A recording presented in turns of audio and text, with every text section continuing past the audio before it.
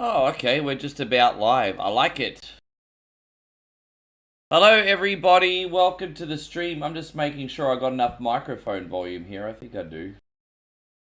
I want it to be loud, but not too loud. You know, we don't need this ish distorting or anything. Just about ready to go. Thank you for being in here. As I said, we're one coin only. We're all about nostalgia with a smile and some new stuff thrown in. We appreciate you guys. Thank you for being in here today. And yeah, as I said, just about ready to go. Appreciate you guys. Just about ready to go. How you going, Zach? Great to see you. Thank you very much for being here. Welcome. And alright. Yeah, good to see you. Brian's in here as well. Thank you for coming in. Welcome. We also got Shawnee Lamoth in here. Good to see you. Welcome. And it is good to see you too, man. I think we're going to have a pretty good day. I just like to make sure everything is working before we get started. I think it is now. We can get going. Bunch of retro games tonight, guys. We're going to be here for a good while. A little bit of everything today. That's what I like to try most days. A little bit of everything. We'll be playing Turtles Fall the Foot Clan. We don't play that Turtles game every single day, so we're going to finish off with some Turtles on Game Boy. How you going, Joe? Good to see you. Steve, good to see you. Craig David's in here. Good to see you. Darth. You're playing Reader's Rewind and there's an update. I guess they fixed a few things. Well, if that game ever goes back on sale, I may give it another chance. But I got a refund when it first came out because it was hot garbage. But hey, you know what? I'm willing to give it another go eventually. Today is not that day. Craig David says, what are my thoughts on Saturday night's main event? So overall, the show was fantastic. I think having the guy who always preaches never give up, tap out. I mean, you know, there is an argument that I'm missing a symbolic reason behind that. Because I'm not even upset that John Cena lost. But the guy that never gives up to tap out, I mean, that just makes it look like his last 20 years were a lie, really, doesn't it? But no, it's all good. I did like Saturday night's main event despite the controversies. I thought it was a good show. The Young Talent did a good job. Although I know specifically you're probably trying to ask me about John Cena. How you going, Johnny? Good to see you. Yes. How you going, Damo? Good to have you. Thank you very much for being here. Chrissy Ogle's in here as well. Thank you for hanging out. I am a little bit late tonight. Forgive me, guys. It just took a little bit longer to decide what I was going to play today. You have days like that sometimes. But, yeah, we got Beat or Eat It and whatever Wednesday the next 2 days. That'll help me get a little bit of mojo back. Gonna maybe in the next couple days as well go through my game libraries and just see if there's anything that I enjoy that I've forgotten about that I haven't played a lot of yet. One thing I've noticed about streaming is when you play a whole bunch of games, sometimes you push other ones out of your brain that you forgot about, if that makes sense. So I'm gonna do a little recon. Hey, you got Vincent, good to see you. Is there any retro game that got you into streaming? Well, my childhood of retro gaming got me into streaming, Olvinson. That's what got me into streaming. It's my childhood of retro gaming. How you going, Gerardo? Good to see you. And Chrissy, thank you, man, for getting us started already. Hey, you know what? The moral support is great, but the moral support is even better, guys, when it's right at the start of the stream. It gives you confidence and it makes you guys know that you appreciate the content. There you go, Chris. Yeah, we're going to pull out the poverty plate already. Wow. Babe, already the poverty plate. I want some more. Yeah, we're going to get a little hype up in here for Chrissy Ogle. $20 super chat. Thank you very much. How you going there, James? Hands up, hands up, hands up. Where's your moral support, guys? Where's your moral support? You gotta support the content, guys. Content.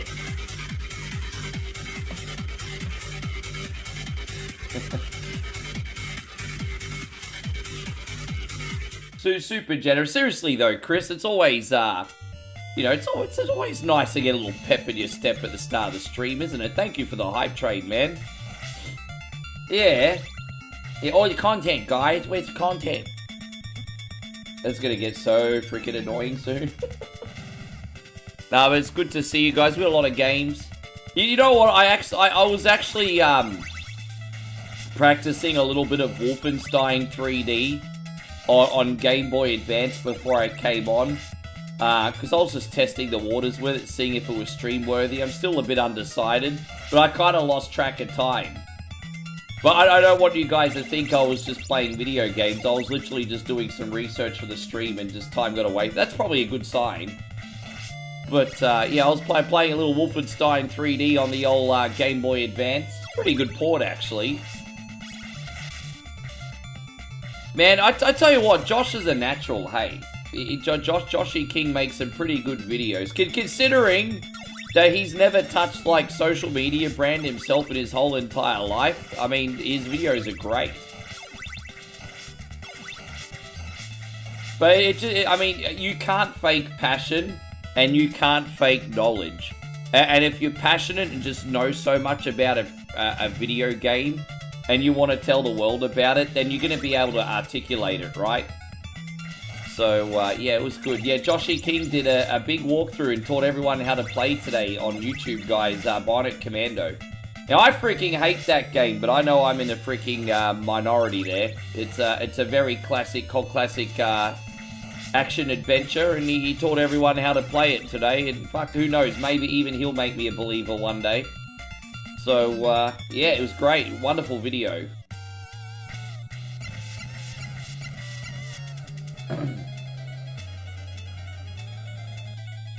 Top 10 game Wolfenstein, they need to bring it back for new systems. Yeah, well, I mean, it was fun. I mean, Wolfenstein walked so Doom could run. So you're going to close your new home on January the 10th. And Payron just bought a home. Congratulations, Payron. John wants to know if I'm on Twitch or TikTok too. I am currently streaming on YouTube, Facebook, and Twitch. That's where I stream, guys.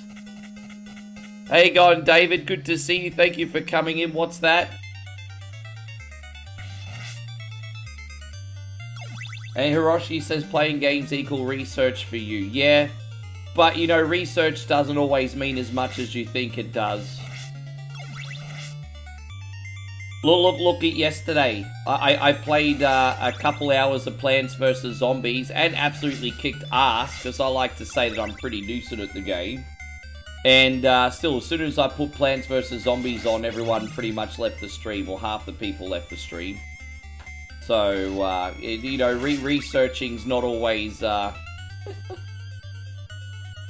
it's not always a sure thing, let's just put it that way. Yes. You love Bionic Commando? Objectively, Bionic the Commando is a very good game. I just don't warm to platformers without a jump button is all. So that's my problem. Elvinson says, when do I think Plants vs. Zombies will go on sale? Not for a hot minute, I don't think. Maybe 6 months. Oh, you mean Plants vs. Zombies? I think I'm pretty good at the game. It's not like that I was struggling or anything. We even beat the hard mode level yesterday. So it's like, I mean, I can't suck. Yeah, man, I'm very, very happy for you, Payron. I mean, I don't have anything to add to that, bro. I mean, you're getting some land and getting some bricks. That's awesome, bro. I'm glad it's all worked out. Look at that. Gonna build up that equity.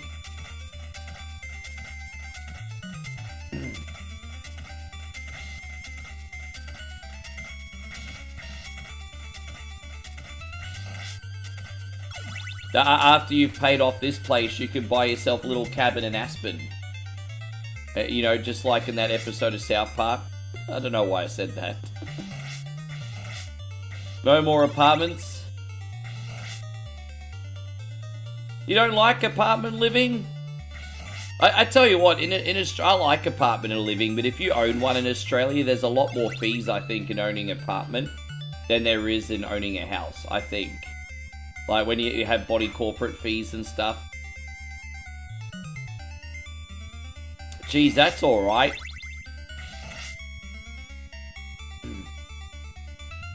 You're probably oversharing a little bit now, Payron. You don't have to humble brag so much.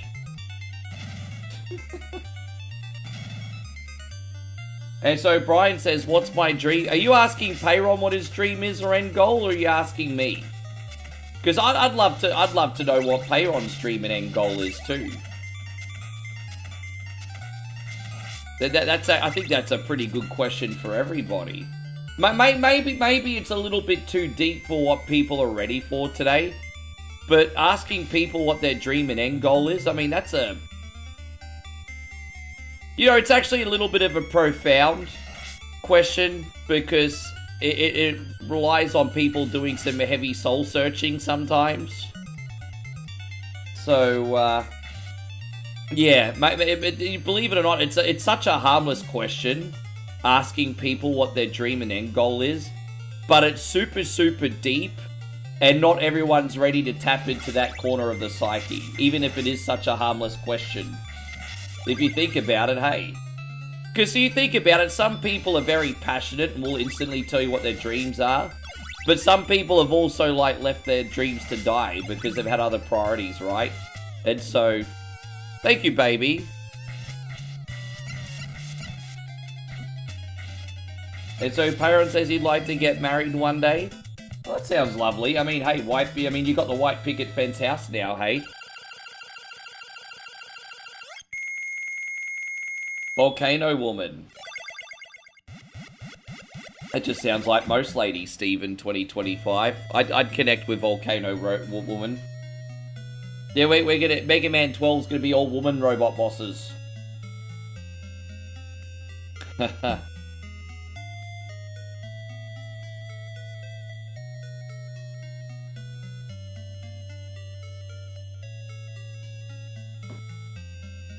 But it...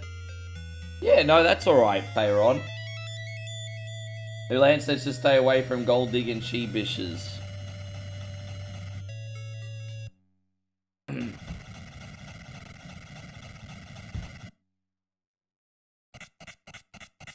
There's nothing wrong with providing for a good woman, but just remember, there is a difference between helping put a roof over her head and buying a $5,000 handbags.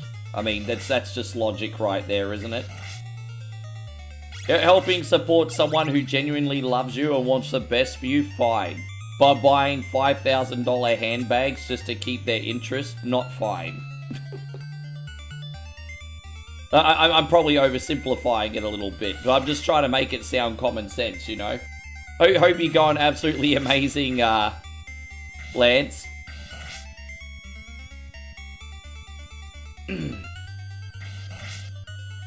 There you go, Master Rogue Assassin. I appreciate you very much. Thank you for the 4 months of subbing on YouTube. That's not including your Facebook stuff, man.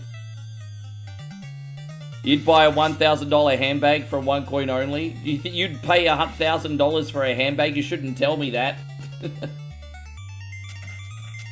How you going, Society? You love the cross-stream. I'm glad you guys are liking it. Yeah, let me just pause that and double check that it's working properly. Yeah, you can see it's got the cross-stream chat. I'm trying to get as much of your names up on the chat as I possibly can. Like, part of the name's cut off, but you pretty much have the gist of who everyone is. But, yeah, there we go. You got the cross-stream chat, you got YouTube, Facebook, and Twitch. She better be happy with the bag for... Well, see, you know what? That's what Moe is like. She could find a bag that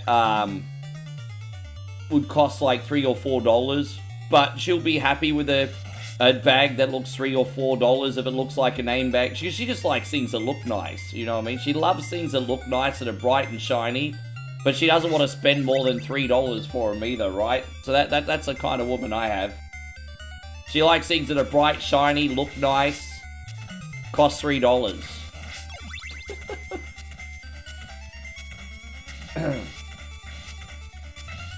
Yeah, man. Dude, I think what that means is I think what's happened is that's how many months you may have been subbed in a row. Because sometimes what happens, people will sub for like, I don't know, maybe 10 months, then miss a month, and then sub for another 4 months. It's pretty normal. I wouldn't overthink it, dude. Hey, go on, Billy. It's great to see you. Yeah, we're going to watch Monday Night Raw tonight after dinner. Ralph says you demand more community. What, on Twitch? Ah, man, that's a slow burn platform, bro. It'll happen. I believe we will get there on the whole Twitch side, guys. It just takes time. Steve, thank you very much for your positive energy. Always nice to see you, man. Thank you for being in here. What I think of Sol Ruka going over Bailey, I think that's the best decision they could have made, to be honest. But Bailey is so universally respected right now that almost wins and losses for Bailey doesn't matter. Because everyone knows if Bailey ever goes back into the main event scene, she'll deserve to be there. And then if she wants to spend some time putting over some mid-card talent, that's fine too. So, Bailey is, yeah, no, that was the right call. And kudos to Bailey for doing business too. I know she was hanging around too much with Sasha Banks there for a little while and being a bit of a crybaby, so I'm happy she did business. There you go, Metal. Good to see you. Thank you for being here. Do I think CM Punk is a first ballot Hall of Famer? I'm surprised you even have to ask. When CM Punk eventually goes into the Hall of Fame, he is a headliner. He is 100% a headliner. Now, if you guys don't agree with that, that's perfectly okay, but I'd like to know why. So I'm not certainly going to not knock anyone for a difference of opinion. I know a few people in here hate CM Punk, and that's cool. But trying to be as objective as I possibly can, I don't know what universe CM Punk wouldn't be a first ballot Hall of Famer. Yes. I'd rather see Sol Ruka get a push than like Stephanie Vakir, eh? Stephanie Vakir even said in her promo, it's not just because of the Devil's Kiss. It's like she acknowledges that the reason that she's so popular is just a bunch of simps want to look at her freaking ass, bro. Which is a disservice to Stephanie, because she is talented in the ring. But, yeah. Yes. How you going, Nigel? I hope you're amazing. Again, sorry that I was a little bit late today. I was just, as I said, homies, I was just having one of those days where I was struggling to pick what I was going to do today.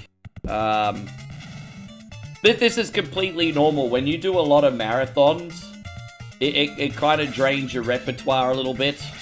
So, I'm just a product of circumstance here. But no, we figured it out. I nearly actually played Spider-Man the arcade game for you guys today too, but we might do that later in the week.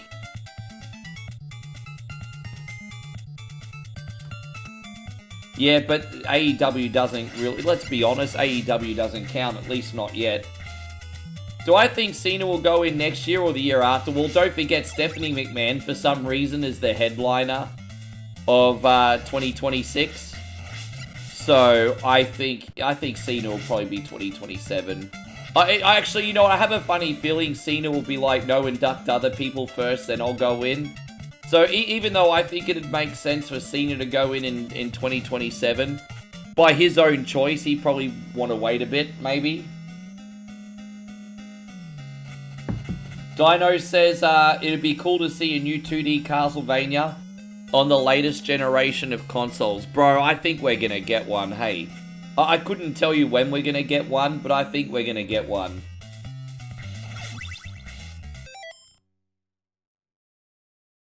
No, I'm not denying Stephanie Vakir's talent. I'm just saying that's not why people like her. As I said, she's got a big following of mouth-breathing simps. Not saying everyone, but I mean, let's just call a spade a spade. If she didn't do the Devil's Kiss, would she be as popular? Be honest.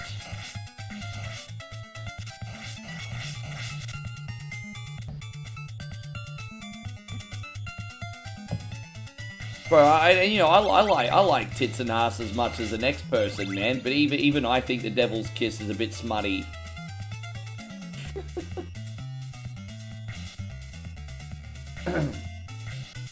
Yes. What else have we got?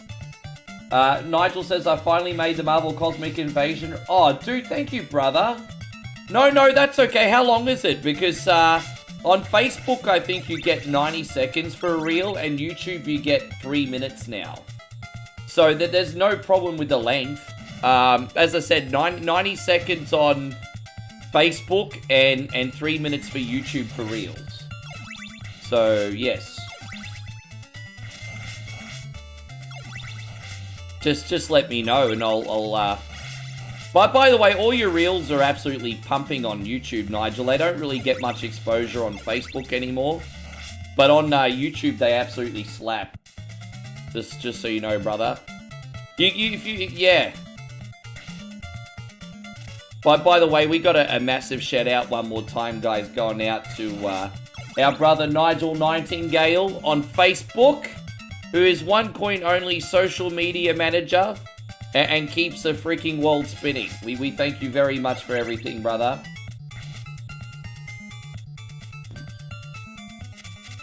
Wait, they allow 6 minutes for reels now? Fuck, I had no idea.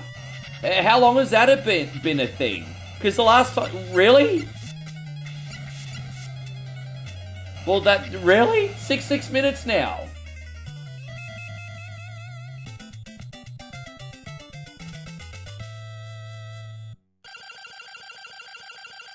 I could have sworn last time they got up me for saying that it was over 90 seconds. Which was, to be fair, probably about a month ago. Yeah, that was probably about a month ago. But a month ago I tried to upload and they're like, it's more than 90 seconds. Oh, well, that's good news. Yeah, I tried a month ago. That's good to know. Well, that's no problem then, because as I said, YouTube allow 3 minutes.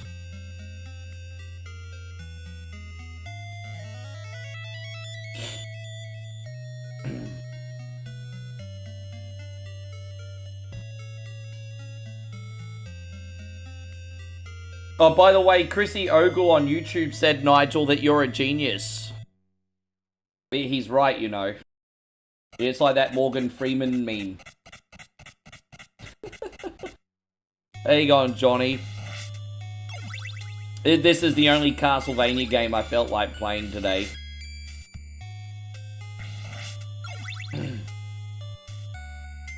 How you going, Nighthawk? I hope you're doing absolutely amazing.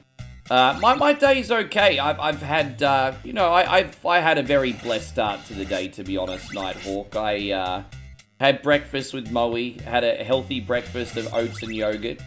Had my morning coffee, took my time. You know what? I'm not even going to say everything's like a perfect and a bed of roses and feed you all that horse shit. But I just had, at the same time, I had one of those mornings where I just feel grateful. So, yeah. I feel pretty grateful for this morning. So, yeah.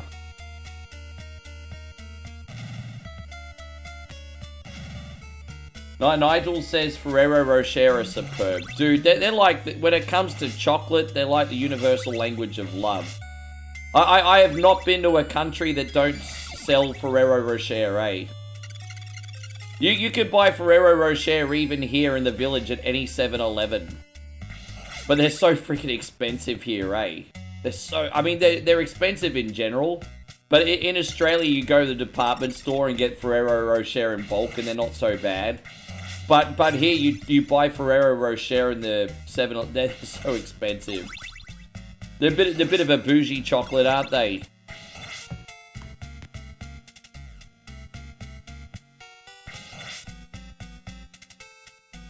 I remember when I was growing up, Toblerones were kind of bougie. People have sort of forgotten about Toblerone now. I remember when I was a kid, Toblerone seemed so much more popular. I always liked the Toblerone because they came in the same shape as like bars of gold. How about you, Nighthawk? How are you doing today? I should try Mega Man 5 for the Game Boy. I have played Mega Man 5 on the Game Boy before. Though those black and white Game Boy Mega Man games, honestly, are pretty freaking decent. They're pretty solid. I like the second one the best. The first one I beat 100 save states later. It was good, just a bit difficult. But the second Mega Man on Game Boy felt a little bit more my speed. I quite enjoyed that. Yes, but anyway. You think this is in a top 5? I think most people would agree this is...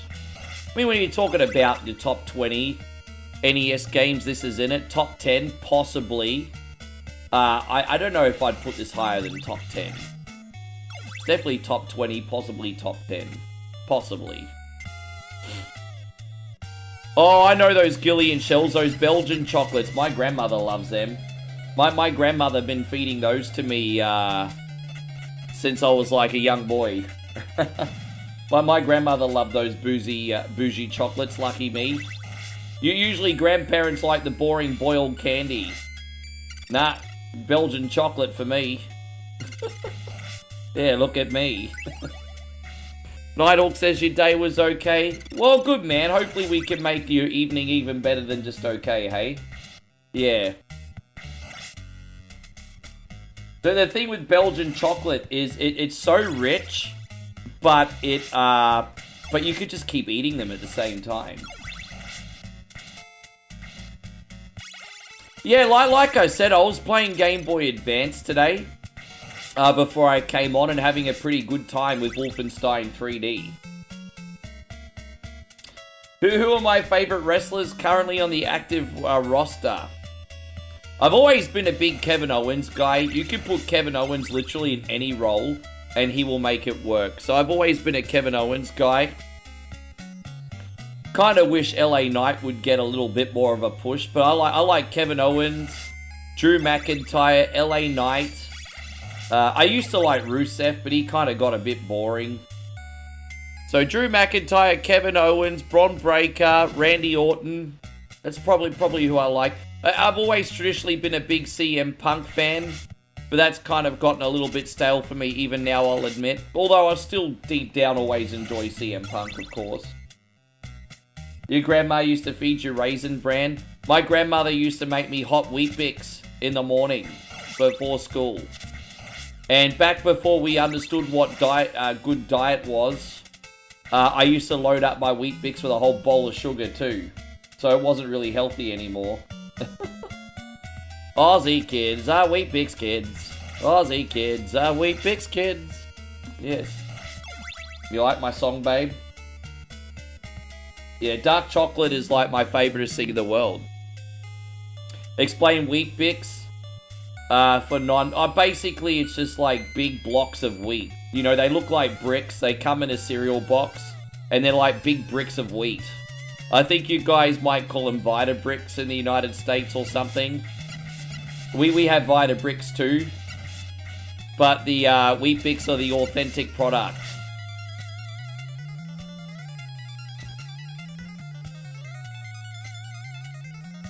Aussie kids are Wheat Bix kids.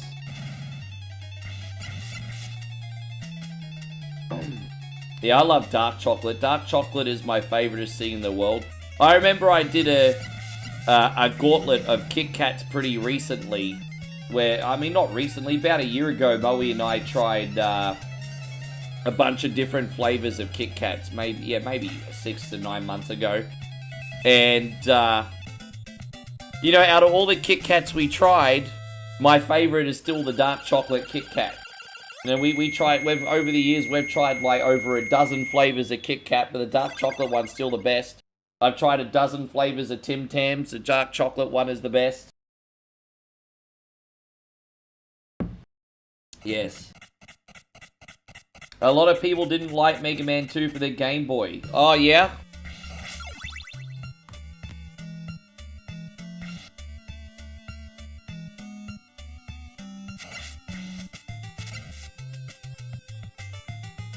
You're addicted to Mocha Kit Kats. Yeah, Mocha's like Moe's favorite thing in the whole world. She just had a Mocha for breakfast. Nigel really loves Mocha too, babe. Yeah, how good? Yeah, you know, she's been mixing. You know what Moe's been doing in the morning? She's been mixing like low-calorie Ovaltine with coffee. So every morning she has coffee and Ovaltine mixed together. Bro, I'm not gonna lie, it's pretty good. Yeah.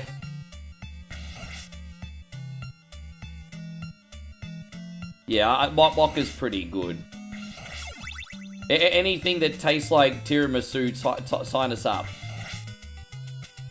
We're big tiramisu people here. Big cheesecake and tiramisu and donut and ice cream and well, everything. Everything that make you fat, fuck we like. Yes. Hope you're doing great, Society of Sin. Thank you for coming in. The Ghirardelli waffle cone caramel chocolates are good too. I mean, the brand rings a bell, but I don't think I know those. David says, how common is iced coffee in Thailand? You can pretty much get it here, even in the village, on every corner.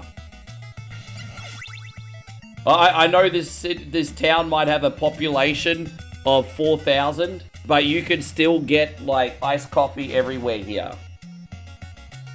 We took a 3-minute drive up the road yesterday and got bougie drinks from a shack. And it was delightful. Yes. My bad. We're going to yeah, we'll get out of here.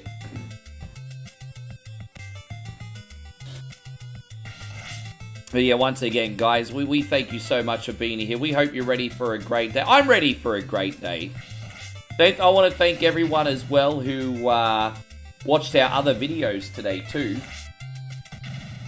I'm probably going to maybe make a vlog today. Moe and I need to go to the middle of the city to get dinner as well as get a beat or eat it punishment. I don't have a beat or eat it punishment this week. So, I mean, I don't know. We're going to go to the market, maybe look for some balut or some frog or some snake or something. So, we're going to the market to look for a beat or eat it punishment today.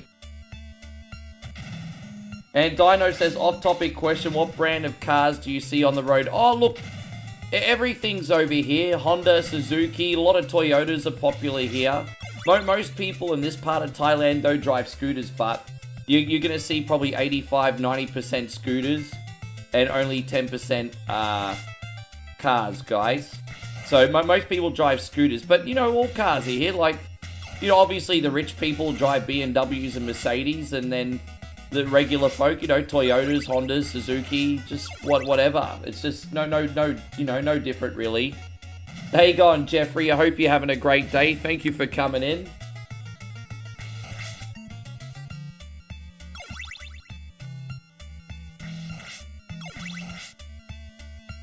Actually, you know, I am going to pick that up. That'll probably help us in the next section. Yes. Yeah, I don't know what we're going to do. I really want to try Snake for the first time. Yeah, because I've never eaten Snake, and I think that would make a pretty good beat or eat it punishment. But, yes.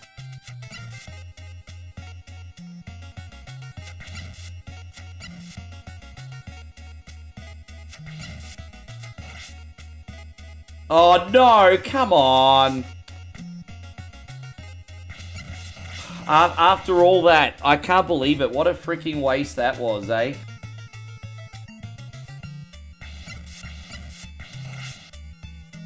Let's try again here.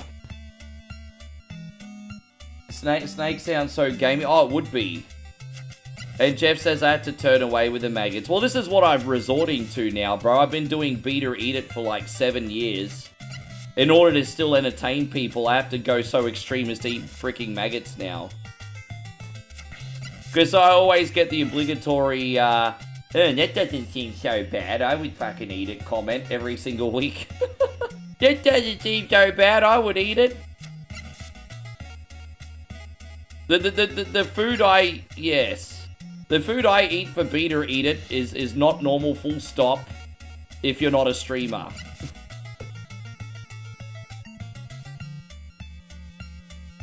The snake is a little bit hard to find here, but not impossible. One thing that I haven't found over here yet either is spider.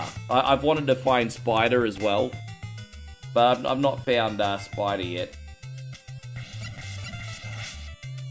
There you go, Patrick Kopecki. Good to see those maggots look disgusting. Well, they weren't delicious. I can promise you that. I can absolutely promise you that they were not delicious. That they were not fun.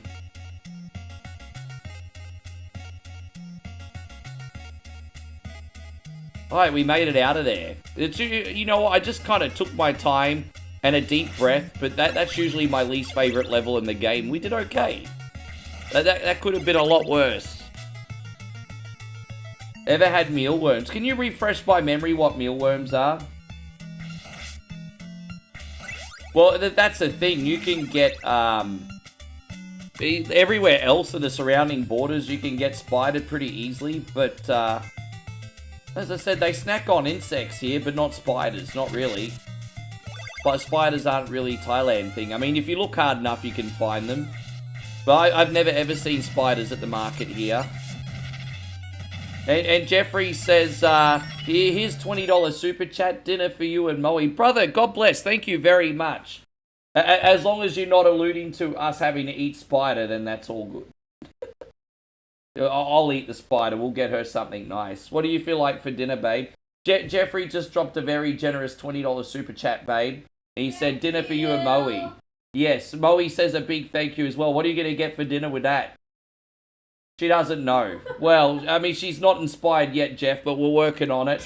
Thank you, brother, so much. We're going to get a little party going for you.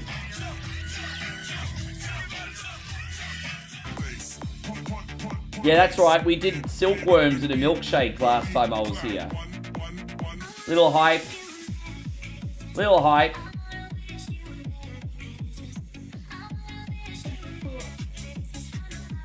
Yeah, we did a wasabi milkshake. I'm pretty sure you made it for me, babe. Yeah, you made me a wasabi milkshake already. I mean, no one would complain if you did it again. But let's see if we can find something a bit more original. Momoe suggested I do a wasabi milkshake. Of course she did. Yeah, fermented fish milkshake. If you think the milkshake's a way to go, we can get some dried fish at the market and you can blend it if you want.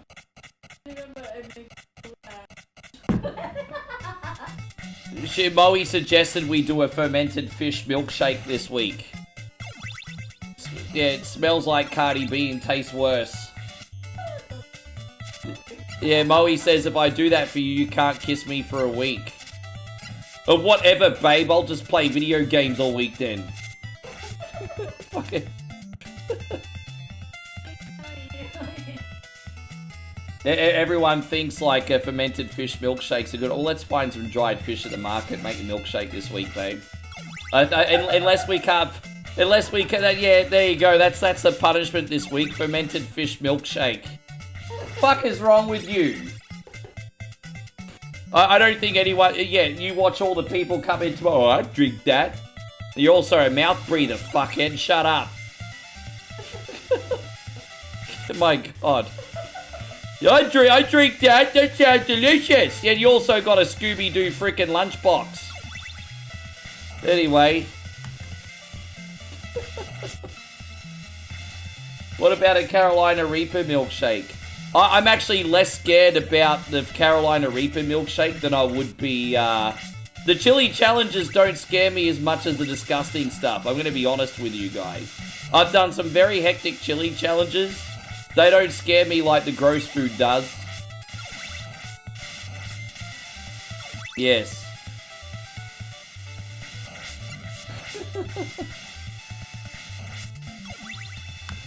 I kind of stole that joke from Ralphie. Well, I kind of took part of his bit and made it original. But Ralphie did the Scooby-Doo lunchbox bit. I just took that comment and made it a bit more fresh. Oh. Hey on Zemo, good to see you.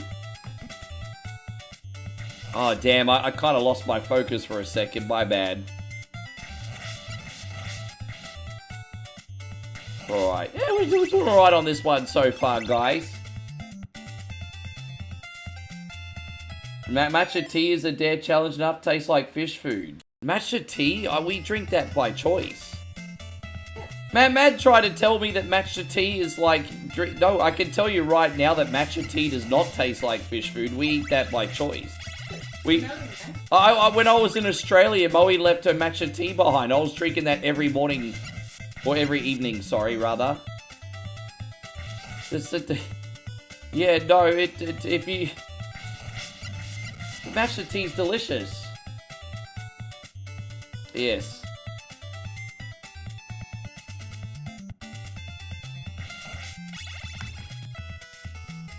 There you go, Vesper.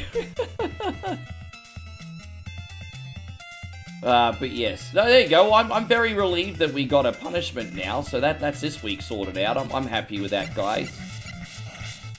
So now all we got to do is find our dinner.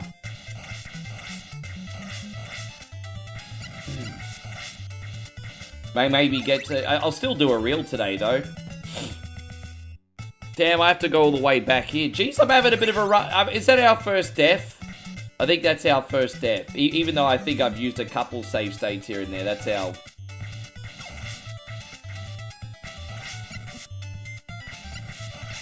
Fuck, this is a brutal, isn't it?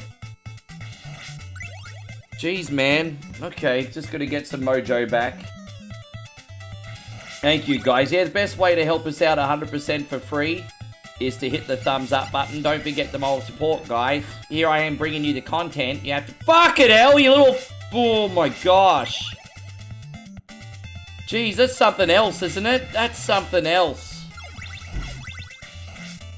Man, I was really trying hard to be careful there, and I'm just taking hits from all freaking directions.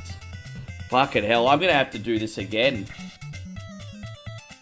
I think we're just going to have to take a bit of a deep breath here and relax. Alright, we got it now. We got it now. I had to take a bit of a deep breath and relax. That was far out. Bit tricky. Alright, we got it now. Jeez, man, is it that so freaking hard? Alright, we're going to make it out.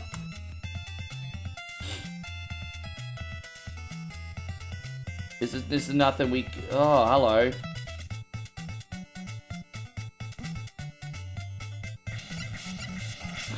It's so hard. The bats always seem to spawn at the most appropriate of times too, don't they?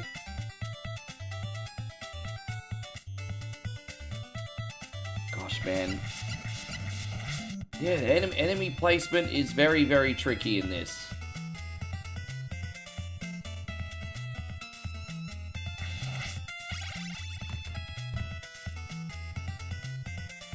Everyone always talks about how hard Castlevania 1 is and how much better Castlevania 3 is. And I really, really, really like Castlevania 3. I just don't know what universe that Castlevania 3 is not as hard, is not harder to play than the first one. This is really difficult, bro.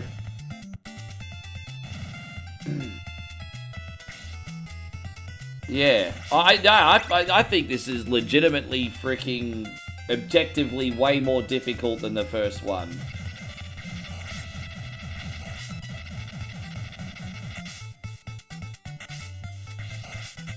But only in a few sections. Like, the more I play it, the more I get used to this. Kind of like when I play Super Castlevania 2. There's like a couple levels that I always, no matter what, struggle with. But sort of breeze through the rest. Yeah. And Jeffrey says they're all difficult to me, to be honest. There's different levels of difficult, right? There's difficult and a fun challenge, and then there's a difficulty where oh my god, I hate my life, I don't want to be a streamer anymore. There's two types of difficulty, you know?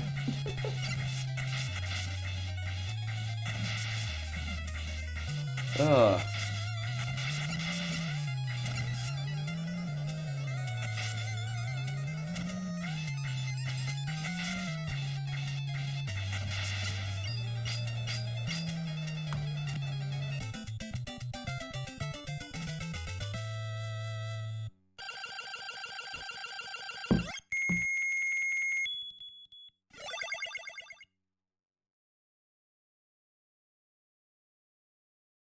Oh, thank you, Lance. Yeah, man. We've got such a big repertoire of Castlevania games now. There's always something to mix in.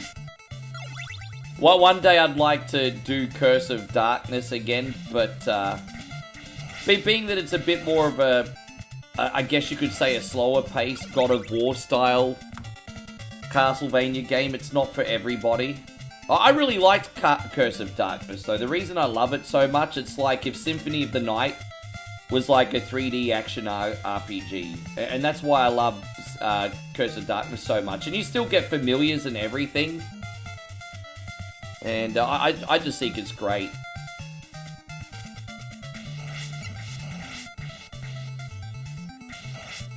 But anyway, thank you for coming in. If you are new in here today, guys, we just want to remind you that One Coin Only is all about nostalgia with a smile and some new stuff thrown in. This week, some new games that we played included some Plants vs. Zombies Replanted. We also did the new Terminator No Fate game, which was absolutely fantastic. I've got a confession.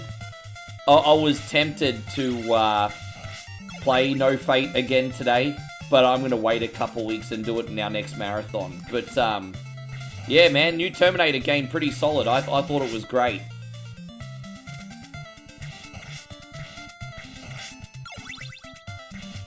You know what game I want to see?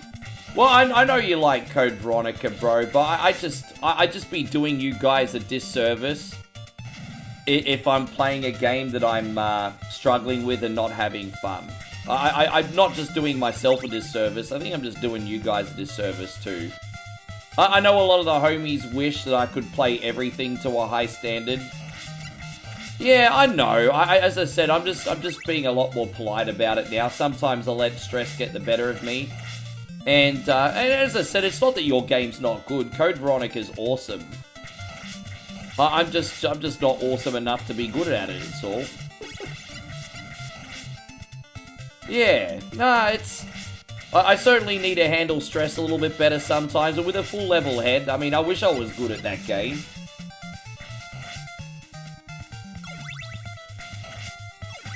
That's not to say I'll never ever do it ever again, Jeffrey. I'm not saying that. I'm just not rushing to do it again is all. Hey, I'm Patrick Capecchi. Good to see you. There will be a time I give it another chance. Just be patient with me. You know, I'll be completely transparent with you, Jeffrey. You know what's gonna take for me to give that game another chance? It's just gonna take a confident run of streams.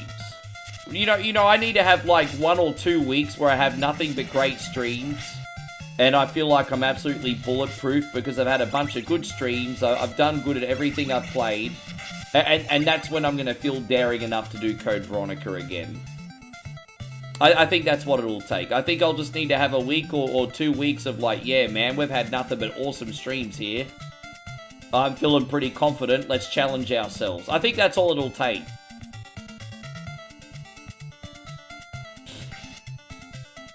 Yeah. Hope you're doing great, Scotty. Thank you very much. No, you're welcome, brother. Sorry it took me an extra day to give it to you. I just forgot.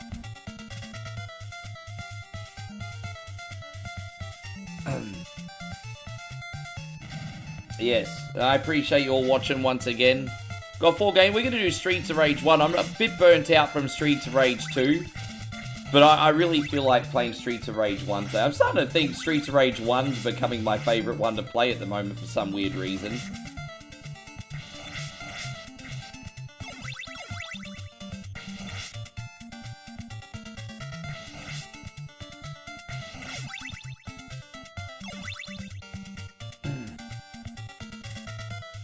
There we go. Hold up. Oh, what the fuck was that? Dude, I don't even know what killed me. The ceiling killed me. I guess we can't dance up there, like Lionel, and I got crushed.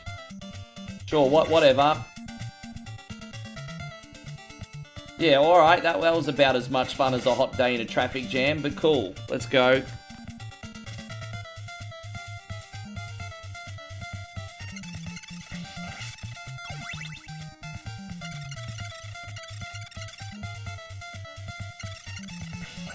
Okay, I was hoping for that.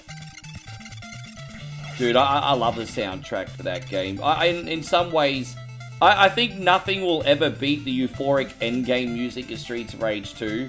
But in general, I think I enjoy the beats in Streets of Rage 1 more now.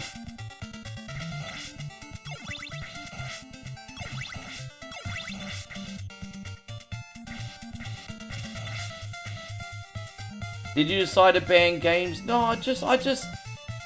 you know what, Jeffrey? It's not about, like, being, like, a Nazi about it or anything. It's just a matter of, I just gotta set some boundaries for my own mental well-being, bro. If I'm constantly making a fool of myself because I'm massively struggling with something, I'm gonna snap. So it's just really just about setting boundaries. But, you know, obviously, I'm going to encourage people to pick something different if they've been picking the same game 5 weeks in a row. You know, I ain't going to take a Top Gear request this week, for example. We've had Top Gear requests for like 10 weeks in a row. Give it a rest for a week. Probably not going to take a Mario 3 request this week. It's like, guys, we've been doing Mario 3 for like... Give it a rest for 1 week. Yes. How you going? Yes. How you going, Cold Classic Gaming? Thank you very much for being in here. Sean said, Ricky, yeah, no worries. You don't like Outlander, Josh?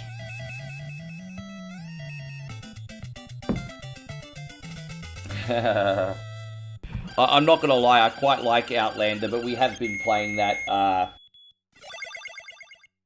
10 weeks in a row, so I can't really contradict myself there, hey. We have been doing a lot of Outlander. Hey Hiroshi, yeah, well I'll just ask them to challenge themselves to pick something different.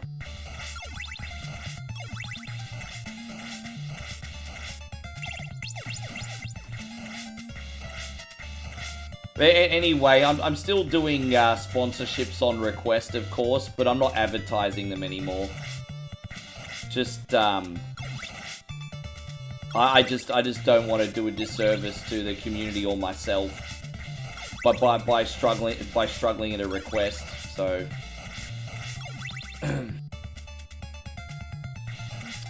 what's my favorite CM Punk title run? Probably his heel run.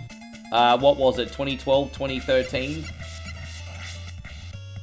You know, that when he went on that big reign of terror and had the belt for, what, 400 days? Yes. Yeah. No, I just need to do a better job at enforcing boundaries. That's all. That's on me, too. People wouldn't be pushing their luck so much if I didn't let them, so...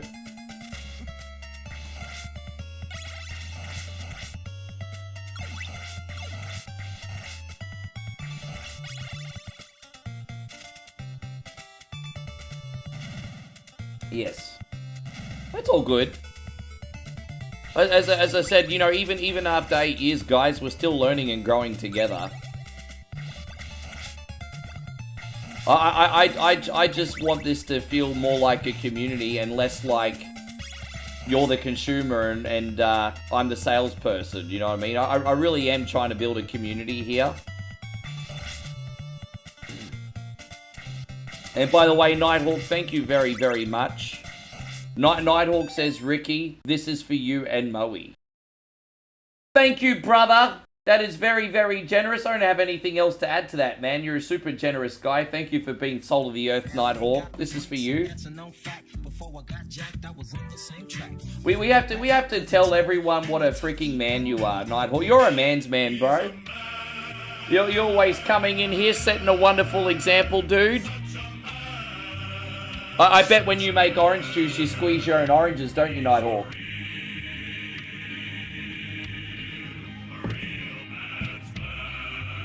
Thank you very much, brother. I appreciate you so much for looking out.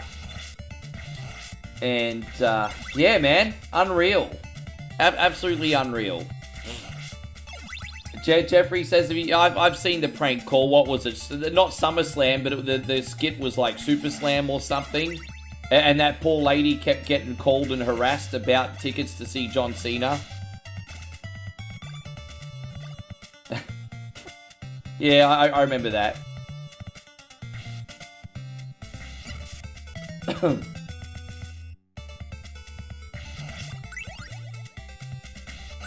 Alright, let's try again here. Can't Rick get good?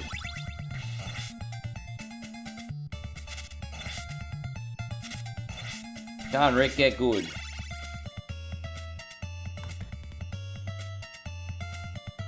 This hasn't been too bad a run today. You know, this has kind of been one of those runs that, you know, could be better, could be worse kind of deal.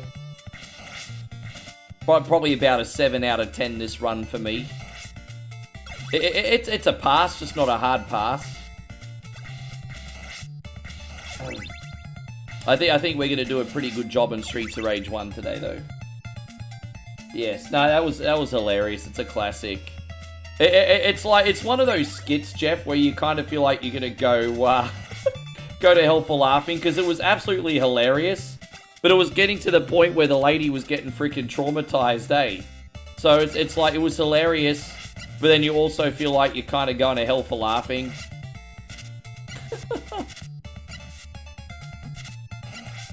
Ah, well, it is what it is. I'm a scumbag.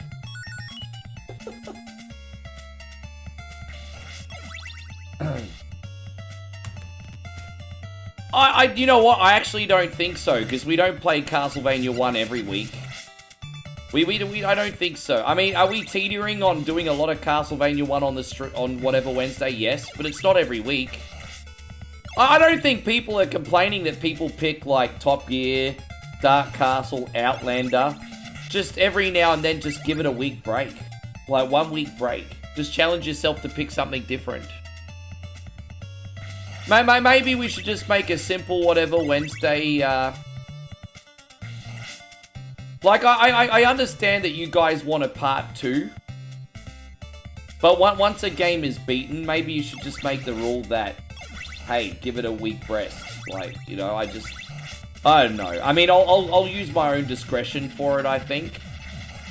I'll use my own discretion.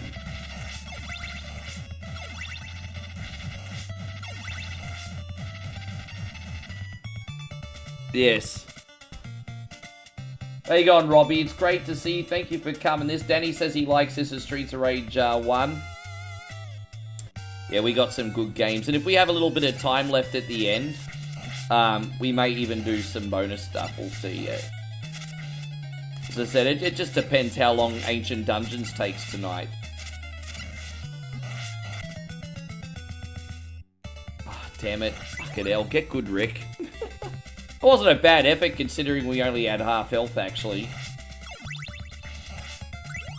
I'll actually do Darkwing Duck on whatever Wednesday. I just don't like the game. Don't forget, I used to play Darkwing Duck a lot.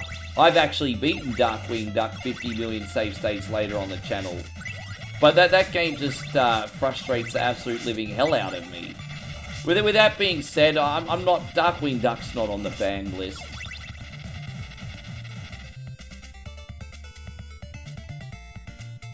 But, you know, if I do end up getting stuck and frustrated with the game, I do have the right to move on. I think we're now at the point with Darkwing Duck where distance makes a heart grow fonder.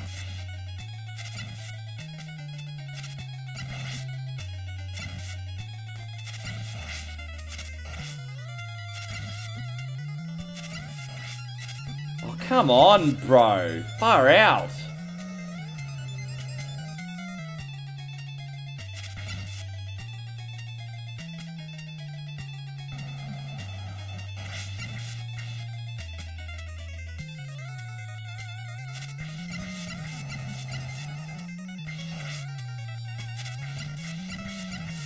I always just use the Holy Trinity turn on one coin only. You know, a game I like, a game you like, a game the community likes. Because, you know, we're all supposed to be in this together, right? We're all here for a good time. I think that's the memo that I gave out. Nick says Code Veronica is one of the toughest Resi games. It's tough. I'm starting to get a little bit better at number 3, but I just feel like Veronica is definitely a whole league more difficult than number 3. I can handle number 3. Outside the water puzzle, we didn't have any significant issues, did we really, Josh? It was just that damn water puzzle.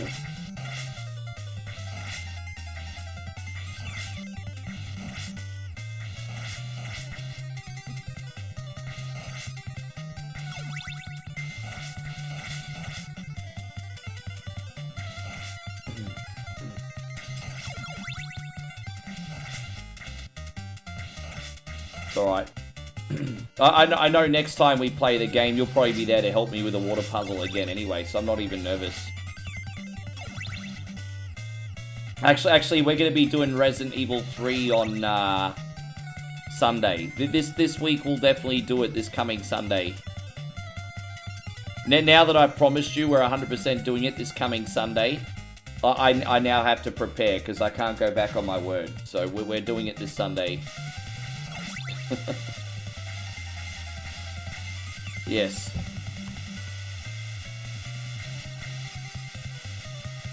The puzzles weren't... The thing is, the puzzles wasn't actually what was difficult. We figured out all the puzzles in Code Veronica. Don't forget, I died when we were on that plane trying to beat... what's his name? Freaking... oh, what's his fucking name? I died on the plane.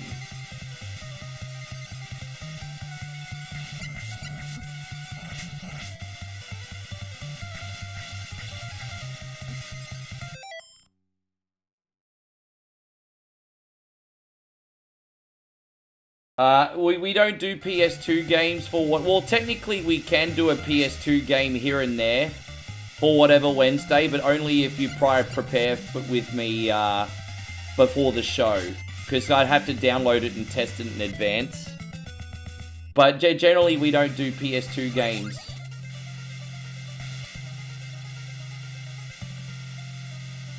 I'm actually going to reload here. Fuck it.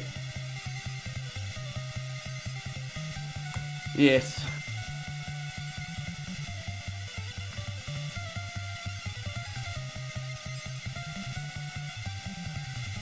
I really like this game, just sometimes it doesn't like me, hey.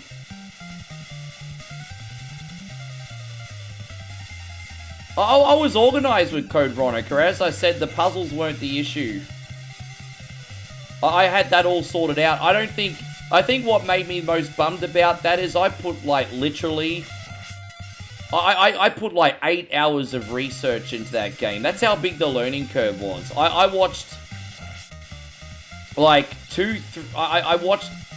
Dude, I put, like, 8 hours of prep to get as far as what I did. That's how much prep I put into that.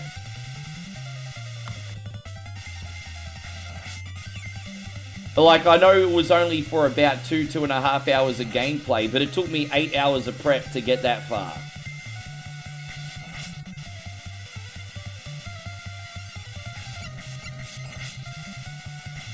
There we go, we got this. Yeah, that was unreal.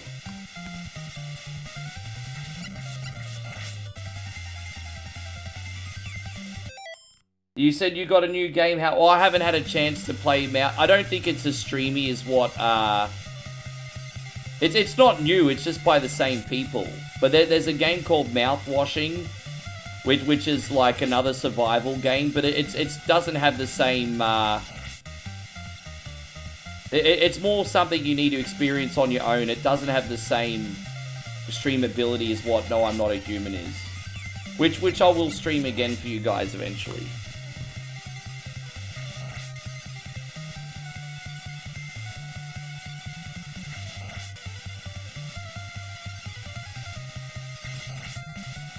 I just had to slow it down and get it done.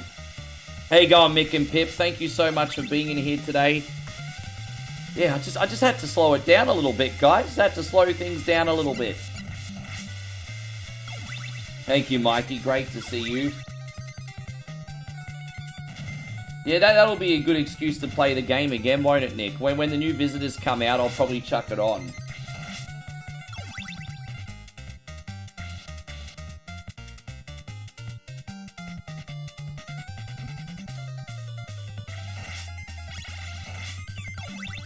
This is the second last level now, isn't it? I think. Oh, dude, I hate this when you've got the... I forgot about this section. Or the auto-scrolling section. Lovely. Dude, look how much damage I just took.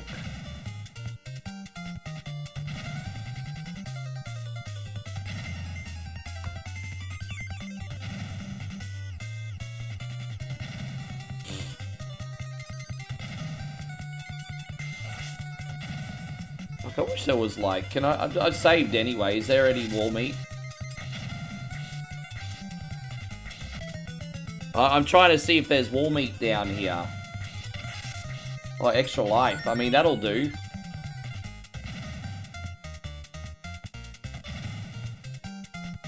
Jeez, I tell you what, that was pretty tricky, wasn't it? I mean, the extra life will come in handy, I guess, but far out. Jeez.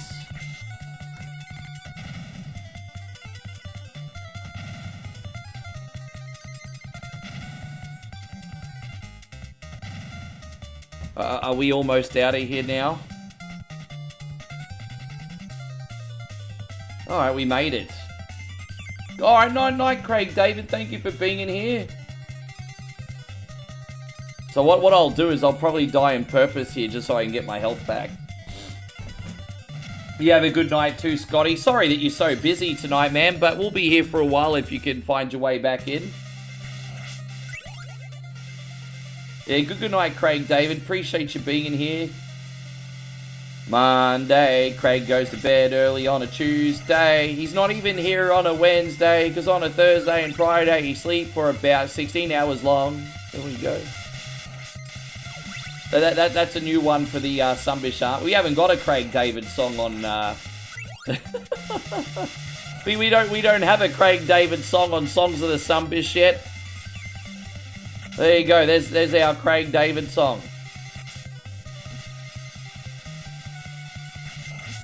Oh my gosh. Oh well, that didn't really work out, did it? Let's try again.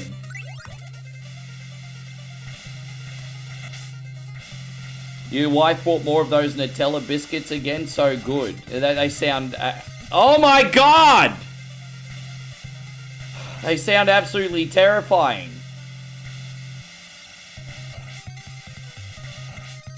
I can only imagine AVGN reacting to this bit. The fucking birds and the angles that they fly in. Jeez. Alright, we got it. These freaking birds, man. Mikey, thank you very much. I know you love the ladies. We're going to bring them to you.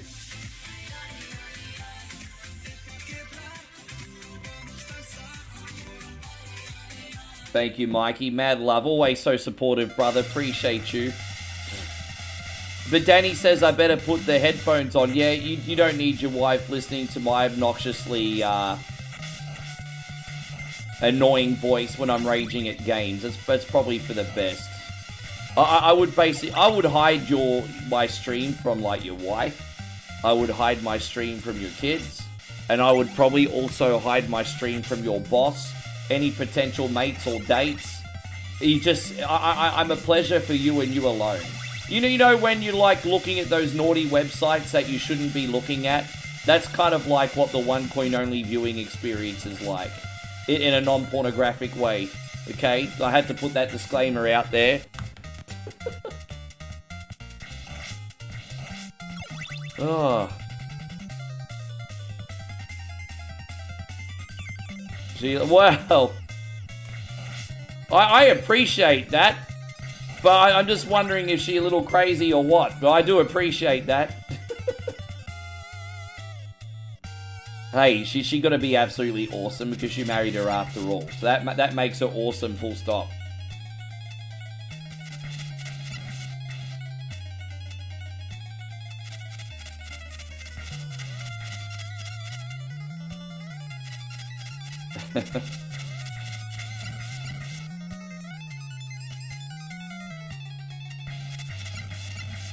Alright, we got it. Thank you, Nighthawk. Yes. I hope Nigel's taken down notes, all these new songs and material I'm giving him, I'm just saying. You didn't have Craig David yet, Nigel, I'm just saying. You didn't have Craig David.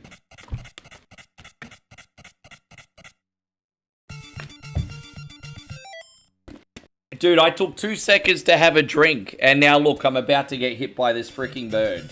Like, dude, I can't even have a drink of water for 2 seconds.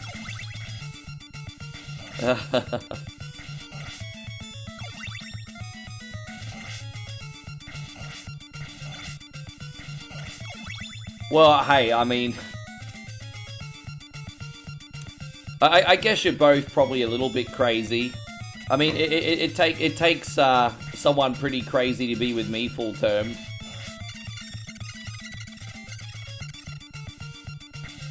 I mean, hey, you know what? The fact that Moe has been with me for 3 years, maybe she's one beer short of a 6-pack too. I mean, we'll ask her when she comes in.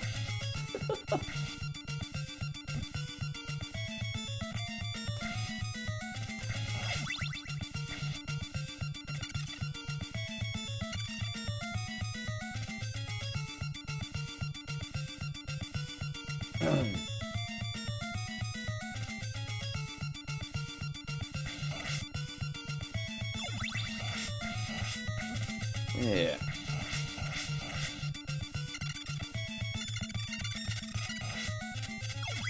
I haven't meant to get a little bit lazy in this section, but just I think I just have final level fatigue here. Dude, I'm just making so many silly mistakes now. And you know why I'm making so many silly mistakes? Because I know we're very, very close to the end of the game. Oh, dude, I didn't realize I had to do this boss again. Is it that long since I've had to... Oh, bro, really? Might forgive me, guys. My apologies. I definitely have final level fatigue. I think playing a beat 'em up after this is going to be a nice way to reset the psyche. No, that's all right. Whatever you want to do. Yeah, good game again. I know it's Groundhog Day a little bit here today, guys. Bit of Groundhog Day. All right, out we go. Let's see what we got here.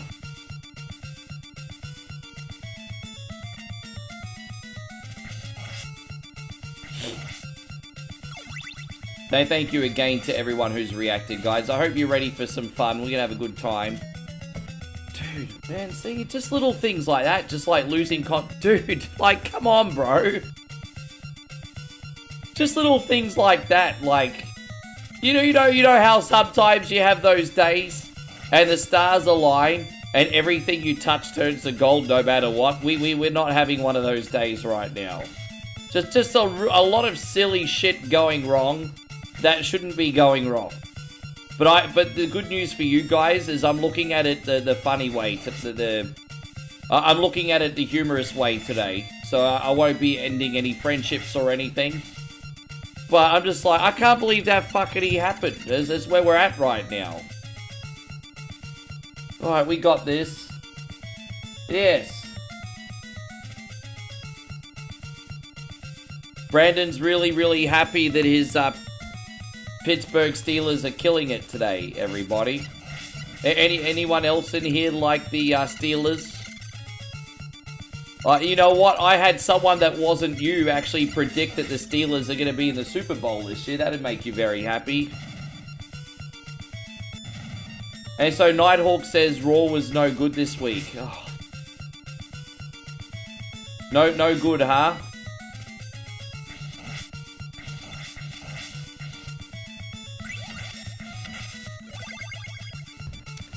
Yeah, that's a bummer.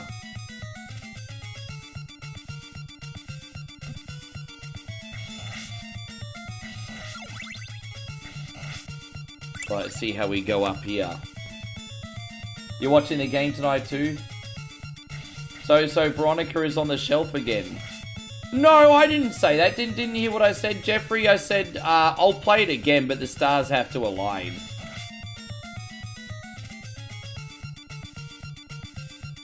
I said the stars have to align.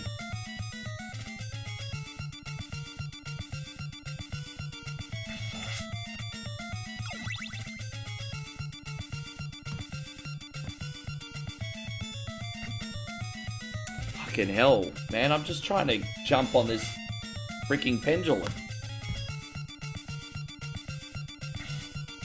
Oh, that was lucky. Okay, so sometimes you do get a little lucky.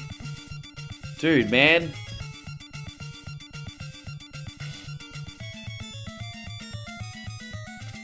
Alright, that was lucky as well. Fuck, you take the luck when you can get it, eh? Alright, out we go. How you going, Steven? Good to see you. Oh, Jeffrey says chat is delayed. Oh, okay, yeah. No. Jeez, you were on like a 20-minute delay, brother. Did you just back out and come back in? You're on like a 20-minute delay. That's great. That's a pretty big delay. That is a pretty big delay.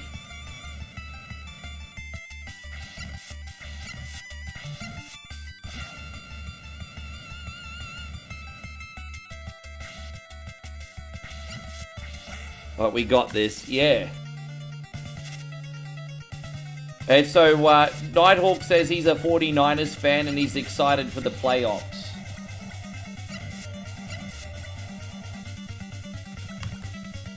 I'm genuinely excited for you too, brother. I'm excited for you.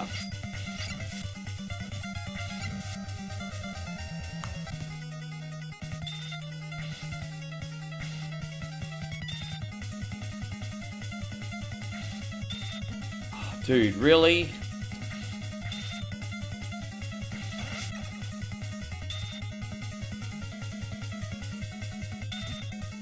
Well, that didn't work out, did it?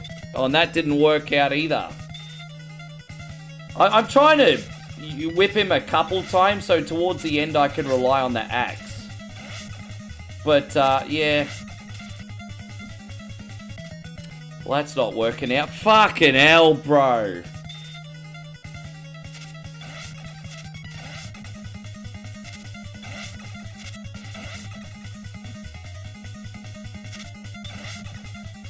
Try this again.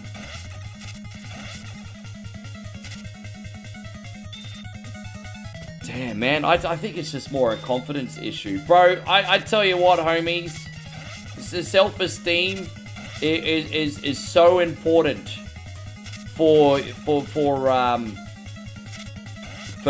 anything that you do. Because seriously, if you think and believe you're going to win, chances are you're going to win. But if you're like, oh, I'm just going to fuck up again and I'm going to lose, chances are it's probably going to happen. So, yeah, man, it's... considering I can sometimes beat this guy first try, sometimes, not all the time, these are just silly little things that I'm just not handling very well today. See, like, just, I mean, my timing, like, I should sort of anticipate when he's going to shoot, because what you could do is you could actually jump and avoid his lasers by having him shoot in an opposite direction, but I'm completely doing it wrong. Like, I just can't get it today. And I mean, you've seen me beat this guy so many times, and I'm just, I don't know what's wrong with me today, guys. I don't have the same rhythm and timing anymore. It's very, very bizarre. To be fair, I usually attack him on this side, so let's see if that makes a bit of a difference. But, yeah, I have to admit, I am more comfortable on the left. So let's see how that goes today.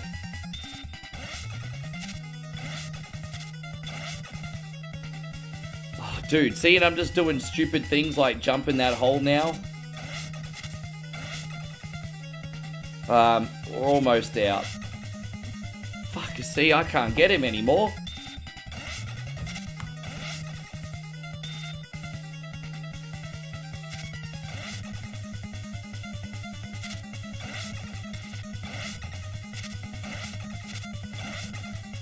So we need to do 2 more hits with the whip now, because, geez, I missed him.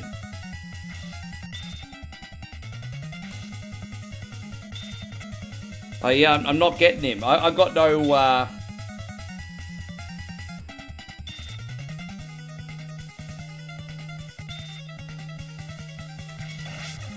Oh, dude, I beat him. I totally beat him. I just need to whip him one more time. I gotta get on one of these platforms and get him. Well, there it is. We got him. There it is. Fuck, that was dreadful.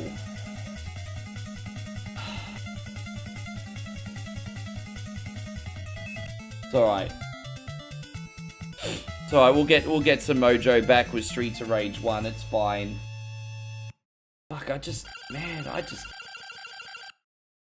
whip it good. I just feel like I've been shit at everything I've been playing lately. Like, everything. I don't know what's going on, guys. Like, everything. Everything. Alright, we're gonna play Streets of Rage 1 now. I've lost patience with that. Let's get our mojo back here. Thank you, Bruno. Yeah, we got him in the end. I mean, tell you what, I mean, at least that's perseverance, eh? It's perseverance at least. Now we're gonna do easy. There it is. Let's go. Now, Streets of Rage 1, our boy Adam. Let's dominate the slums. Danny says he's got all set. Cool Ranch Doritos, Chalky Milk, and 1 coin only. Yeah, we got you. This is gonna be fun. Cool Ranch Doritos. Man, I have to lay off the potato crisps and snacks. We're not keeping them in the house. Well, actually, that's not. We do have like a big bag of party chips for like New Year, but we're not touching them till New Year. They're the only crisps we got in the house. Yes.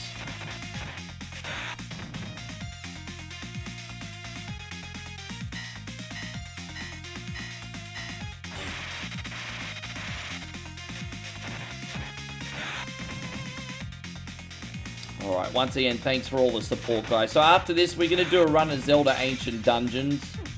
Now, we're not taking any Ancient Dungeons requests on whatever Wednesday this week, because I'm doing a full playthrough of it today.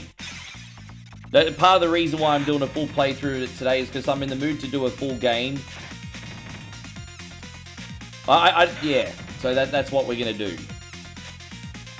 Hey, how you going, Jody? Good to see you. George is in here as well. Eric, thank you very much for hanging out.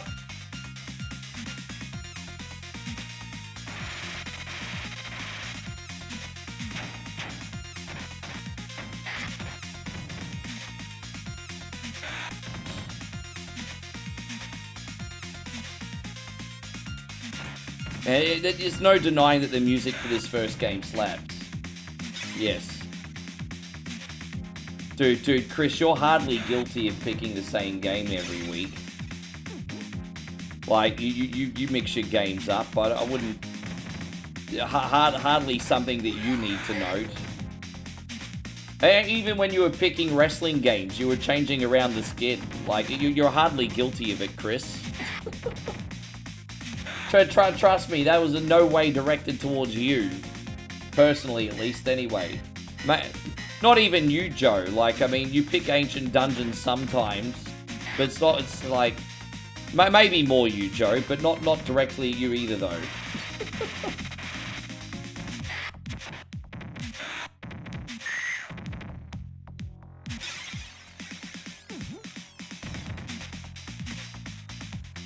Yes. Yes. Yeah, just encourage everyone to change it up.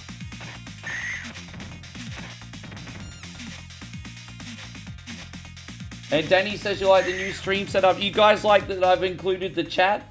I appreciate the feedback, guys. I haven't really asked too many questions, but a lot of you guys have brought up that you like the new chat even without me having to say anything, which is a pretty good sign. So it just looks like a lot of streamers have the stream chat up there, and I'm just thinking, well, it must be for a reason. I'm assuming that the audience probably likes it. So thank you, man. Yeah, all good. Yeah, it's hard because I'm trying to make as much use of the real estate here as I can without cluttering the game, but I think we've made it work.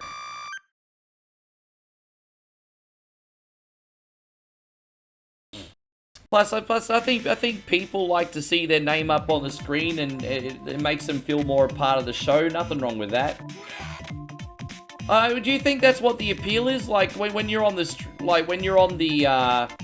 video, you're forever part of the content tangibly. I mean, that's pretty cool.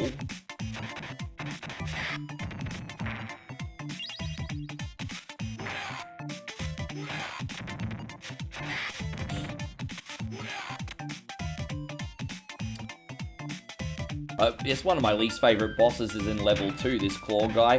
The two bosses that... It's not even the bitch twins that annoy me. It's the guy with the claws and the freaking fatty that blows fire in Streets of Rage 1. They can be a little bit annoying. How you going, Davey Deathray? Thank you very much for coming in. I hope you're having a wonderful time.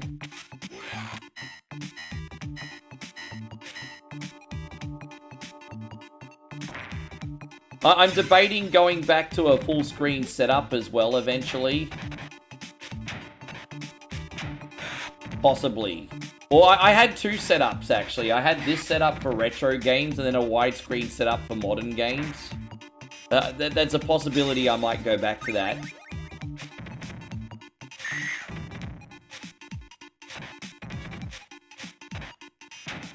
There's a newer Streets of Rage game on the Sega Saturn was disappointing.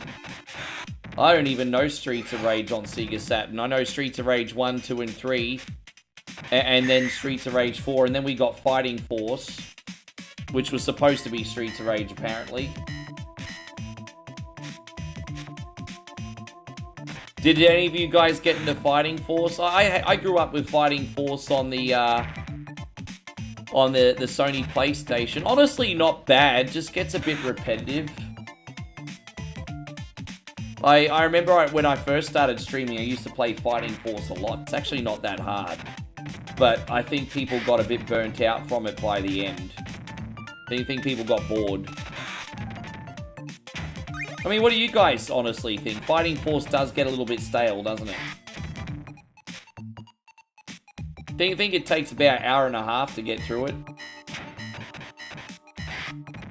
The Tony says Fighting Force is shit. Oh, well, there you go. I didn't think it was that bad. I thought Fighting Force was maybe about a 6 or a 6.5 for me. So certainly not bad, just doesn't wow me or anything.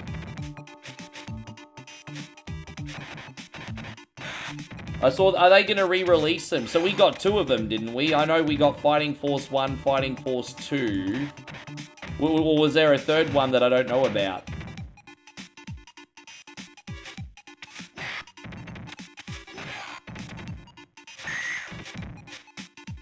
Are those pork chop fatty, fat, fatty, as stand-on American Dad said, yeah. Pork chop eating motherfuckers.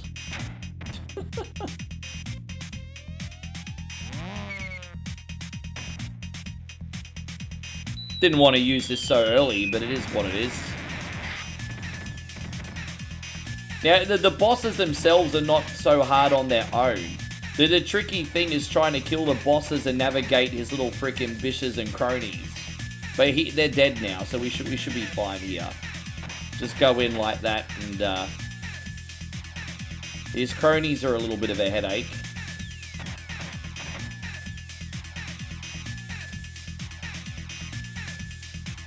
I got him. That wasn't so bad. 2 levels without a death. I'll take it.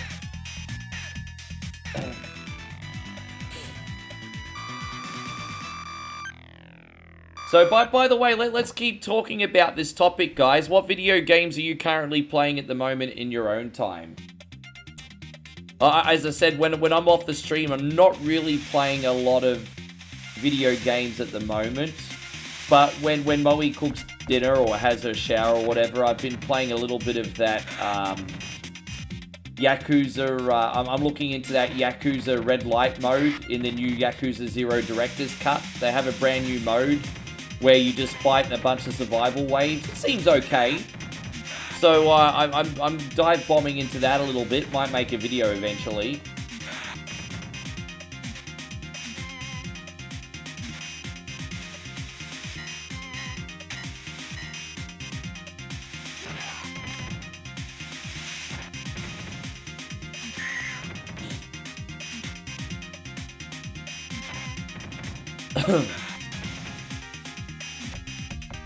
Well, there you go. Propaganda trucks outside again, guys. Vote Pagan Min. He just wants what's best for us all. Hopefully it's not too annoying. They're usually just passing by in a truck. But, like I said, we're going to be dealing with this stuff pretty much the whole trip. Because I don't think the elections here are until the 11th or 12th of January. So there's just going to be non-stop propaganda on and off all day outside.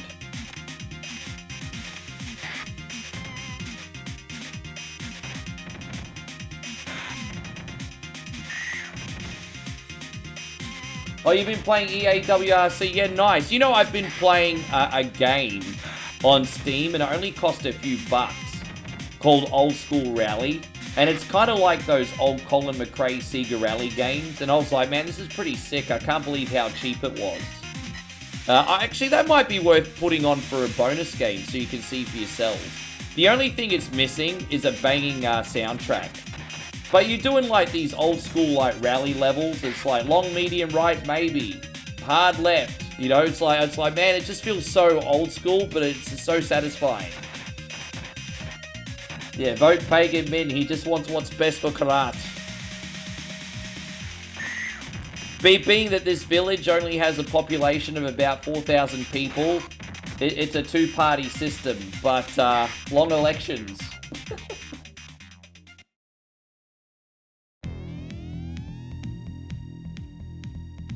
Moe's dad's actually in one of the parties.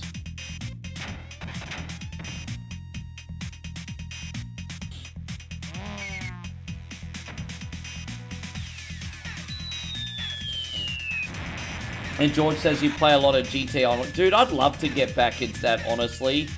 But I've just kind of told myself I'm not going to dive bomb back into GTA until number 6 comes out. I know once number 6 comes out and they have a new online mode, it's going to feel magical and fresh again, and I'm just going to wait till then. But I will tell you this, George. I've been enjoying looking at all the additions that have been coming to GTA Online. Like, they seem pretty neat, honestly. They even brought Michael back, and I know that's a little bit gimmicky, but I still think that's pretty cool. Hope you're going great, Jeffrey. Good to see you. Thank you for coming in. There you go, guys. All it's taken is a couple good levels, and I got my confidence back in Streets of Rage here, so there we go. I think...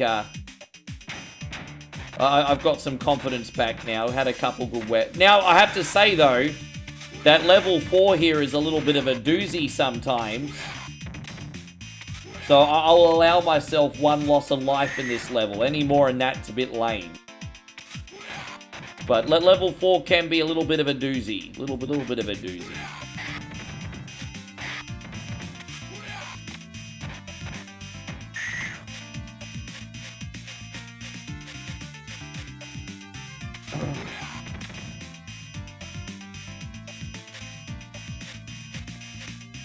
But yeah, I did a whole bunch of shopping on Steam last week, and just got my games for the month. The major one being Terminator 2 Dark Fate, Yakuza 0, and a couple other little games that I'll make content out of. So I was pretty happy with the picks I got. Pretty happy. Not buying anything else till January now, unless something surprises me. So George says that Mansion DLC wasn't too bad. It's easy to see. Basically, it's part 1 of 2. Oh, so you think you're going to get more? I guess that would make sense. I mean, if you think about it, Rockstar have got to keep people playing GTA Online for a full year still. So it makes sense. I'll tell you what's a really good sign, and I'm sort of like reading between the lines here. But Rockstar says this is the last year that they're doing a winter theme at Christmas for Grand Theft Auto Online. I think that's a really good sign that they're going to deliver on their promise that GTA 6 will come out next year. Otherwise, they would have no reason to end the Christmas theme. But the fact that Rockstar is ending the Christmas theme after this year, I think is a pretty good sign that we're getting a new game as promised finally. Finally, I know we're all a little bit cynical about that, but I think it's coming.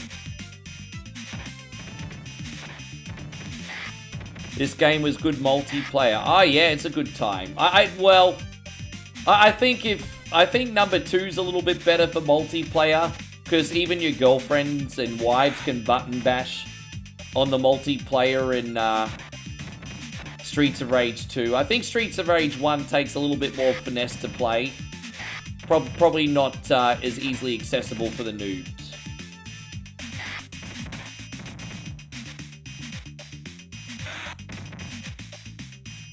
It does take a level of skill to get through. I'm not saying I'm skilled. I'm just saying Streets of Rage 1 does take a little bit of extra skill to get to the end. And number 3 for that matter, but probably more so number 1.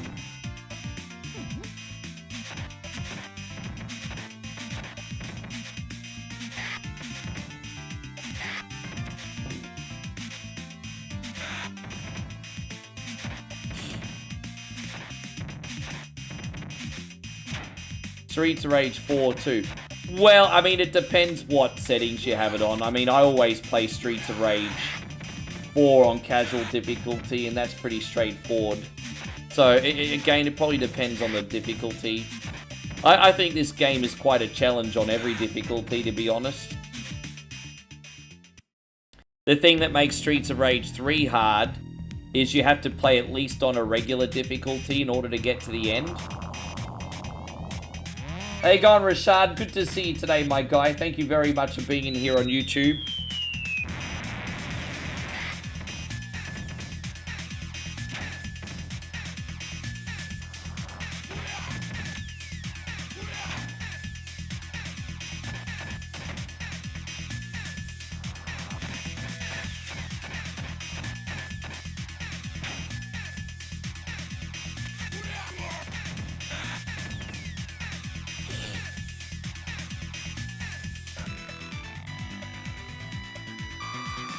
Hiroshi says, will you stream a 2-player Streets of Rage game?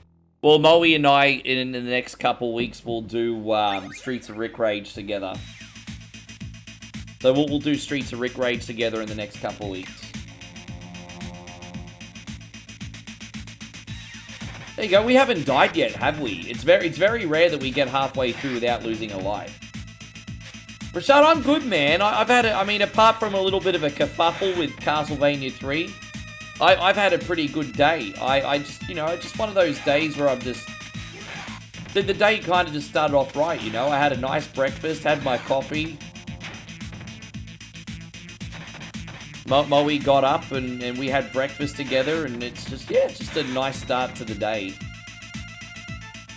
Can't really complain. I mean, the only bad thing that happened this morning was the propaganda truck kept me awake again, but at least they didn't come out until after 7. Usually it's 5:30 in the morning. Yeah.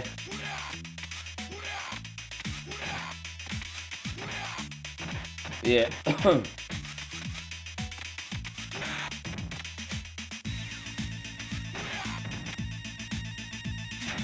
You're just about to ask that, yeah. No, but before I got here, because don't forget, I was back in Australia for 2.5 months, and Moe was saying, oh, I haven't heard the guy in weeks. And now that it's election month, he's back on the radio almost every day.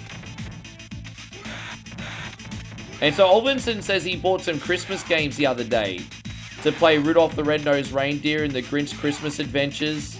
And I've also been playing Tomb Raider Anniversary that dropped on the PS5 from PS2. Oh, so they actually reported that. Interesting. Yeah, I've got Tomb Raider Anniversary on my Steam account.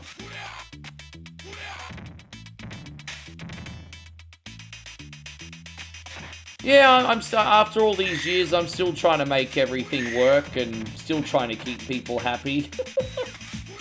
I'm trying, man. I am trying my best. But that's not what matters, Rashad. It's not about trying your best. It's about results. Trying your best doesn't matter. Trying your best is for people who give out 9th place ribbons. You're either a winner or a loser.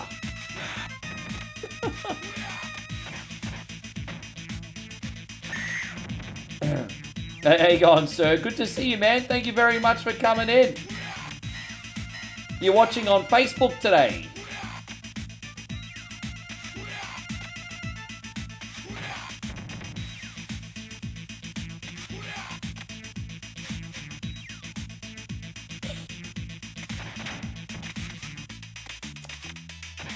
I'm trying, yes. Yeah, that's alright, man. Watch wherever you like. Good to see you today, bro. I hope you're having a good day. What's the most exciting thing that's happened in your day, sir? What's the most exciting thing that's happened in your day?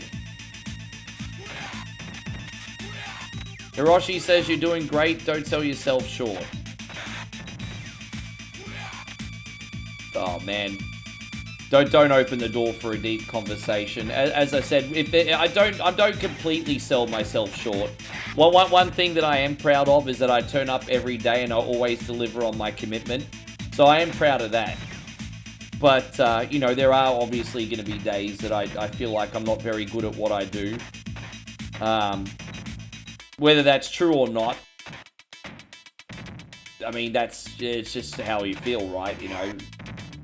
But, I mean, that's as far as we're going to go with the deep talk. But yeah, no, I mean, at least I turn up every day. I mean, you can't knock that.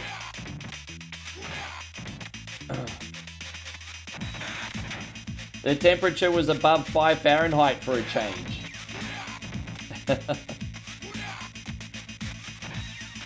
And so Jeffrey says Ninja Gaiden 4 was great. I loved it. And have you seen Streets of Rage 4? Dude, I play Streets of Rage 4. I nearly put on Streets of Rage 4 today. I was very close to doing that today. I might have to use one special here.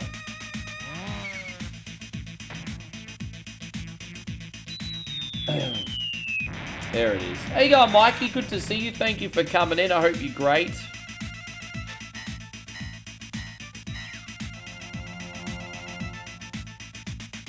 Dang, dang, dang, dang, and a dang. Dude, I just died by a little regular crony. Oh, no, really? That was terrible. Like, how funny is it when the regular stooge gets you? That's pretty funny. That's my first death of the day. The regular stooge got me.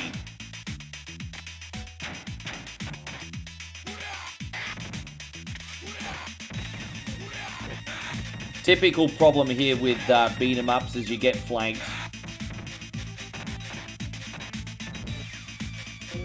Winning despite getting flanked definitely separates the men from the boys. Can you hear that?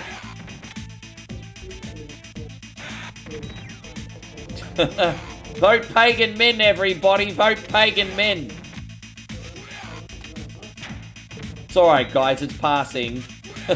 Vote pagan men.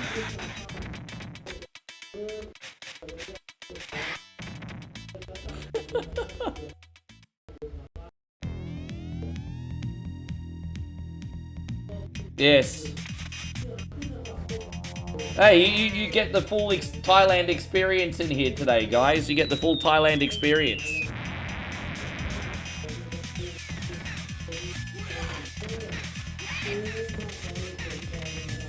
That's a lot of money for a tattoo, hey? I'm sure if someone gets a big elaborate tattoo that costs them a fortune and they know they have it forever, I'm sure they've planned it out well, I suppose. People probably have more regrets for silly little stupid little tattoos, maybe. I don't know. There really is killer art right now. That's crazy. There you go. You're getting the Thailand experience, everyone. I'm sorry, everyone. It'll be gone soon.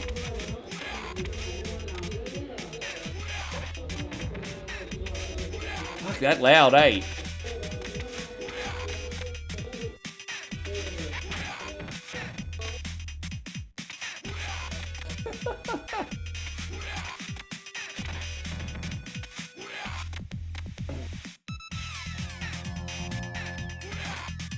Yeah, that's all right. Don't forget that they're driving around all around the village, so it's only here for a few minutes. Alright, all gone. They're gone.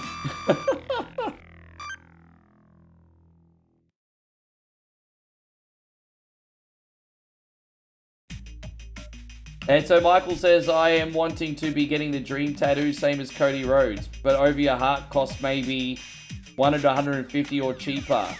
So you want to get Cody Rhodes' tattoo, but on your breastplate.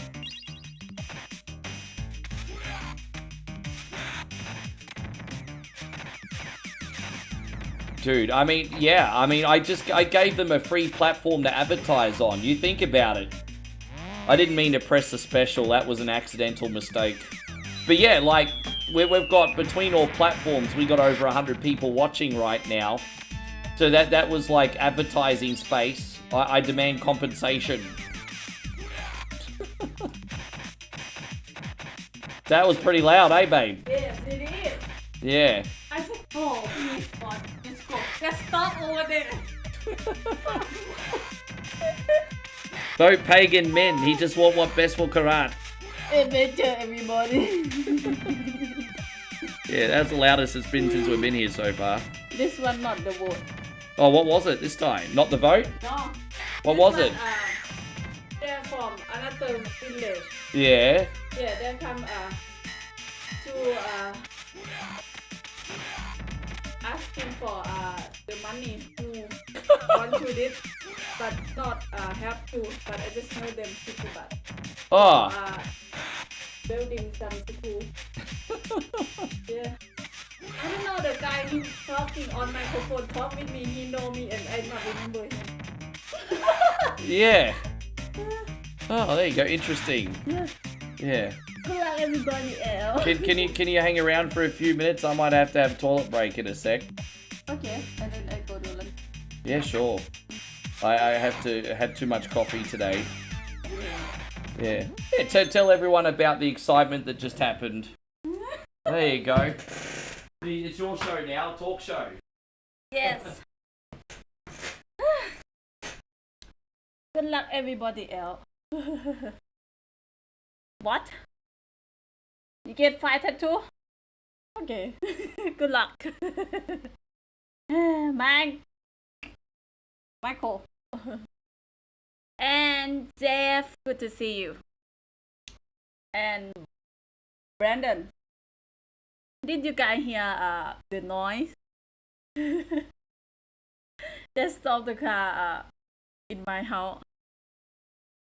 Hi Sean, good to see you. Yes, good luck everybody else. Hi Das, good to see you. Sorry for the noise before.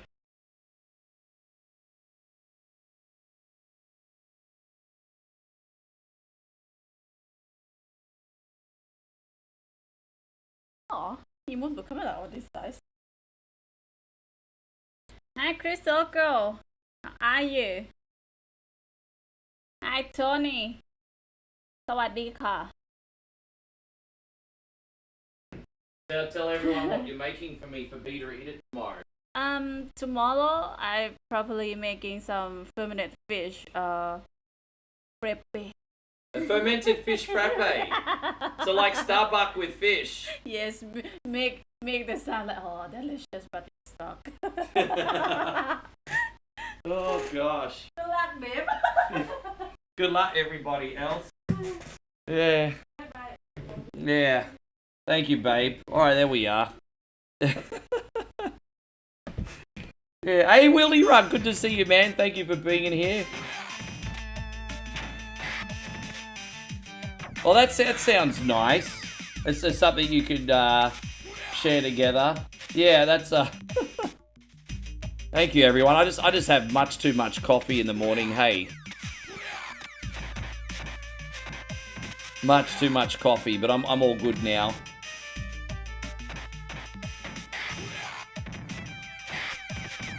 No, Moe's Thai. Michael's talking about his girlfriend. So it gonna be iced? Probably.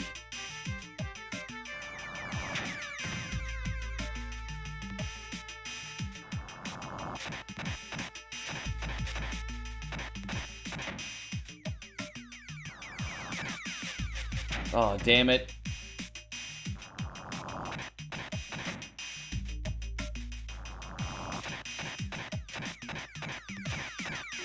Oh, that's alright. We're going to get the full health around this corner now. I think there's a full health in here. Fantastic. Yeah, how many weeks have I done the punishment in a row now, guys? I can't remember how many weeks I've done in a row.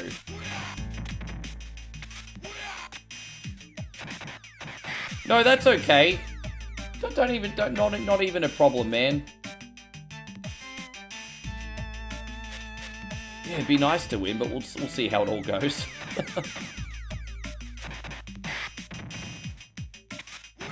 But there's less pressure now that we know what we're getting tonight. So as I said, I'm going to make a bit of a vlog later and show a different market. I haven't shown you this market that we're going to yet. So we're going to a part of town called Bungmore. And it's kind of spelled Bungwang, but it's actually Bungmore. And it's basically the city center. It kind of reminds me of like if you're in like some small country town and you have this like big T intersection. So you've got like this one strip and then this other strip. It's like one of those towns. And it's pretty cool. So there's going to be some stuff to show you.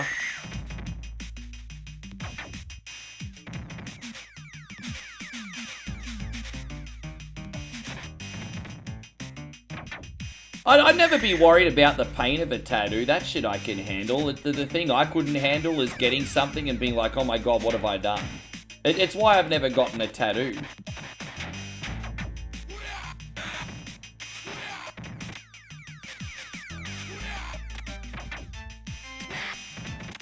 So I'm certainly no tough guy, but I'm alright with like physical pain. I know I could more than handle a tattoo, but I just didn't know what I'd get, and then all of a sudden, 45 years old, never had a tattoo, and it's just like, well, may as well not get one now, you know?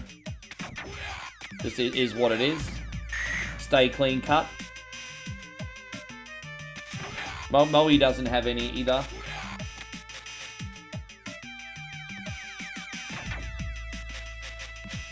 Maybe I'm not deep enough for them either, because, you know, I feel like a lot of people that have canvases on their bodies all have deep meanings behind everything. Yeah. Well, we haven't done a vlog since we've been back in the village yet. We've done 4 and they were all in the city, so I want to at least get one village one for you. See how it goes. Brandon says, don't feel bad, I don't have any either. Couple little deaths there, but it's alright.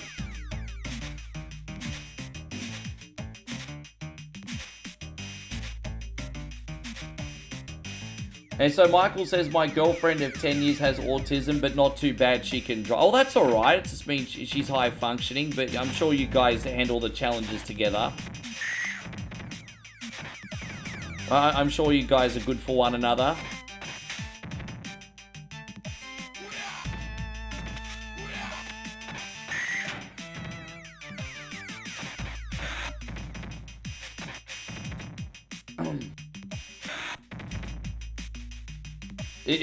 Pain level 6 to a 14. I don't know how the pain index works. What does it go up to? I actually did see like the worst punishments in human history, and I think some of those go up to like 100 and something. There's like actually a pain index apparently. Damn, there you go. So Wieldy Rug says I have a million scars and burns, but no tattoos. Yeah, it's like I've got enough trauma, I don't need to get it inked on me. I've got enough trauma, I don't need it inked on me as well. I feel ya. There's enough trauma.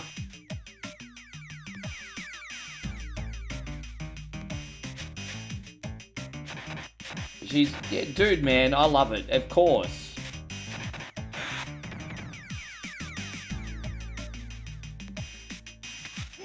So yeah, anyway, my favorite, I know, I really only spent a lot of time in the original Tomb Raider. I own a lot of Tomb Raider games still, but they're all kind of just been waiting for a rainy day. You know, it's just like the Hitman series. Like, I mainly only play World of Assassination, Hitman 3.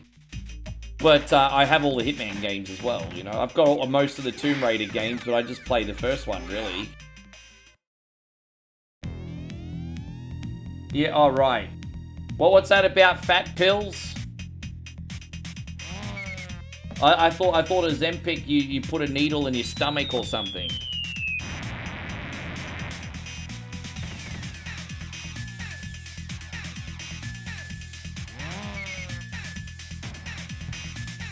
We had 2 specials there. How lucky was that?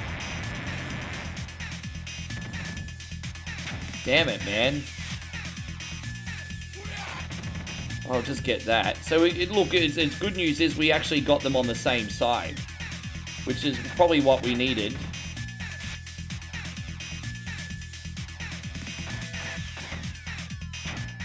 Oh, dude, as long as I can... Oh. Damn it, it's so close. Alright, now this should be easy, because I got them separated. Fantastic. Alright, that could have gone a lot worse. Sweet.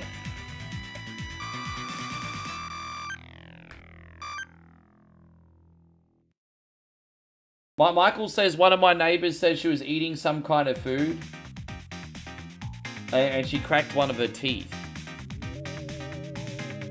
You know, dental work is so good today. They can easily fix something. The variable, unfortunately, is it's so freaking expensive, isn't it? I'm so grateful that I got my teeth fixed when I could afford to, because I think if I needed any major dental work done now, like, I'd be in big freaking trouble. Like, it's pretty expensive in Australia. I mean, I think it's a little bit cheaper over here. It used to be a lot cheaper over here, but I think Thai people have wised up to the fact that they can get like a lot more money off Westerners for dental work. So it's not as cheap as it used to be over here. This used to be the cheap place to get it done. Yeah, that's a bummer. Hey, it's very, very easy to fix teeth if you have the money. That's the catch. Yeah, exactly. It's not...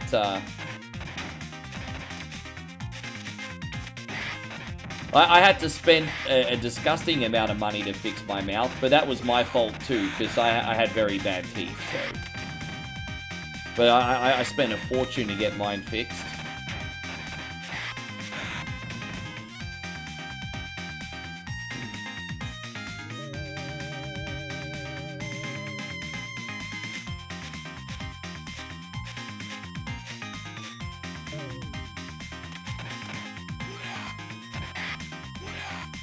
Go see the Iron Lung movie. What's that? I don't even know what that is.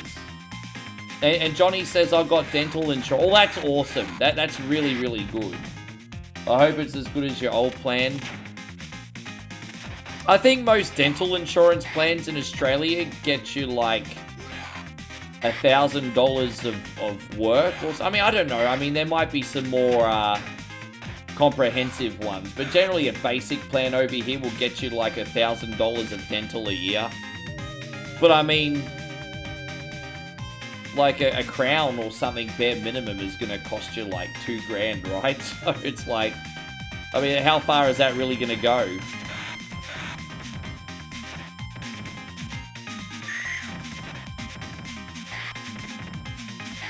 Yeah, I don't even know what that is, Mikey. What's that?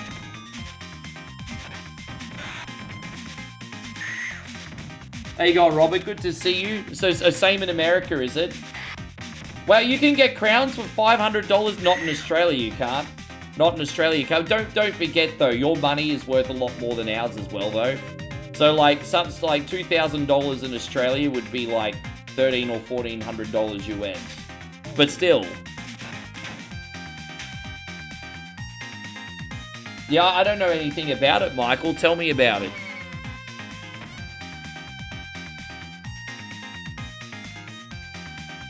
Gerald says my ex ate a fermented fish and fermented eggs, but I never tried it. Oh, honestly, the worst part is the smell.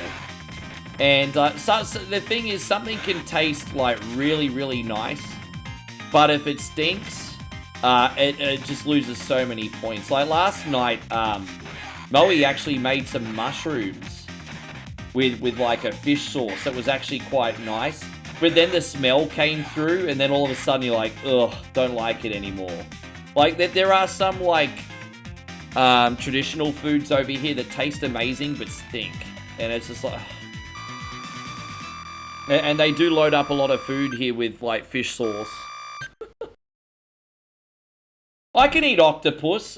Octopus doesn't have that much of a smell to it. That's fine.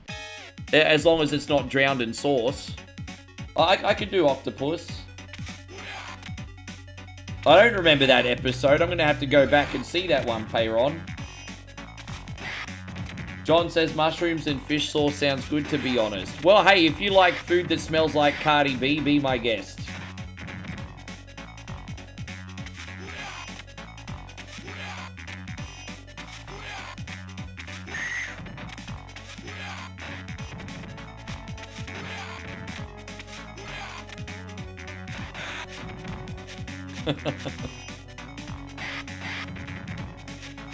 And Olvinson says, you mentioned donuts earlier. Do you have a favorite type of donut? There's so many different donuts I love, but when people bring up donuts, the first donut that always comes to my head is a Boston cream. A chocolate donut with custard in the middle is the flag waver for me. There's also an old donut place who used to do a pretty good tiramisu donut as well. But yeah, the Boston cream, man. By the way, Josh, when I was in New England, I was fortunate enough to have an authentic Boston cream as well, bro. So I actually had, and not just from Dunkin' Donuts, I actually had Boston cream from an authentic Boston Donut Diner. And so I actually had the authentic product. The authentic product. That was pretty cool. Yes, how you going, Daniel? Great to see you.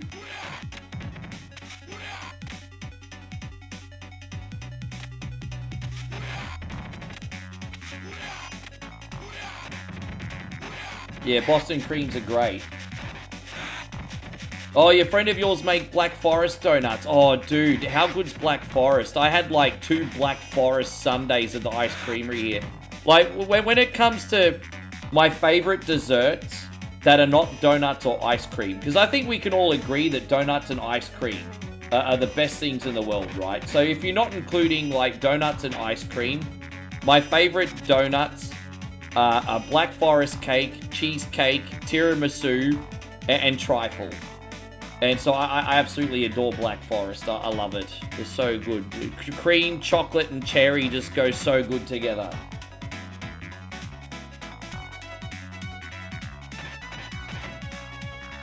And so Olvinson says he loves himself a Boston cream too. Just chocolate and custard, mate. Like, come on.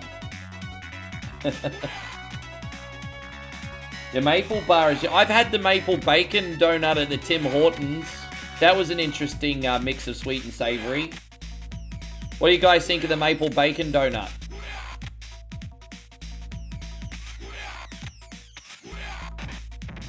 Alright, well, tell me more about it as we get closer, Michael. Yeah, that's right. I made a reel on that, didn't I? Yeah, no, because it's a bit of a Christmassy flavor over here. So they're doing like a Black Forest range over here at the Svenson's Ice Creamery. And yeah, that's the Black Forest sundae is delightful. Oh, no, I got you, Payron. Nice touch. I mean, he was pretty big at the time, so... I've made maple bacon pancakes. Very nice. Yeah, no, as I said, again, no Tim Hortons in Australia, but we went to Tim Hortons over here for breakfast, and I decided to try the maple bacon donut, and it's okay. Like, I mean, again, you have to be in the mood to have sweet and savory at the same time. But I think it works.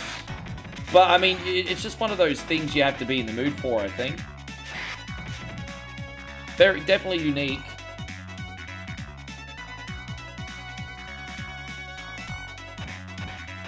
And Daniel says, there's no... What are you talking about? There's Starbucks every freaking corner over in Australia, bro. Starbucks is everywhere in Thailand and everywhere in Australia.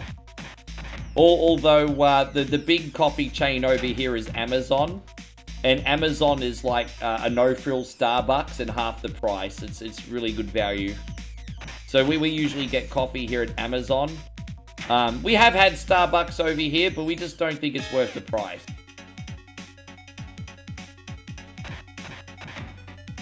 Is biscuits and gravy one of your go-to breakfasts? No, that's a very, like, Midwestern and Southern American breakfast, I think, bro. We don't do the biscuits over in Australia. I'd like to see them start doing the biscuits, but they don't do it in Aussie.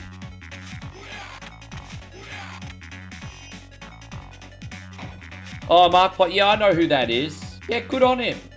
Jeffrey says, who's Tim Horton? Oh, some Canadian fellow. Some Canadian fellow.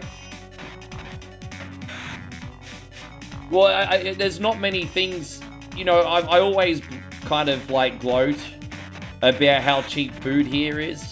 But there are a couple businesses over here where it's actually more expensive to eat here than it is at home. And two places off the top of my head that are more expensive here than in Australia are Burger King and Starbucks. They're way overpriced. Way overpriced.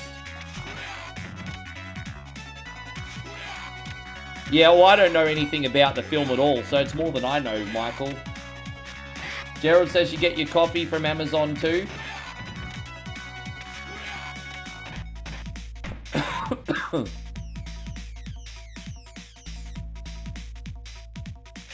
Burger King, yeah, see, McDonald's is really cheap, KFC is really cheap, Burger King's a rip-off.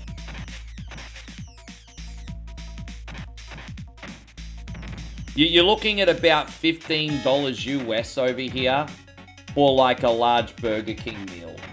And considering it's Thailand, that seems pretty expensive. So it seems pretty expensive. Over $20 our money. Probably $20 to $25 our money. Daniels, is there only like 80 Starbucks in Australia? Maybe they're really common where I live because I'm right in the middle of the city. But I know of two in walking distance from where I live.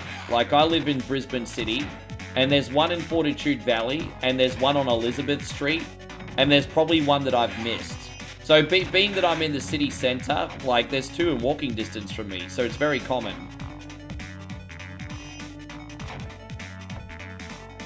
But there's a lot of competition over here, too, in Australia, because it's not just Starbucks. We've also got Coffee Club. We've also got Gloria Jean's Coffee, which I think is on the out. But we also got Zarafa's Coffee, which I think is expanding as well. So it's not like it's a monopoly in Australia. There's a lot of coffee places. Damn. Dino says, resting my eyes and listening till Zelda starts. Translation, I don't like Streets of Rage. That's fine. Is there 17,000 Starbucks in the USA? Really? Really? I had no idea it was that much. That's crazy. So literally when The Simpsons did that joke that there's a Starbucks on every corner, there literally is a Starbucks on every corner. That's crazy.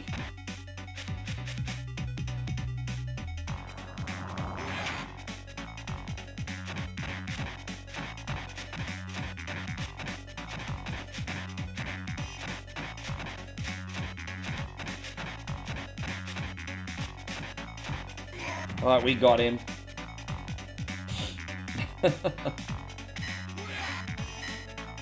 Well, you said you're sleeping till Zelda starts. Why aren't you watching Streets of Rage as well? That's all I'm saying. Oh, that is pretty late. I keep forgetting it's pretty late in the United States. I forgot that I've already been streaming for like over 2 hours. My bad. No, that's fair enough. I forget how late it is over there on the East Coast. It is pretty late. If anyone's in here and for Europe, it's like 3 or 4 in the morning. Thank you, Fred. I love playing this game too, man. I enjoy playing Streets of Rage 1 more than any of the other ones at the moment for some reason.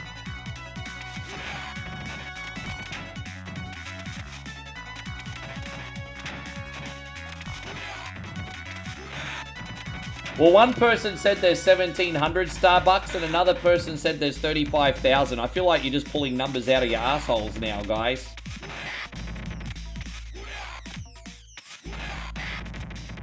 Yeah.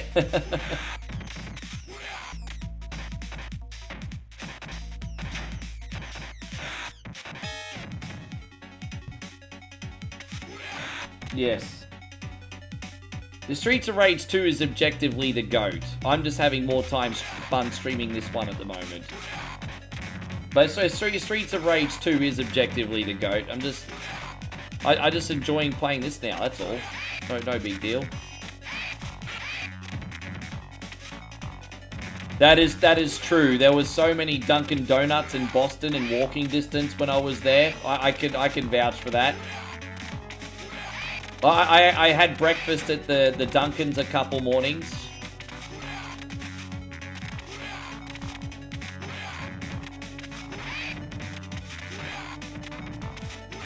One thing I was really surprised about when I went to New England is I hardly saw any McDonald's, but there was Dunkin' Donuts everywhere. I just assumed that pretty much in every major city, there was a McDonald's on every corner.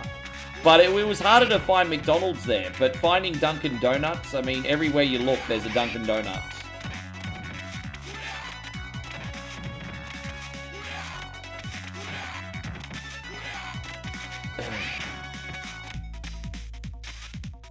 Although, to be fair, I haven't been there since 2018. Things can be different now, but that's my experience from 7 years ago.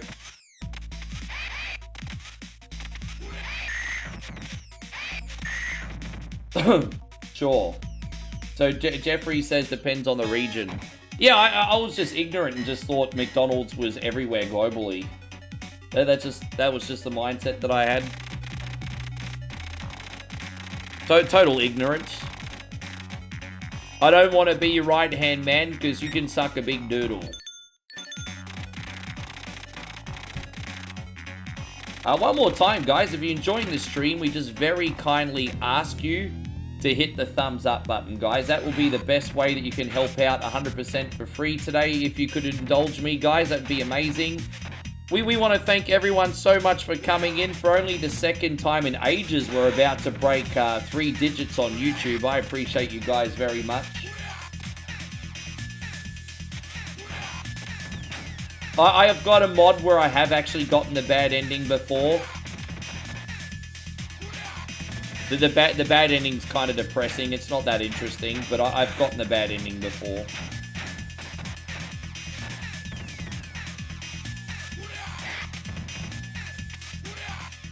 Hope you're doing great, Asmo.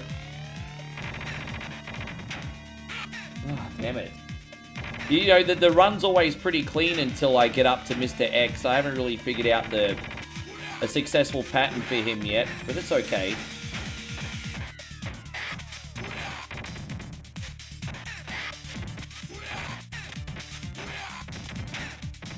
It's hard because his butt buddies keep getting in the way. And so it's hard to get a good, clean run on Mr. X because all these sumbitches.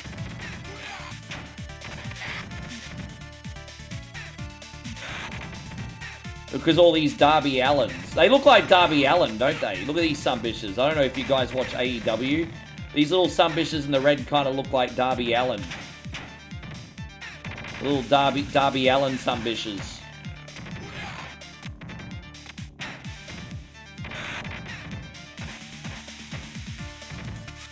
Well, there you go. We managed to do that in 1 credit today. That's all right. That's probably only like a half dozen times that I've ever managed to do this on 1 credit. We did that on 1 credit today.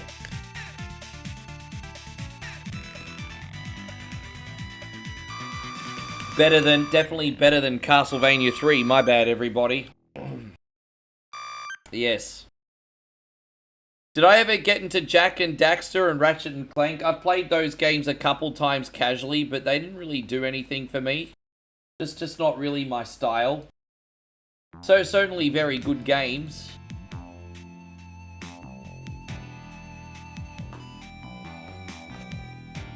I mean, I'm not going to play out this end credits for too long because this will actually start to put people to sleep because it's very, very chilled, and it's kind of like a little bit of a lullaby. But we are going to load up Zelda Ancient Dungeon now. And for those of you who've never seen Zelda Ancient Dungeon before, this is like the roguelike version of Legend of Zelda. It's a mod. And it's one dungeon, 255 rooms. The goal is to go through the dungeon, finding items, killing bosses, and hopefully you're strong enough to beat Ganon at the end. So that is what we're doing today, Zelda Ancient Dungeon. How you going, Jacob? Wonderful to see you. Thank you for coming in. Yes. They were updating this game so much when it first came out. It's a shame we haven't had any other new additions, but I mean, if it's not broken, don't fix it. Ancient Dungeon 3.0 is pretty good, so... Now, the catch is, if you die, it's like permadeath. So if you die, you have to start again and go all the way back to the beginning. That is a very important variable that I forgot to tell you guys. So it adds to the adrenaline, the excitement, the franticness of the game. Timmy Barker, thank you very much for Timmy's been following for 2,314 days. Look at you, you one coin only sluz. I appreciate you. Yeah, Ganon's kind of a cunny, bro. He is.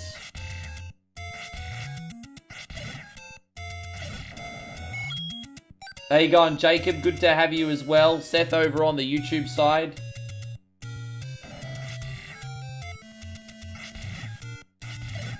By the way, speaking of TV, I finally got up to Stranger Things Season 5 last night. We finally finished Stranger Things Season 4.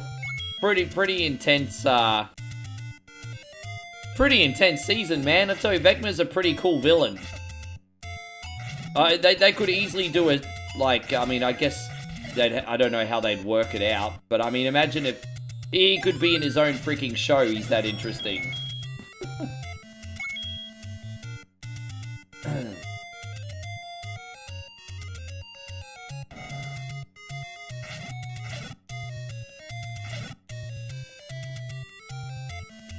And breaking news, Brock has announced he's retiring at SummerSlam 2026. Is he really? Dude, that means, hey, I'm okay with that. That means we know how long we got Brock for, and we can appreciate his last few months now that we know he's going away for good. I'm okay with that. So who do you think, who would you have to beat Brock Lesnar? Gunter again?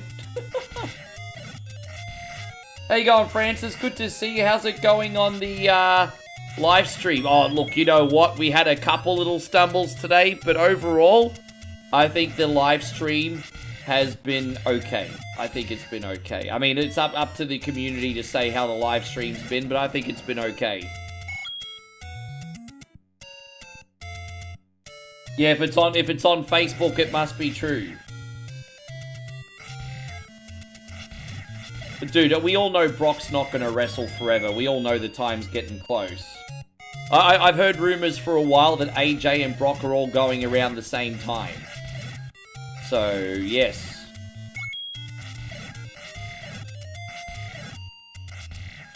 Should be The Rock. I mean, Rock's going to eventually have a retirement match. There's no way that Rock is going to bow out without a retirement match. I think Rock, I mean, that's already set up. I think we can both assume pretty safely that if Rock was to have a retirement match, it would be against Roman. I think we can assume. Or Cody. But Roman would probably make more sense. However, I know for a fact that a lot of people who used to love WWE are very burnt out with WWE right now. And probably don't care less at this moment.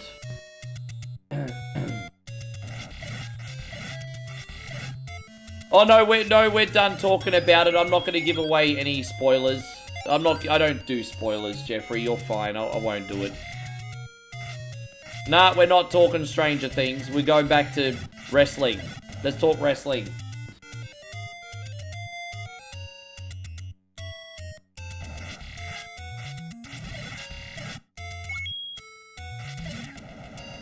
You know, that would also make sense if Brock Lesnar wrestled CM Punk for his last match. I wouldn't even be mad.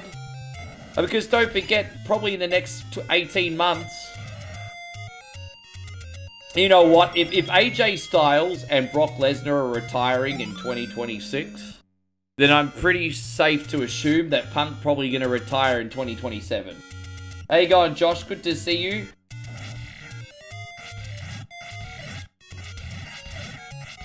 Hope you're doing great, Joshy. Thank you for being in here. Now, after this game, guys, we are going to be playing Turtles Fall of the Foot Clan, everybody, just so you know.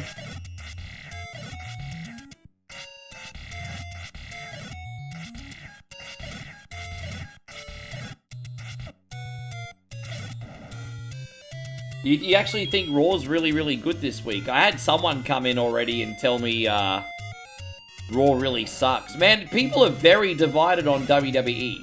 I've had one person tell me Raw was good tonight and one person tell me Raw sucked tonight.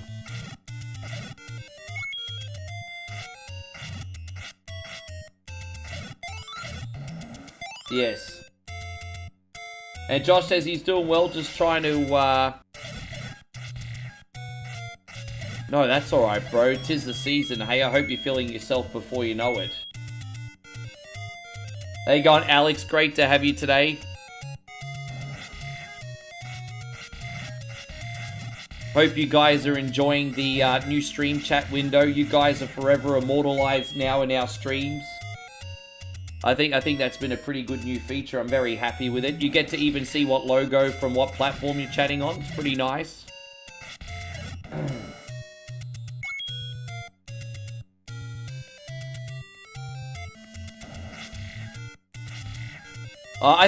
You think Alexa might retire young because she's a mum. I could see Alexa retiring young because she's a mum. and she's also got a pretty famous husband that can bring in some coin anyway, right? And then you've got Becky. I mean, Becky and Seth are set up for life. They don't even... There's one thing that I need to respect Becky and Seth for, is at this point, they don't need to work. They're between themselves. Becky and Seth have made a shit ton of money. And so they don't need to work, they want to work. And I guess that's just that's pretty nice. The fact that they still want to deliver a product to the fans. Because they certainly don't have to. Becky getting old. I mean, Natalia's technically older, but... I don't know. I feel like... It's weird, because I feel like Natty is aged like a fine wine in the business. Becky's aged, kind of... Oh man, I hate saying sour milk. It's so harsh, but I just feel like... I don't know. That's just how I see it, I guess. So can you get a hat-trick? A hat-trick for what, Damo? Well, oh yeah, for everything. Yeah, look at that. You're on everything. Damo wanted to put 3 comments up. Nighthawk says Virginia is 28% cold. That's a lot of cold.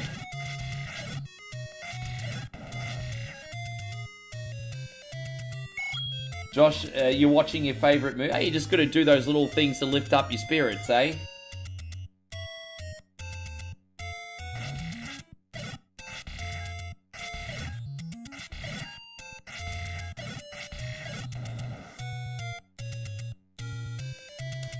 How you going there, Mikey? Great to see you today. Thank you for being in here. I don't know, something just feels... Something to me just feels like it's almost time with Becky. I think one thing we can all agree on is Becky Lynch has peaked already. She had that awesome run as the man. And, that was peak Becky, really, wasn't it? That was a long time ago already. We made it to 100 on YouTube. Look at you guys, turning one coin only into famous streamer. Look at that. Look at that, famous, everybody. My mum always told me I was famous. Hey guys, thank you for the 100. Thank you very much. That's a nice feeling. I'm famous. Famous.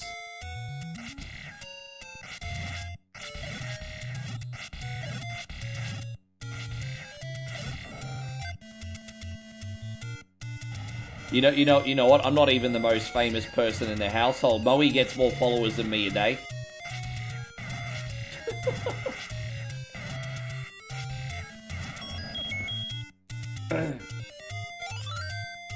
No, she had, by the way, that big dude, Becky Lynch had,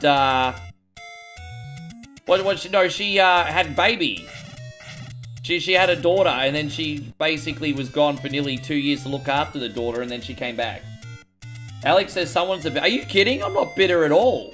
What are you talking? No way, no way, man. I'm just cracking jokes.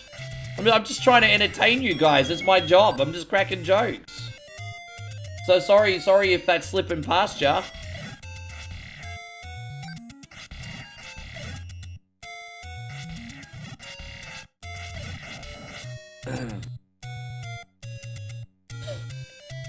Daryl is your favorite movie from the 80s. And what's Daryl about?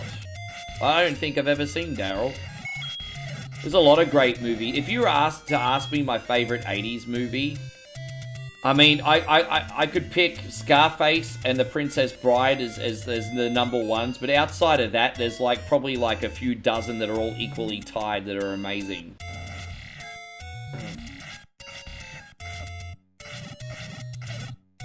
Well, are you saying that I don't get sarcasm or Alex doesn't get sarcasm?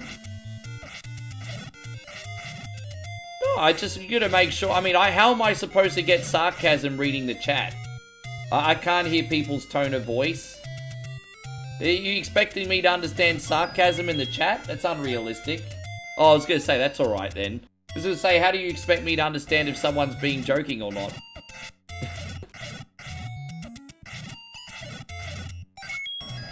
There we are. He's a kid that's a robot but wants to be a real boy. Kind of similar to Pinocchio, eh?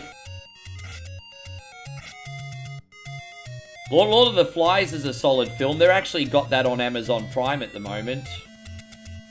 Pretty confronting movie, actually, even though it's not... Yeah. Pretty confronting. And then you had a movie called Old, which gave me Lord of the Flies vibes, even though it was very different.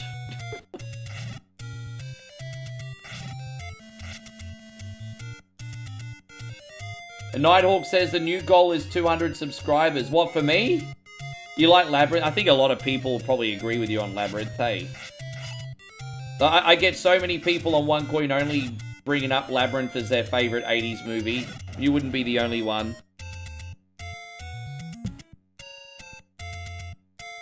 Hey, Tony, you want to... Oh, yeah, that was yeah. What's his name?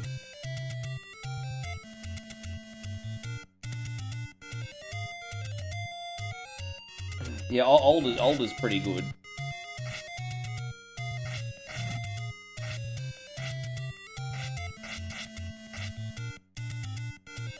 Already up to room 44.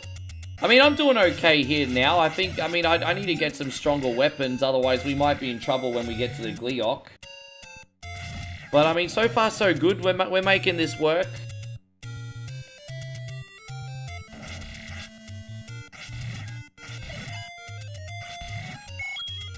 We haven't had a shop yet. You know what would just make me that little bit more confident? Having a blue ring. Have I ever watched the show Metalocalypse? No. I don't even know of its existence, to be honest. Stand By Me was a good 80s movie. Stand By Me is a cool film in the sense that it shows that Stephen King has quite the range. Stand By Me is a great film. I think when we talk about great 80s films, I'll admit I forget to mention Stand By Me as much as I should. Because that's a great film.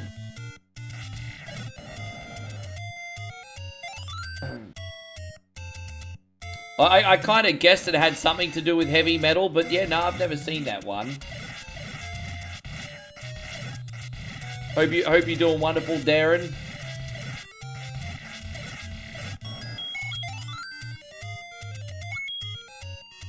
Alright. Dang, dang, da dang. Dang, dang, touch my wang. Dang, dang, dang, da dang. Was Shawshank Redemption Stephen King as well? I'm a little bit embarrassed to admit this, but I didn't even know that. And I quite like the film. I wouldn't say I'm as big a fanboy of that film as a lot of other people. I certainly think that's one of the best films of the 90s. But, I didn't even know Shawshank was from Stephen King. I didn't even know that. Well, I feel kind of embarrassed now.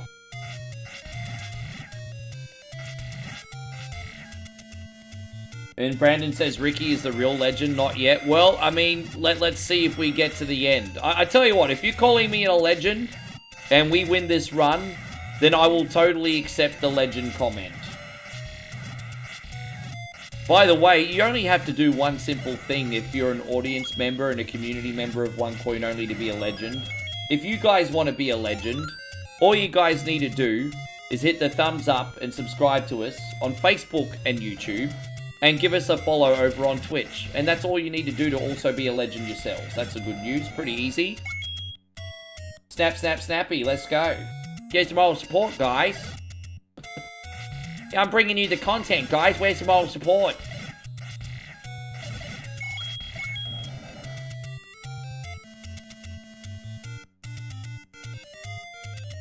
Oh, that you know what, Darren? That actually sounds quite relatable. Oh, you like Maximum Overdrive? Nice. Okay. I actually like the sound of the plot to that. So it's about a death metal band who are the world's greatest band and the government's trying to stop them. I think any of us like anybody who's brave enough to stick it to the man. As much as some people don't like to admit it, anytime we see someone sticking it to the man within reason, there's a small satisfaction of living vicariously through that.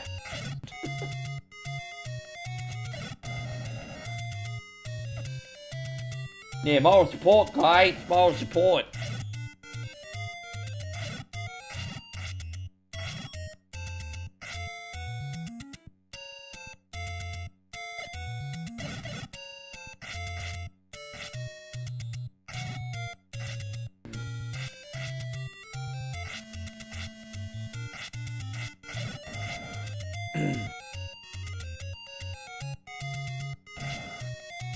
I've never read the book. I mean, I used to be big into books, but the only time I ever touch a book now is if it's self-help or an autobiography. But I used to read fiction a little bit, but not anymore. It's been a long time.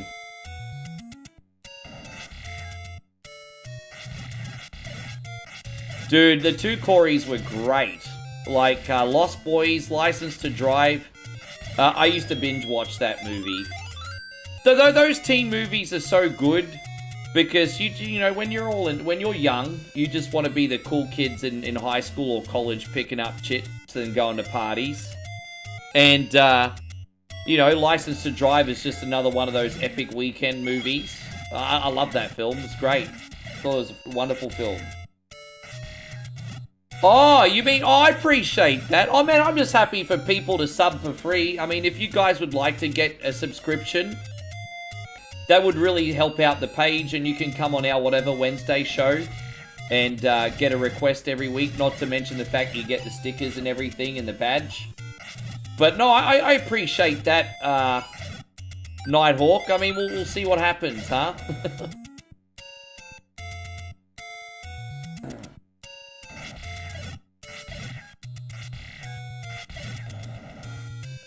I'm thankful. It's not easy, but as I said, at the same time, for someone of my size, I think I'm definitely overachieving.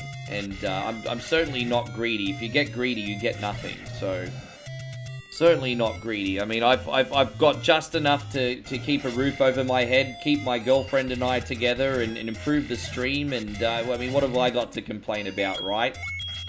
It might be difficult, but the point is I'm still doing it. So what have I got to complain about?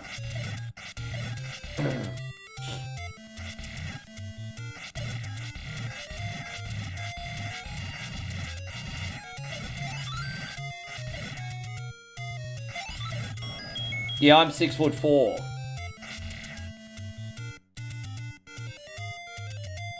Oh, was it really? I didn't even know she was in that.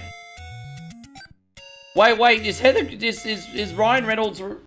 I don't even know who he's married to, but I know the main blonde girl was Heather Graham when she was 18. She's very young in that movie.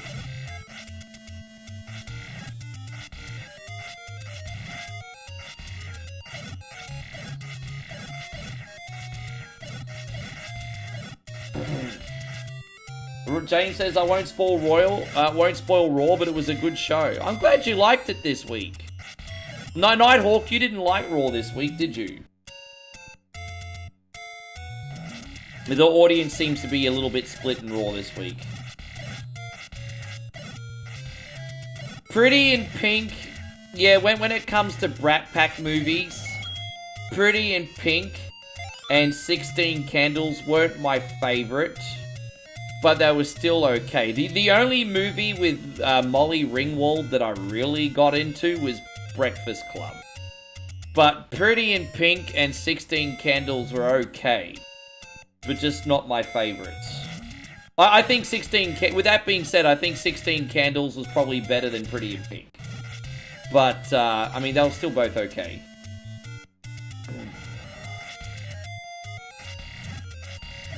Yeah. No, I think now, in 2025, if I'm watching any Brat Pack movies, it's Breakfast Club or St. Elmo's Fire. And St. Elmo's Fire is pretty silly, but I don't know, there's something I like about that movie. It's kind of trashy in a way, that film, but I don't know, I kind of like it for some reason.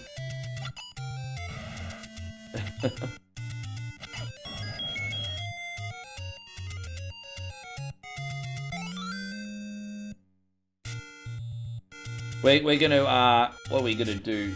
There we go, we got the white sword now, guys. You like Goonies is fantastic. Goonies and Neverending Story are the ultimate... Well, so Neverending Story is my favorite kids' family fantasy movie. And Goonies is my favorite straight-up family movie. But yes, I love... When it comes to family movies, Neverending Story and Goonies. Technically, you could probably put Back to the Future in the family movie department. I love Back to the Future as well.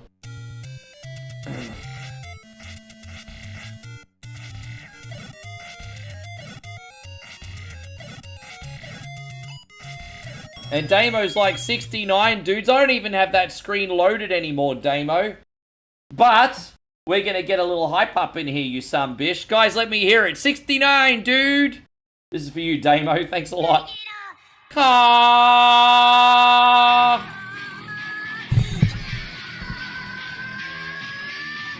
69, dude.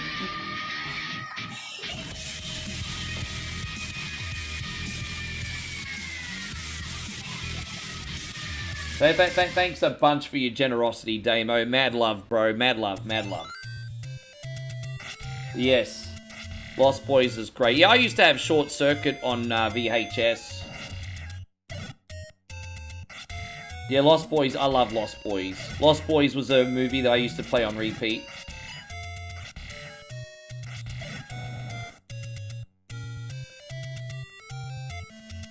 You know, I wasn't a very popular kid in high school, and so I like to watch a lot of teenage movies, and because that was, in a weird way, was me feeling like I was a part of a group. And so anything silly from, like, Teen Wolf and Lost Boys to, like, Breakfast Club and stuff like that, you know?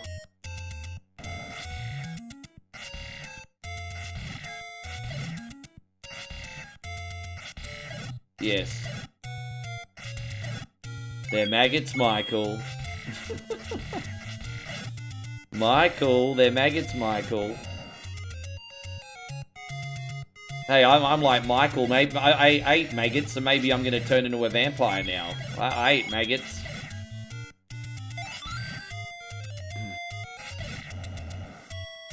Yeah, I thought Lost Boys 1 was fantastic. Lost Boys 2 was...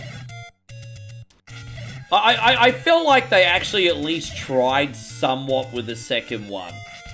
But the third Lost Boys film, I was like, nah, get in the bin, bro. Get in the bin. That's a straight to the bin movie. I felt like even though it wasn't good, they kind of tried with the second one. But it just didn't work.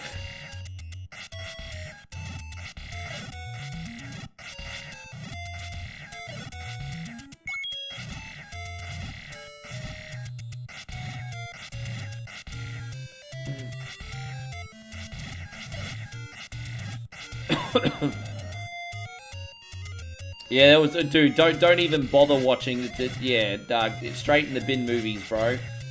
Straight in the bin. Get in the bin. Was I a fan of Clay Fighter on Nintendo 64? Nah, I've tried to play Clay Fighter on Nintendo 64. I didn't like it. I played the Super Nintendo version a lot.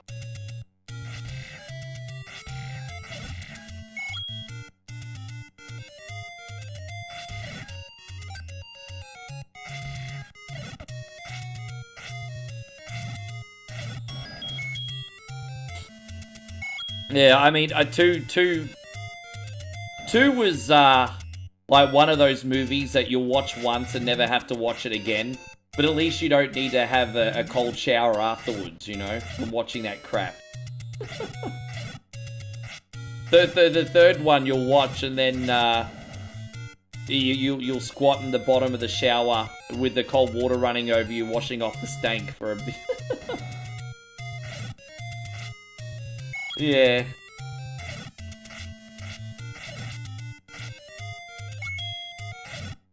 Been a long time since I've seen it, and I probably won't ever watch it again.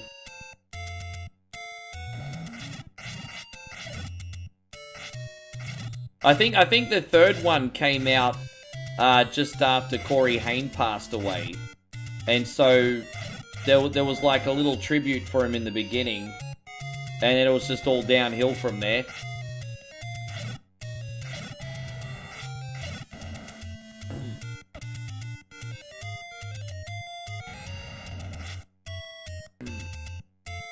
Damn, alright, so... Damn it. Come on, man. Try again. Come on, bruz. Alright, we did it. That's alright. We got it. We're making this work. As I said, I'm a little bit... The good news is I got the white sword. The bad news is I have no armor. Like, no ring. So... It's all well and good to be strong, but that means nothing if you can die from a simple paper cut, right? So we still got to be a little bit overly cautious here. Dude, oh, we got to pull out the arrow for this. One hit death for that. There we go.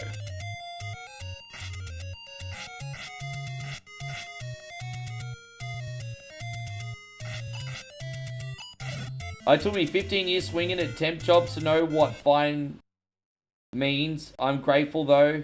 The Most High has patience. I don't even know what you're talking about. Maybe it's just me. But I'm trying to understand the point you're trying to get across, but it's going over my head. But forgive me.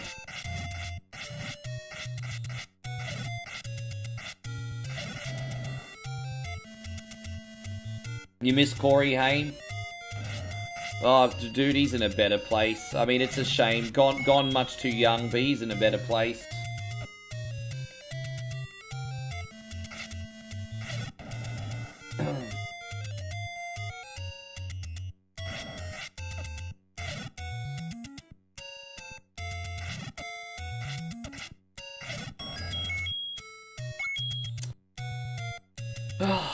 Jeez, I hope we can get some health back soon. Far out. I'm going to be a little careful here, guys. I mean, we do have a potion, but I don't really want to be wasting it this early in the game. Just one fairy would change everything for us. No health items yet. Far out, man.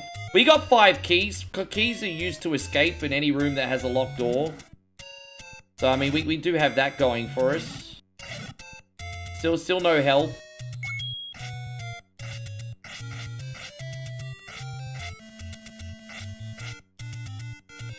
Wasn't he about to... Well, Corey Feldman did that instead. But, there was that whole Charlie Sheen thing. Which I won't go into here. I can't remember if Charlie Sheen brought that up in his documentary. I mean, I know he's brought it up in interviews, obviously denying it.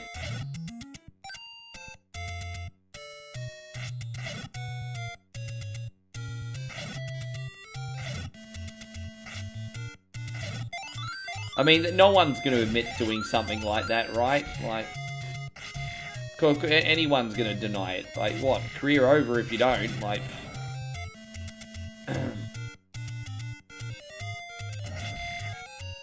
did lizards build pyramids? I would love to be on the fly on the wall for when they build the pyramids to see how they managed to get that. I'm very curious to know how the architecture was designed for the pyramids and how they are able to build those pyramids. Like, I'd love to be a fly on the wall. It's probably one of the most fascinating structures in the world. I'd love to be a fly on the wall. The pyramids and the Sphinx. I'd love to see how that was all done. So I tell you what, I'm not gonna lie. I loved flying over Egypt in the old flight simulator game, just having a look-see roundsies. It was always a good time.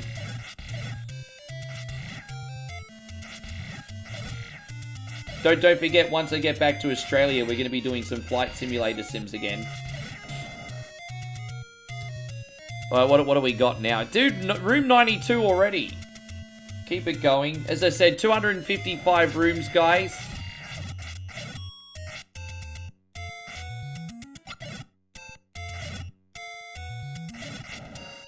Alright, let's keep it going, keep it going.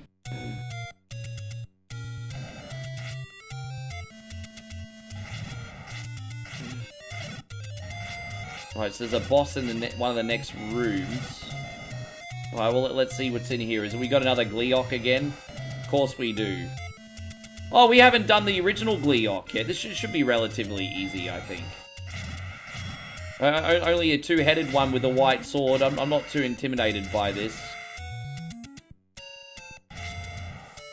With the amount of practice we've had on Ancient Dungeons, I'd kind of have to suck to screw this one up. Dude, but all we got for our trouble was the Gwyneth Paltrow candle. Look at that.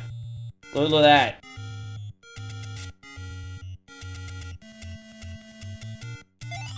Oh! Oh! Look at that. We just got Sword of 1,000 Truths, everybody. We just got the Sword of 1,000 Truths. Yay, behold. Behold, everybody. Sword of 1,000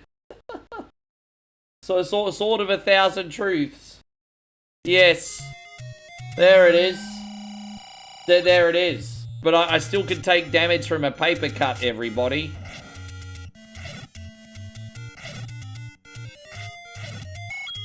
Daniel says, Master Sword already? Time to wreck this seed. I know, I can barely believe it myself. Yeah. And so Dylan says, I need some birds barbecue at the last wedding party. Tell you what, we've got so many roosters outside, I kind of want to turn those birds into KFC. They do the whole cock-a-doodle-doo at all times of the day. Like, even at 1 in the morning, when I'm trying to sleep, the roosters cock-a-doodle-doo. And I'm like, what the hell, man? It's not dawn yet. Go to bed. Steve says this sword makes the game so much more manageable. Yeah, bro. We just need to get a blue ring and we'll be kind of solid. We're still not out of the woods yet, but it's easier for sure. Hey, hope you're doing great, Alan. Thank you very much. As I said, next we're going to be playing Ninja Turtles Fall of the Foot Clan. And if we finish under the 4-hour mark, I may do another bonus game as well. Yeah, not trying to race off. I just wasn't sure how long these games were going to take me today. I usually overestimate how long games take on the stream, but today I kind of underestimated. Now, we have to be really careful, because while we don't have the blue ring, those yellow whiz robes take 4 bits of damage off you. So we're going to be really freaking careful here, homies. But we've been very lucky with the amount of shops we've found so far in this game too. Yes. It's always good to see you, Alan. Thank you for being in here. And we got Peter. Peter, good to see you. Nice to have you, Pete. Thanks for coming in. No, I'm not doing Sluzzies for a while. Dude, I don't want you guys to think that Sluzzies is gone for good. But I am not doing Sluzzies until there's been substantial upgrades and it feels like a fresh game again. So, don't worry, Sluzzies is not gone for good. I just want it to, you know, Sluzzies I just want to feel fresh for everybody. So, you don't worry, Brandon, just be patient for a little bit longer. Sluzzies is coming back. I know, but we've had such a long break from it. By the time I bring it back, it'll be a novelty again. Yeah, no, Fall of the Foot Clan. We're doing something a bit different today, Steve. We're doing the Game Boy version of Turtles today. Fall of the Foot Clan. Something different.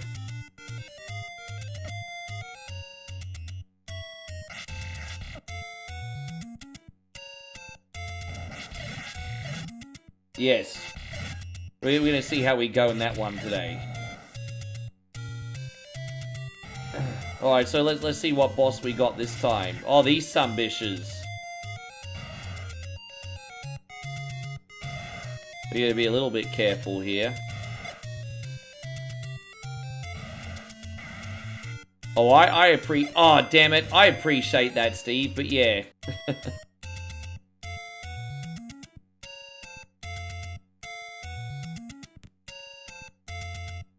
I'm gonna save here. If for some reason I accidentally use all my bombs and we get blocked, that's bullshit.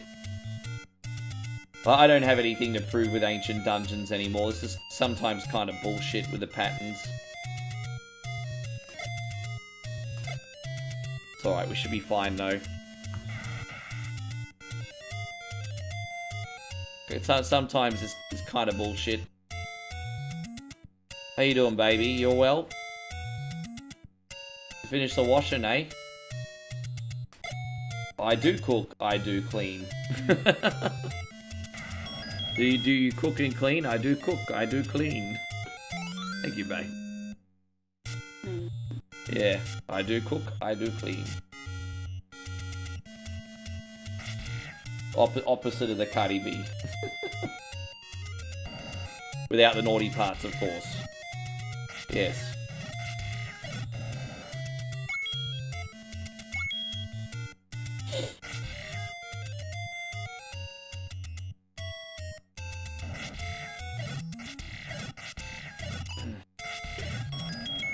There we go. Red wine at night, white wine in the morning. Dude, I just feel like you're just typing the first thing that comes to your head, Dylan. I've hardly been able to make sense of most of the things that you said in the chat today. And so I feel like the first thing that comes to... You've got like Tourette's on the keyboard. Have I ever spawned an item and accidentally left the room before grabbing it? Yeah, on a couple different games and on a couple different video games, Steve. Thankfully, I've never done that with the Chrysogrim. That's probably like my biggest dread is doing it with the Chrysogrim. Because the last 3 times we've played Castlevania Symphony of the Night, we've not got the Chrysogrim. And it's my biggest dread that we're farming for it for 20 minutes. And then it finally drops and I accidentally leave the room. So yeah. I can't believe it's been 3 playthroughs of that game, no Chrysogrim now.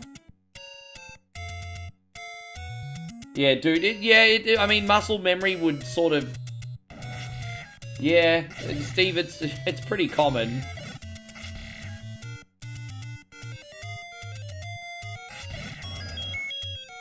Dylan says more than less narrow-minded.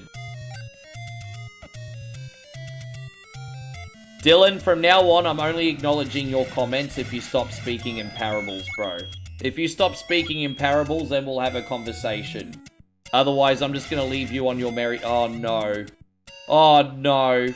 Fuck off, bro. No. Dude, I've got no... Keep in mind, I have no blue ring here. Dude, I just got away from disaster in that. Wow. And there was also a locked door there that I didn't notice. There was also a locked door there that I didn't notice. I kind of got so caught up in the moment, I didn't even notice the locked door. But we got out of trouble there. That was so lucky. And Carlos says, I really enjoy your streams. Thank you very much, man. Hey, man, that's a compliment. I appreciate that. Thank you for taking the time to say something nice. You didn't have to, and you did. But by the way, babe, you checked BitCrub yet today? Have you seen how broke we all are? I'm being melodramatic.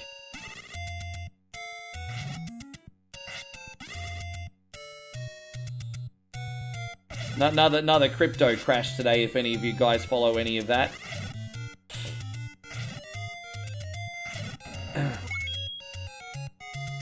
Yeah, really? Yeah, the wizards suck, Steve. They do.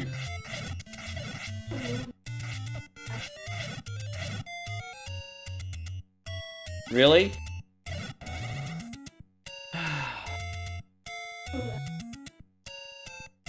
Yeah. What's the expression that we use to make ourselves feel better, babe? It is what it is. It is what it is. I mean, what else do you say? It is what it is. Thank you, old school. I'm so happy that you're in here watching. I'm very excited to make our vlog today. Can you please do me a favor? Can you get my phone, babe, and just film me for about 15 seconds streaming the game? It's on the charger. Because I'll start the vlog off that way. Yeah, if you don't mind, guys, I'm going to include you all in a vlog for 15 seconds here in a sec. We are doing a vlog today. Yes. So yeah, we're going to include you guys all in a vlog, and this way. Yes, do it like that. Yeah, just get a good angle. Hello everybody, we are just going to finish the stream and then we're going to take you for a little local market tour today. Yes, hi guys, how you doing? Sorry for making you all a part of my vlog and being unprofessional. I should do better. It's alright. Thank you, babe, that's enough. I don't know, that probably...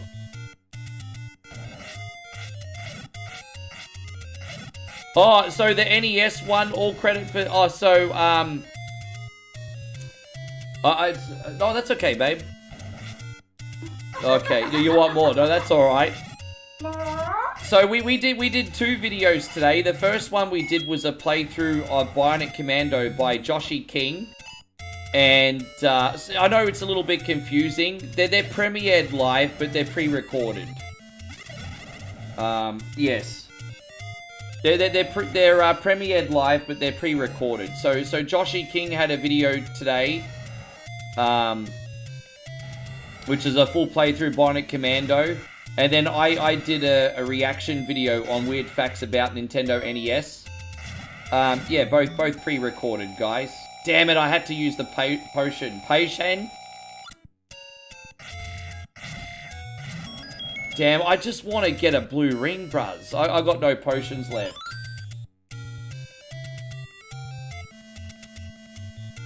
Yes.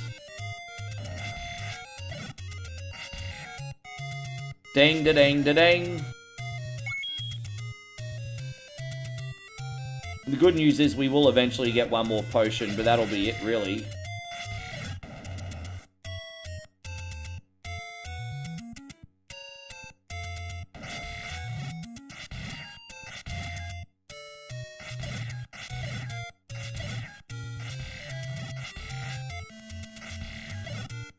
Yes. So today, I'm not sure what I'm doing. I know Nigel's got a reel for us to share later on today. And then outside of that, I may just do the vlog today for something different, but we'll see how we... I don't think it'll be a very long one, but I just wanted, as I said, I just wanted to take you guys into the main part of town and show you guys a market that we haven't seen yet, so...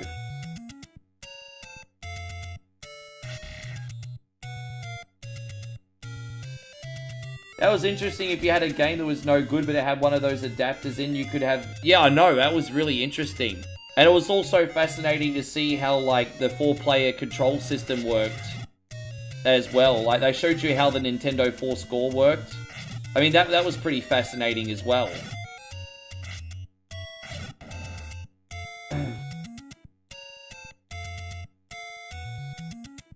I actually agree with you. It's a waste of time worrying, but it's easier said than done.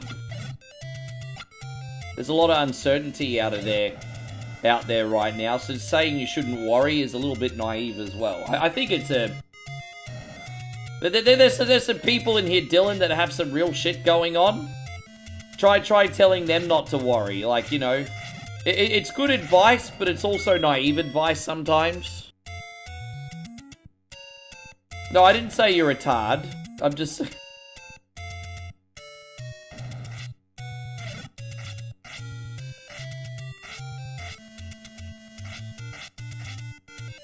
Yeah, no, I didn't know about the 3 and 5 screw cartridges, or at least when I was a kid, I never paid attention to that anyway. But one thing I did know about the Nintendo cartridges is how much real estate the cartridge took up compared to the chip. Like, the chip inside's not really any bigger than the, or the cartridge itself inside is not really any bigger than a Master System one, really.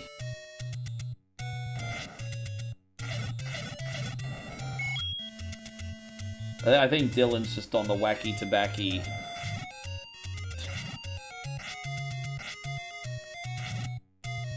As I said, as soon as we get this blue ring, we will have a fighting chance.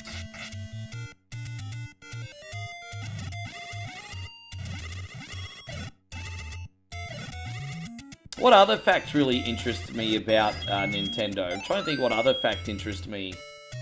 It was interesting to hear that if you combined every single NES release together, it worked out to be about 200 and something megabytes, which is still less for the whole library than one average PlayStation 1 game.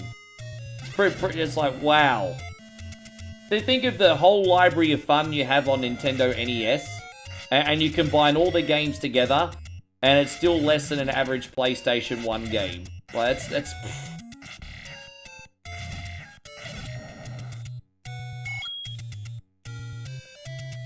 Anyway, I'm just fascinated by silly things like that. Just think of the value you're getting. Fuck off, bro. We got a blue ring. Where's my blue ring, you dog? Where's me blue ring? What's my favorite opponent in Mike Tyson's Punch-Out? I always really enjoy when I can do a no-damage run against Mr. Sandman. Because Mr. Sandman's quite challenging.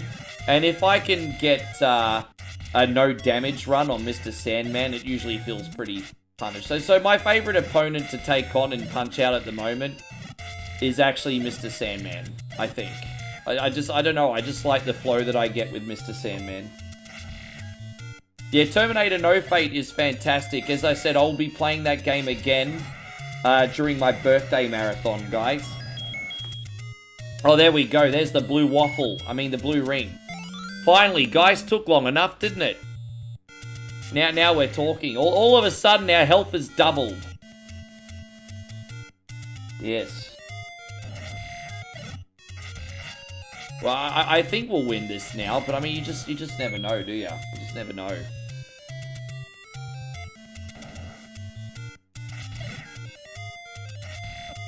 You like beating up Adam Sandler? Well, there's only a couple challenges that we have. One is that we don't have any potion left at the moment. And the other challenge is, no matter how well stocked up you are, if you are unlucky enough to get one of those rooms with 8 blue whiz robes in it, and a bunch of blocks, dude, that's going to be very hard to navigate your way through. But I will say this, it is looking pretty good. It is looking pretty good.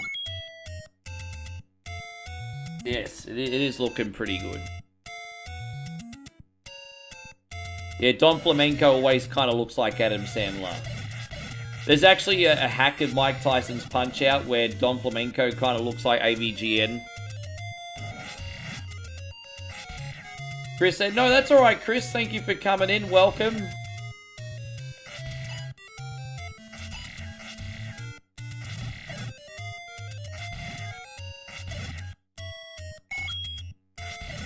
And Papa John's is a good man. He speaks his mind, you said. Well, I wish I didn't read that comment out loud because a lot of people are very divided on... Dude, I'm not going to read your comments anymore, Dylan. Fuck you, bro, to the moon. I think I need to put you in timeout, eh? you can come back when you're being less of a weirdo. We're going to just put you in timeout. 30 minutes. Stop being such a freaking weirdo.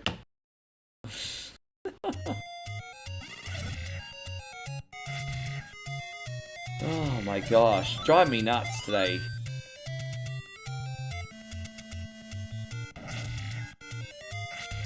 Yeah, he's out of the circle of trust, correct. He didn't inherently do anything wrong, it's just he's just doing my head in. And if he's affecting my atmosphere, he can't be here for 30 minutes.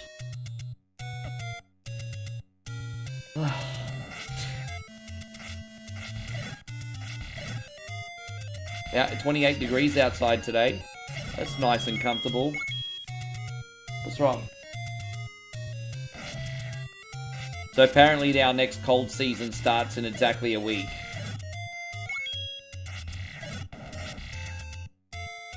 There we go. So I just want to explain how this mod works one more time. Just in case you've just come in. This is one room, one dungeon, 255 rooms. The goal is to exit each floor, defeat as many enemies as bosses as you can, find as many items as you can, and hopefully you're strong enough for Ganon at the end. So it's the roguelike version of Legend of Zelda, a lot more casual. I love it. Ironically, to get from start to finish, this takes just as long, if not even a little bit longer than the actual game. But yeah, depending on the seed.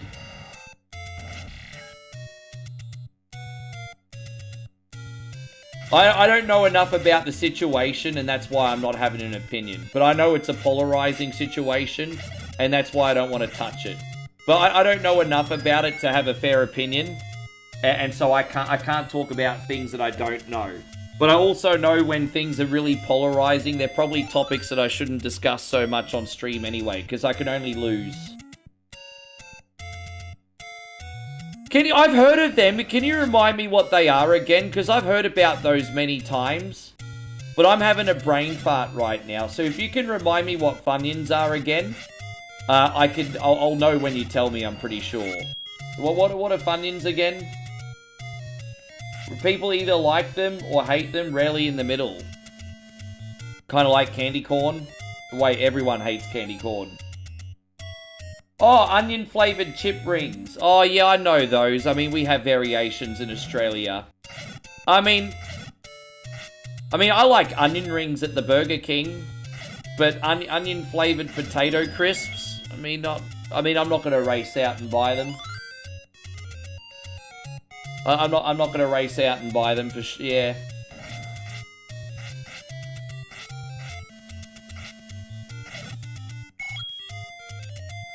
So Funyuns are like the potato chips with onions infused in, yeah. But I mean, I like French onion flavored chips though. You know when you can get the Pringles and stuff and you get the French onion chips? So Steve says, what is my go-to potato chip? Oh, dude, you know, I don't do a lot of potato chip these days, but I'll tell you what I'm enjoying at the moment. I do love Flaming Hot Cheetos. Apart from the mess that they make, I do like Flaming Hot Cheetos. And, I mean, I'm also partial to Doritos. So I like corn chips and I like Flaming Hot Cheetos. And, I mean, we have a really good crisp in Australia called Smith's Crisps. They're also very good too. But, I mean, I don't eat them often. Yeah. There you go, Matty Sprollers. Good to see you. And so Alan says he likes candy corn and Funyuns. You know what I like about you, Alan? You don't follow the group. Respect. Alan doesn't follow the group. He's like, I'm going to own the fact that I like Funyuns and candy corn and no one going to stop me. That's right. He's not following the group. Salt and vinegar chips is good when you're in the mood for something like that. I always feel like salt and vinegar chips always kind of hurt your mouth. Because, you know, when you eat, like, a lot of potato crisps, you kind of cut your gums a little bit. And then you've got the salt and the vinegar, and it's like literally putting salt and vinegar on the wound. Oh, you showed Dex the Gobbledoc for the first time. Yeah, the Gobbledoc. I always wanted to have a pet Gobbledoc when I was young.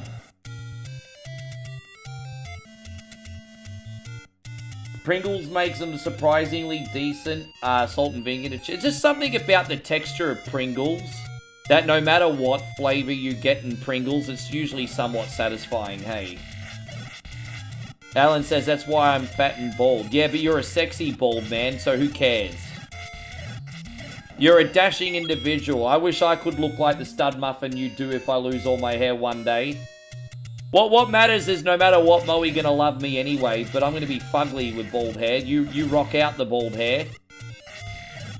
That doesn't suit everybody. It suits you. Hey, going Welly? Good to see you once again. Hey, guys, we got our Brazilian friend back in here from Aussie. Good to see you.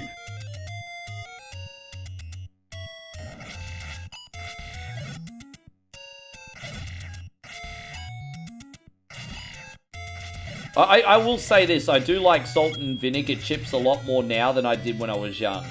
Like, you know, the salt and vinegar chips would be the flavor that I'd always leave at the bottom of the party pack bag when I was a kid. I'd always eat the chicken, I'd always eat the barbecue, I'd always eat the cheese and onion, I'd always eat the plain. The salt and vinegar were always left at the bottom. But I have more of an appreciation for salt and vinegar these days. So yes.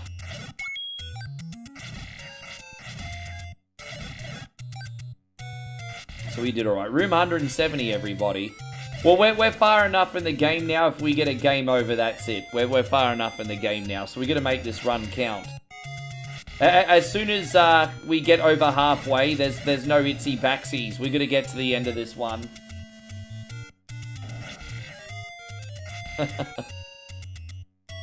Yeah, I mean, if you're bald, you can play a Battletoad or a Ninja Turtle at the fancy dress day. Steve says, when I was young, you had 2 Dorito-flavored choices. You know, that's one difference between American snacks and Australian snacks. We've sort of come a ways, but we still do less is more in Australia. So, you know, we don't have anywhere near the amount of soda and potato crisp or snack flavors as what you guys have, unless you go to one of those American convenience stores. But in the United States, it's like... Bro, you have so much choice. So much choice. But, you know, usually if we have, like, a snack or a candy or something, it's, like, usually 5 base flavors. Because Tim Tams are so popular, we've now got about a dozen flavors of Tim Tams, which is pretty sweet.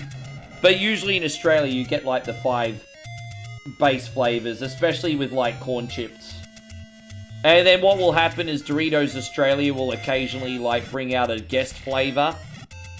Like, we once had, like, a wasabi flavor, a ranch flavor. But they're not there by default.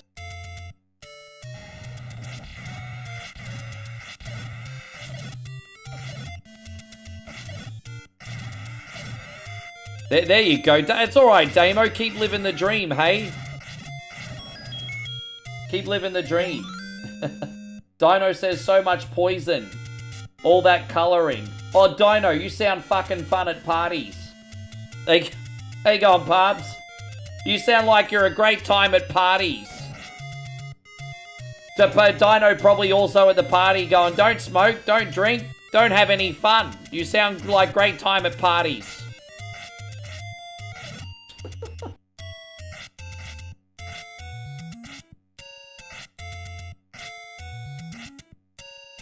Yeah, we've reacted to Snack Crate, so have you not gone through all our vlogs on YouTube? Where we've done so many different snack crates. And in actual fact, big shout out to David, Washington Viking. He actually donated us a snack crate as well. But we've reacted to so many different snack gauntlets over here. And we will continue to do so. We will continue to do so. That's actually something we haven't done yet since we've been back. But yeah, we'll continue to do so.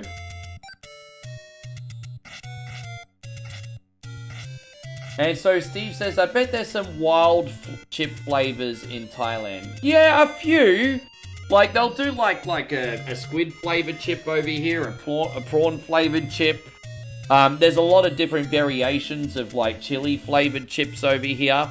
So it's usually that kind of stuff. Yeah, it's usually that kind of stuff, Steve.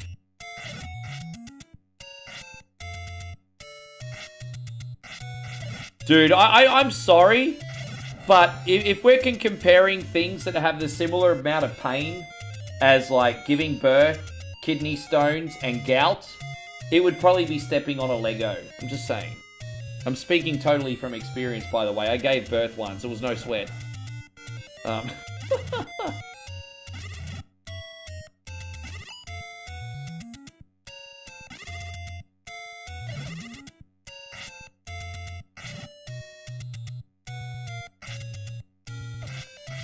Oh, no, man. Dude, I didn't even realize we had the blue... You know, you really have to use your peripheral vision in this game because we could have escaped out the door. And Oh, this room doesn't intimidate me. One of these sumbitches might actually drop a fairy. These things don't worry me. I'm fine with these. Drop a fairy, you dogs. There's no health items in here, really. It's very unusual to beat a whole bunch of dark nuts and not get a health item. They're very unusual. Alright, let's keep going. Oh, dude, fuck off with this shit, bro. I'm out of here.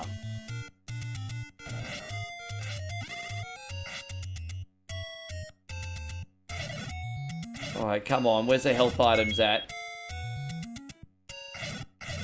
Still no health items, guys. There's none. Yeah, I did the wasabi Doritos, I think, on Beat or Eat It, actually. I think that was... I think I did, like, a wasabi gauntlet on Beat or Eat It. And one of the items was the wasabi Doritos. The wasabi Doritos are really delicious, but the thing with Japanese mustard is, you know when you drink a Coke and, like, the bubbles all go up your nose and it feels really funny? That always happens as well when you eat wasabi, if you notice. Just like Coke, it goes up your nose sometimes all funny.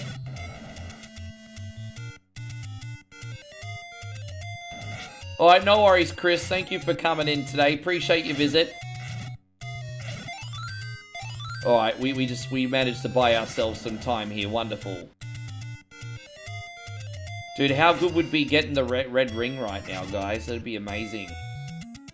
We can't be that far away. We've got almost everything else. Wasabi's delicious. I like wasabi. It can be a little bit uncomfortable to eat, as I said, if it goes up your nose. Yes. Where are you going, babe? Oh, okay. There she's gonna do the whole Eddie Murphy's Raw one. I'm gonna be where I'm at. You don't own me. You don't own me. You don't own me. You don't own me. I'm gonna be where I'm at. Yeah.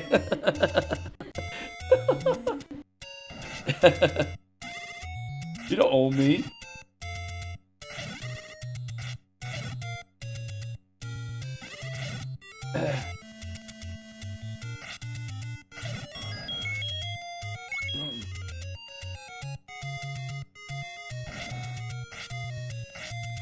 Dude, yeah, I can't believe, dude, that guy's threshold to pain. I remember,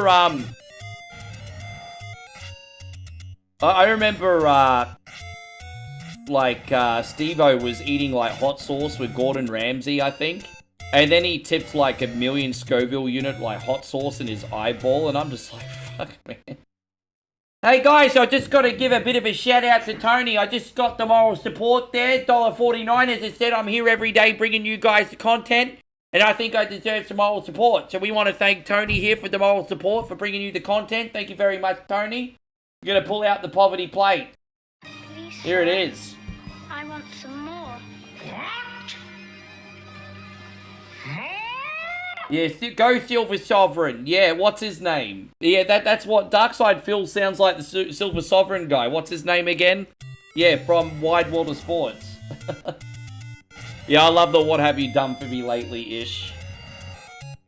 You know, that Eddie Murphy's Raw, Kenny Calendar, yeah, that's right. Raw came out in 1987, and that's never been more relevant than what it is now. Like, look at guys all over the news like Akesh Singh and everything that he's going through with his wife, and that's basically everything that Eddie Murphy was talking about in, like, 1987. Like, it's crazy, hey. Yeah.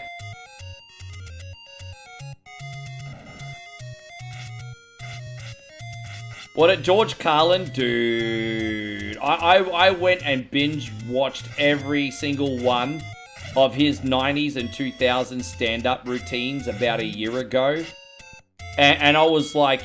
and there's actually this page, a really interesting page, where there's like AI generative voice impersonating George Carlin, but spreading his message through AI, which sounds a little bit unethical, but it's actually really interesting. So there was like an AI generated like George Carlin page, which I was also listening to for a bit, just talking about different things in life like he would in his stand-up.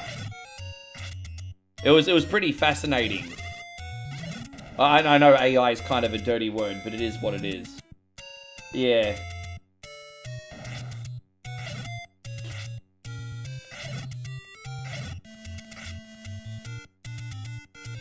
What have you done for me lately?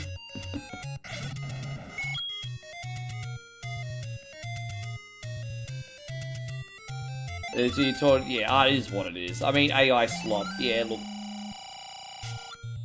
Do I think there's a lot of AI slop out there? Absolutely. I use AI every day, and even I can say that there's a lot of AI slop out there. At the same time, though, AI is also a tool to make you more productive if used as a good actor, not a bad actor. So when it comes to... it depends. And that's it. It just depends. But yes, I know AI is kind of a dirty word. Asmongold has a really, really interesting hot take on AI. He says once you can't tell the difference between AI and the real thing, then no one's going to give a shit that it's AI anymore, because they're still getting the same quality as real life. And he has a good point. I think all people want to feel like they're getting a product of quality and it's not cheapened. And so if you have one movie that's made by 100 people and then another movie that's made by AI, and they're both quality movies and you literally can't tell the difference between the two, we're going to get to a point where people probably don't freaking care. Now that's separate to the ethics of it all, obviously, because a lot of jobs are going to go and stuff, and that's a completely different conversation. But I'm talking just from like a product point of view. If the quality is exactly the same in both, then people aren't going to care anymore. Yeah, I just got the red ring and I totally didn't sell it, hey. One more time, guys. This is one dungeon, 255 rooms. The goal is to get to the end and be strong enough to fight Ganon after finding items and defeating bosses. Zelda Ancient Dungeons is the mod name.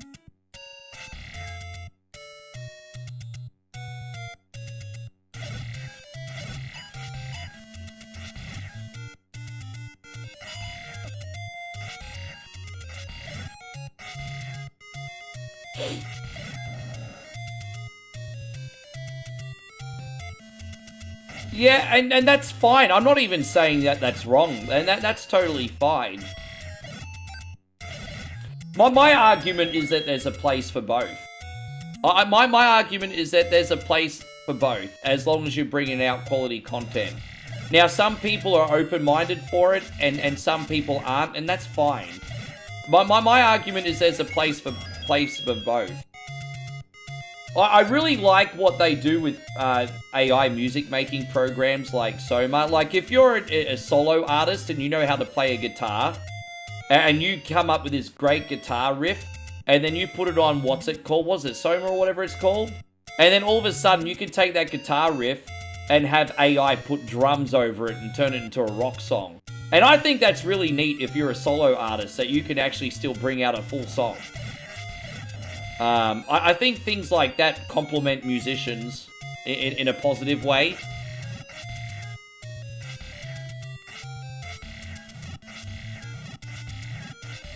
You know, like if I was playing around on the keyboard trying to, and then I needed some drums and everything.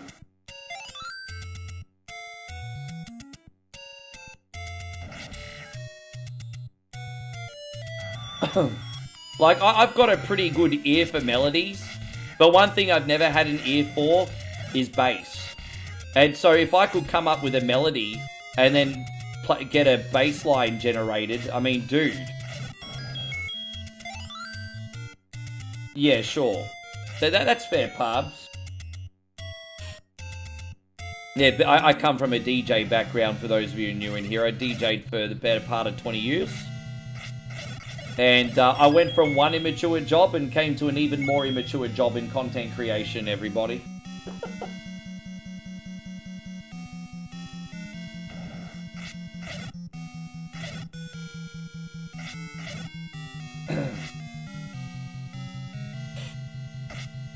One more time, I just want to give a big thank you to everyone who supported the stream as well. Hey guys, as I said, it doesn't matter if you donate $1 or $1 million, support. And thank you for helping keep the stream functioning full time. As you guys know, I don't usually blab on about donations or anything these days. I do encourage tips, but they're not expected, of course. I do encourage even more, though, to get a sub. I mean, if you'd like to get a request on once a week in our request show and enjoy all the stickers and a badge, you've got that option too. No obligation, of course. That's it. No more monetization talk today. Just letting you know that they're there. Thanks again to everybody today.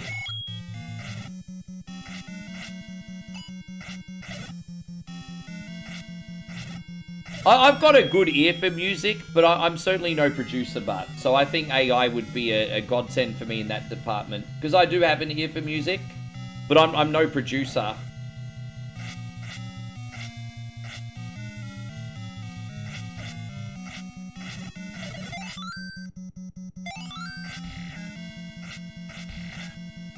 You bad AI babies that cuss. Am I a bad person, Nighthawk? I kind of feel like that sounds funny. Does that make me a bad person? Yes. Don't forget, we got a Turtles game after this one, Legends.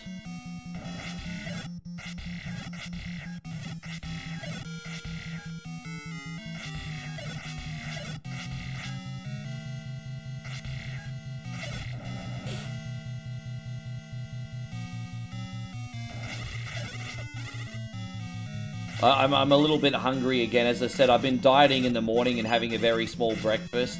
And considering I was like gorging my face for like about 10 days there, I'm starting to feel hungry off a regular breakfast still.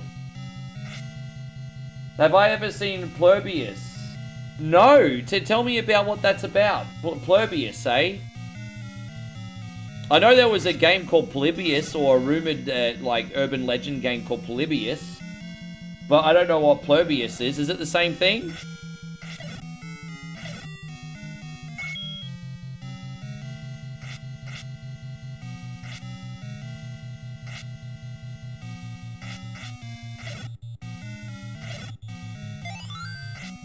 Plurbius. Trying to, yeah. It's about aliens, is it, Ryan? Good to see you, by the way, Ryan. Is it an alien show? Sure.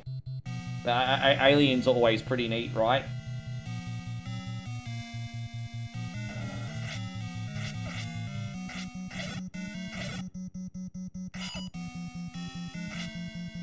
They're too crazy to explain. Google it later.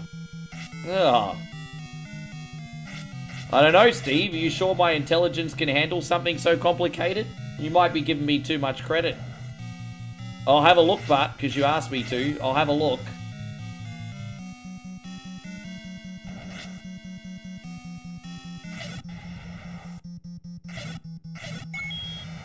And so Nighthawk says, Ricky, the AI babies are funny.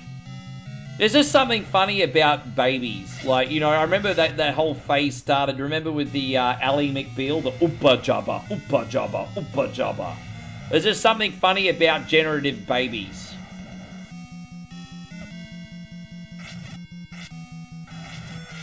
Damn, Ally McBeal. Can you believe that show started like 26 years ago?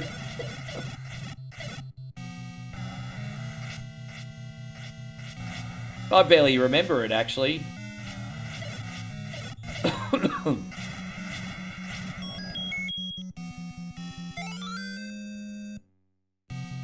James says, you probably already know, but have you seen the sideways sword? Oh, look, you know what? I vaguely remember knowing of it, James, but to tell you the truth, I don't put it into practice myself.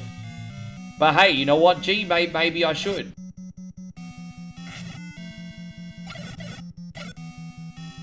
By the way, James, hats off to you for backseat gaming in actually in a respectable way. I could respect that. Thank you. Most people backseat game like this. Don't you know anything, Rick? You're supposed to go there. You're not winning properly. Don't you know anything, Rick? You're a shitty streamer. You suck.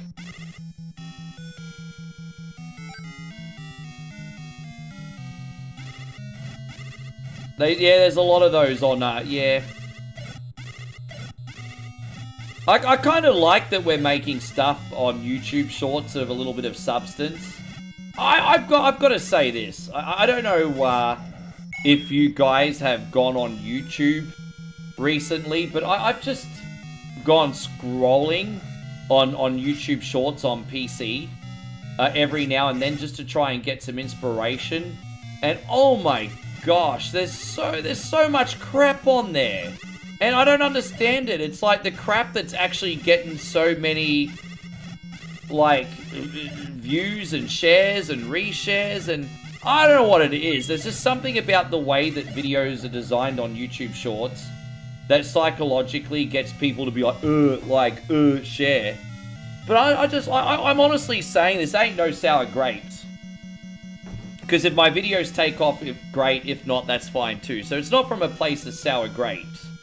But I can honestly, objectively say I surf YouTube Shorts, and 95% of the crap it's crap. 95% of it is crap. Maybe every 20 videos I see something that I might genuinely be interested in, and then it's just all crap.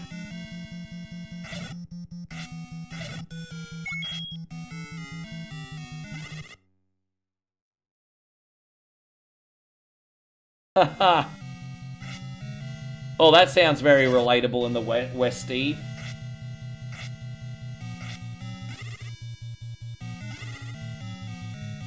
Yeah, I don't know. I mean, Polybius is the arcade game that's a big urban legend. I would recommend that you check out the old AVGN video on Polybius. Yeah, it's crap, Ray. Yeah, there's no sour grapes here, man. If it works out for me, fine. If not, it is what it is. I'm just saying, I think, objectively speaking, most videos on YouTube Shorts are pretty crap, eh?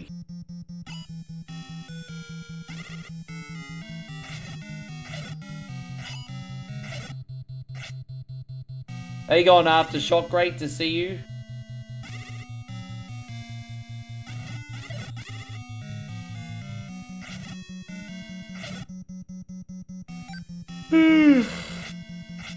Oh, there you go. Nice big yawn. As I said, please forgive me for the odd yawn or two. Propaganda truck came on again today. Wait, no, wait. You said, what was it? It wasn't that. Oh, no, it was selling pork. It wasn't the... That was pretty early. Was it the new business again? Oh, okay. Probably drive past on the way home, see if they're open.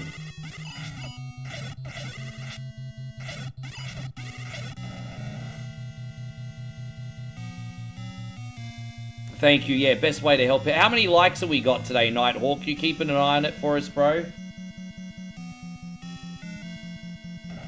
Are you keeping an eye on it for us? Dang, dang, da dang. Dang, dang, da dang.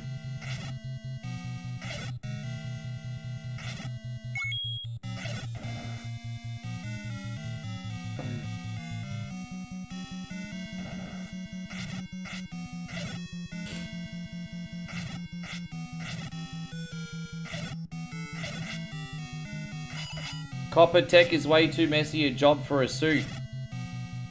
Why is it? Because you get little pieces of shaving all over your suit? Is that what it is? I'm assuming that's what it is. So, wow, we're already up to 71. That's incredible. There you go. I'm happy that the stream's been a hit for people today. Yesterday was a little bit quiet. But I'm glad stream's been a little bit more of a hit for people today.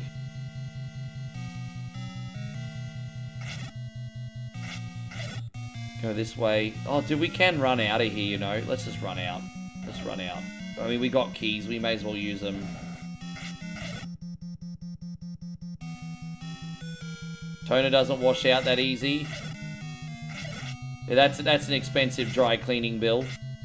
I don't even know if you have dry cleaners where you live. How you going, Ryu? Good to see you once again. Thank you for coming in. Do you even have dry cleaners where you live?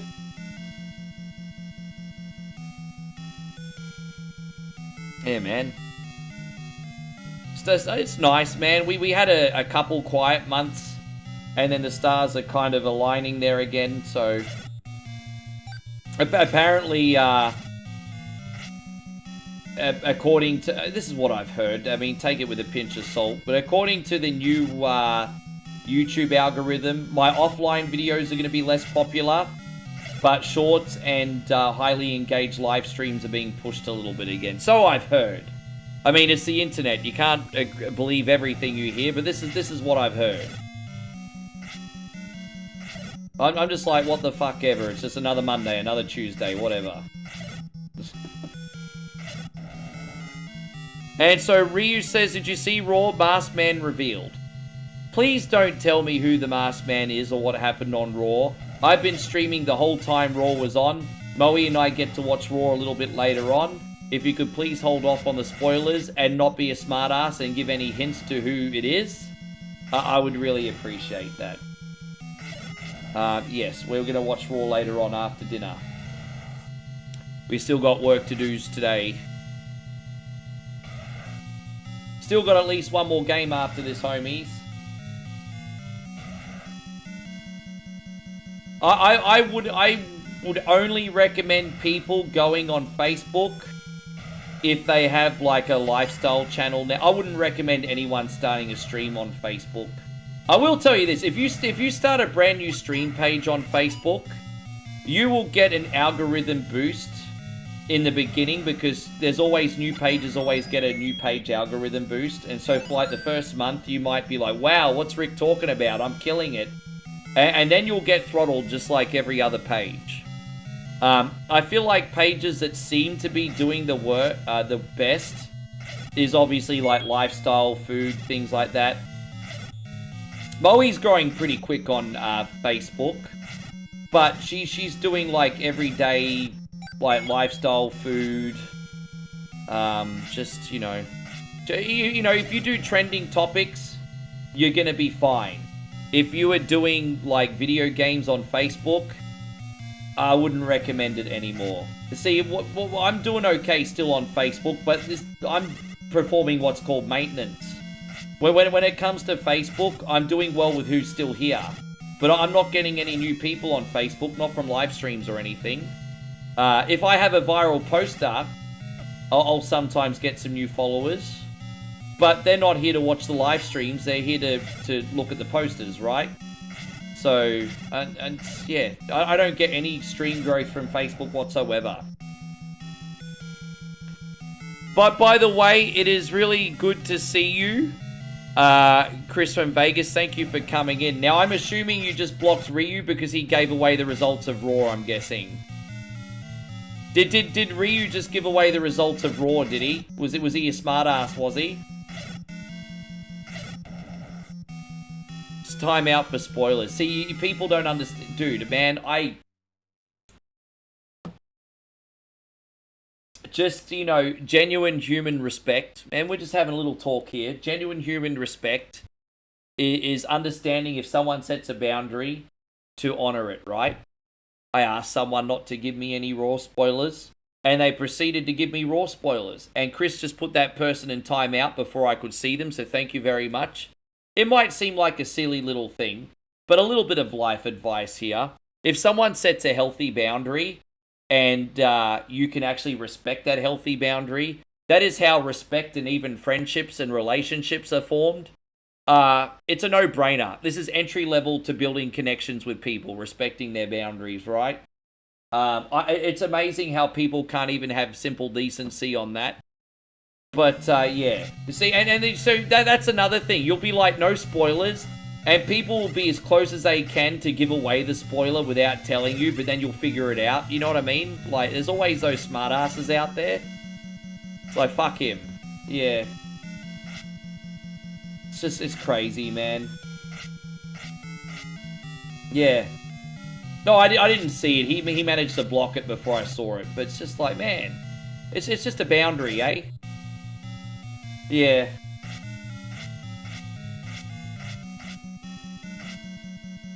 If you were to start a retro live stream now, to be honest, I would probably recommend YouTube or TikTok.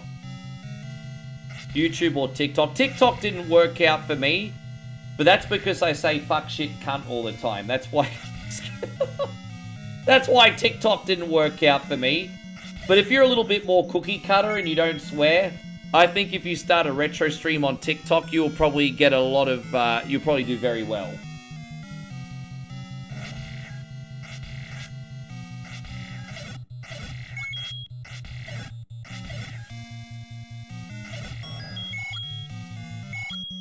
Yes. We're almost out of here, guys. Don't forget, 255 rooms.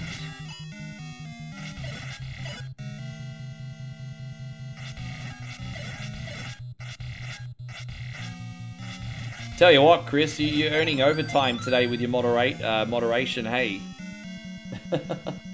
you're earning overtime today.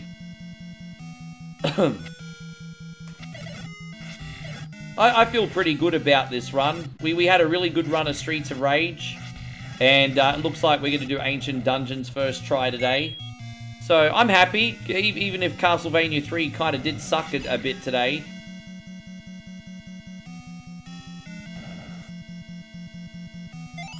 Yes. Oh, there we go. We got a potion too. I mean, that's the final nail in the coffin for the game, isn't it? That's the final nail in the coffin for this game.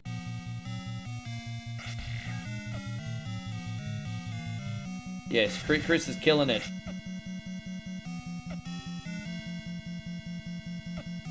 I can't believe it's the 16th over here, by the way. In Thailand, it's already the 16th. Halfway through December, man. Nearly 2026, huh? I don't know about you, babe, but it doesn't feel like December. I remember even last year saying this doesn't feel like Christmas season, and this year feels even less like Christmas season. Like, it's like, wow. Pretty crazy quick year, huh?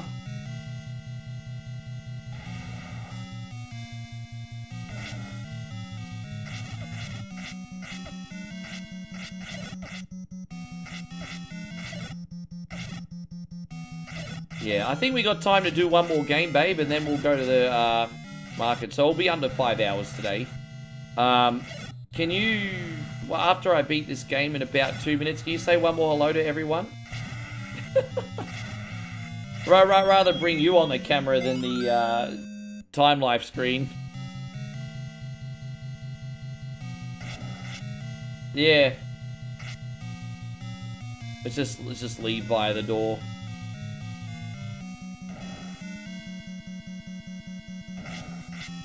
There's a lot of people saying I've already seen enough snow and it's not even winter yet. Yeah, right?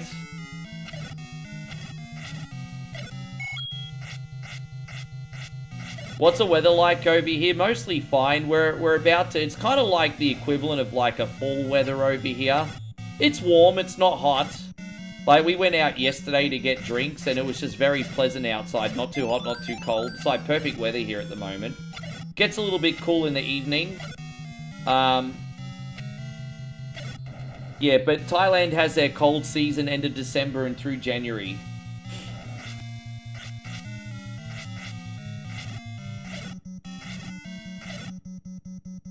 So, I mean, we don't get snow here or anything, but we'll be wearing jackets and stuff over the new year. Let's go this way. Oh, you got 2 keys left.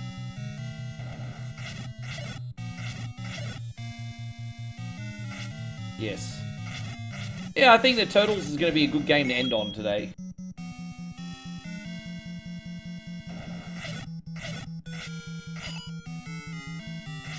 Yeah, 5 rooms to go, baby. Let's go.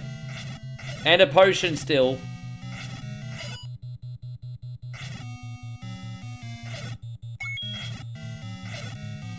Oh, I wouldn't go as far at all to say that this is a masterclass because we did have a couple close calls in the beginning. But we've done very well today. There you go. Ganon's in the next room, guys. Welcome back, Kid Jackson. Good to see you again. You know what I feel like today, babe? Isan sausage. Have to get the Isan sausage. Or Nissan sausages, as our American friends call them. Nissan sausage.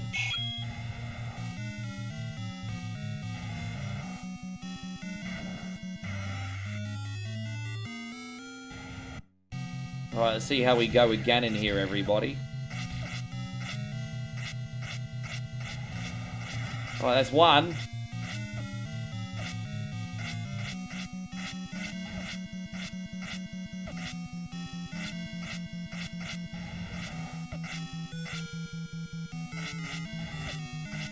Dude, I can't catch him.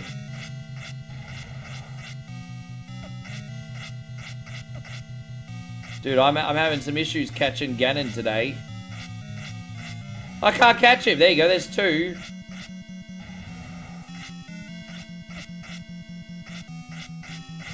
That's 3. Alright, 1 more.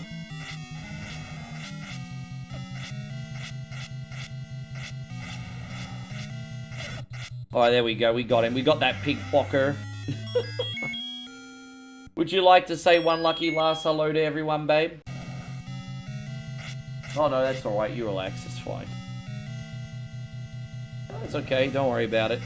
I'll put up the time life video, guys, and then I'll, Yes. Yeah, I was just like, why are we not stabbing that pig fucker, eh?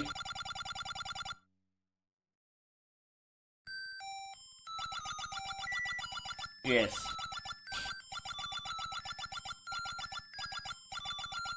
That ends the story. Yeah, man. That was I mean, close to his clinic without being a clinic, I guess. Alright, so let me just play this little screen here, guys. I'll be back in a minute. Just let me go to the bathroom, and then we'll do our final game. Thank you, Lozrod. Be right back, homies. Imagine owning the world's greatest one-coin songs by the greatest voice of our time in a once-in-a-lifetime collection. Time Life Music presents the Ultimate Kunti Collection. 69 Sumbish songs, sung by one incredible Sumbish with a joypad. Keyhole and paralyze the cat. Click, click, click, click. I just died in the ass tonight. Got no more fucking energy left. Ricky John. Oh, it seems to me you live your life like a cunty in the street. Ricky Denver. Cunty road, take me home to the place full of assholes. And Ricky Iglesias. Chris will be my hero, baby. He will take the ramen away. Get the Ultimate Kunti Collection on 2 CDs for just $69.69. But wait, drop 10,000 stars and we'll take $10 off. Teenage Mutant Ninja Turtles, heroes in a half shell, suck my nuts. Then review other Kunti collections. Suck my nuts, Scaramouche, can you do the big ball sack? Satisfaction guarantee. Alright, there you go. I forgot to give me the knife bit, didn't I? It's alright, I won't screw you out of that. I'll do this one as well. Sorry about that. Give me the knife! Yeah, I'm not going to screw you out of that, guys. Don't worry. I know that's what everyone was waiting for. They give me the knife bit. I got you. It's okay. Oh, as I said, too much coffee, guys. Thank you for your patience on that. Now we're going to go to Game Boy Color, Teenage Mutant Ninja Turtles for the Full Clan. Yes. Only 82 kilobytes this game. Pretty incredible, hey. Yes. That's pretty much, well, that's one way of putting it, isn't it, Steve?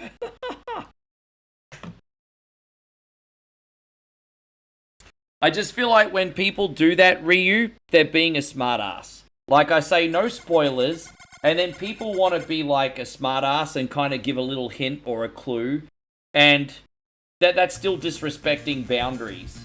Now, I'm just going to warn you, Ryu, you do it again, you're getting a ban.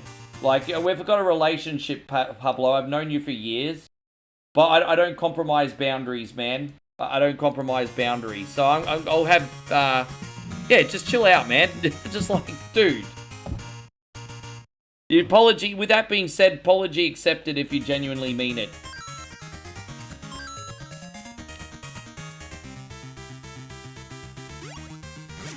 Oh, this is one of those annoying games that swaps the, Oh, that's annoying, because the jump button's where the attack button should be. I forgot about this. So, you know, yeah, the jump button's where the attack button normally is, and the attack button's where the jump button normally is. One of those weird gimmicky games. So, we should still be fine. And so, Vegas says, does Thailand or Australia have the Celsius brand energy drinks at all? No, the two energy drinks I see here is Red Bull, both the Thai and American version, and Ready. I don't, and they might have a few other ones, but no, they don't have anything like that here. You're not going to get Rockstar or Monster or anything like that here because they're incredibly expensive. Whereas Thai Red Bull's only like 30 cents each, if that, and it's like 3 times stronger anyway. Thai Red Bull comes in a small glass jar, very similar to like a 6 or an 8 hour energy. And it costs probably about 30 cents US, if not less. And it'll buzz you all day. So, yeah. Aussie Josh says, in Australia, the best energy drink is drinking petrol. Yeah, in Australia, petrol's not just for cars, it's for people too. This one was on Game Boy. I just thought you guys would like to see this one today. Why not? The only thing about this game is sometimes the foot soldiers jump on a bit of a weird angle. I actually first played this one when I was young. I remember some kids would actually bring this one to school. So I had played this game in my youth. And so Steve said, yeah, it's all good, man. I do try to do a little something different. I think going forward, a lot more ROM hacks are probably going to be the way to go with popular games. Because, you know, I seem to do better. I think playing games that we always play more creatively than introducing something new. Because as you guys know, humans are creatures of comfort. That's not to say I won't keep trying, though, of course. I'm not going to just not try, but... Yeah, yesterday was a bit of an eye-opener, losing half your room when you put on Plants vs. Zombies.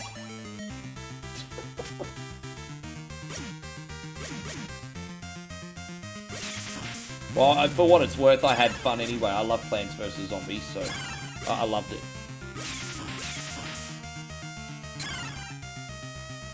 How you going, Rodney? It's great to see you. Thank you for coming in. Hope you're having a great day. We need to get another pizza here in a wee second.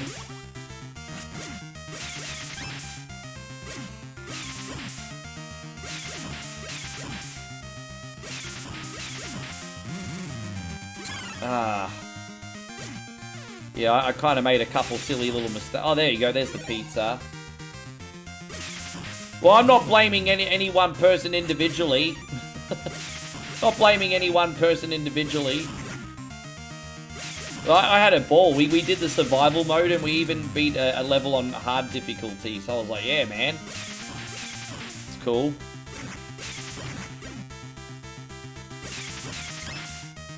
Don't forget, the only wrong way to play Plants vs. Zombies is the way where you don't win.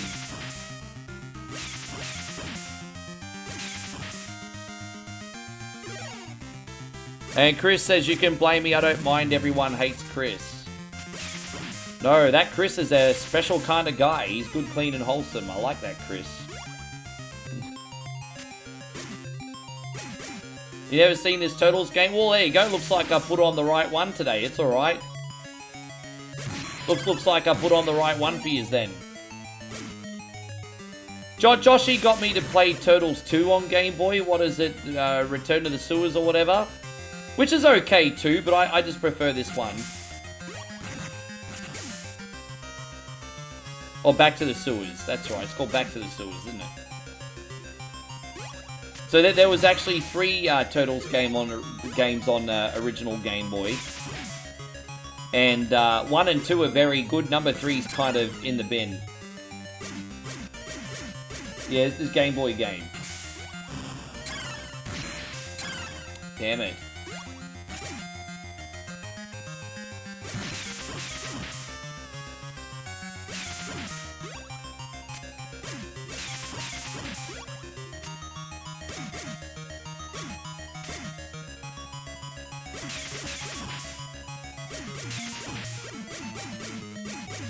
Yeah, I'm curious about your opinion on the tap out, Rick. I didn't get you to ask your opinion on it.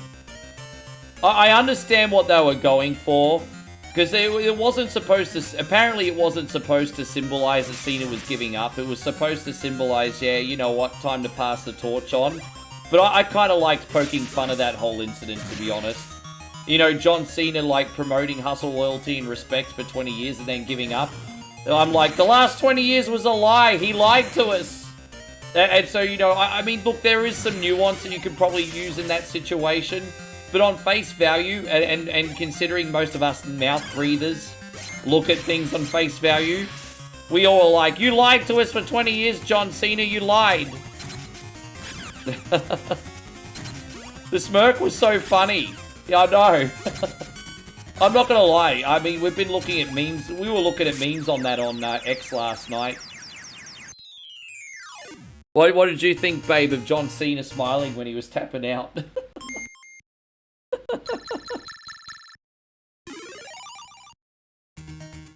No, because I just feel like the kids always, like, John Cena says, never give up and always hustle, loyalty, and respect. And then Cena kind of betrayed the kids. And it kind of, as I said, reminded me of that ice hockey episode of South Park, where they lost the ice hockey game and let the terminally ill kid down.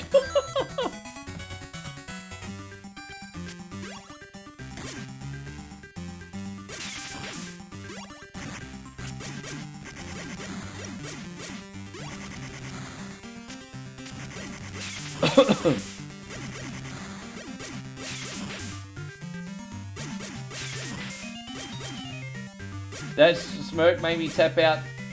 Made the tap out symbolic. I dumb. I tapped literally. Yeah.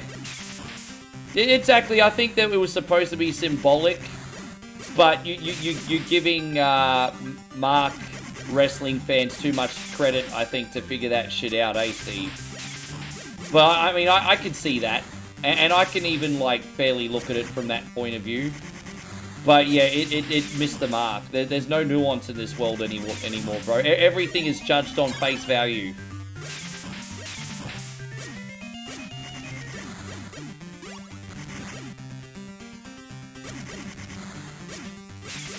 And so Vegas says, I saw a meme with John Cena smiling, saying when someone's trying to ruin your life, but you're already dead inside.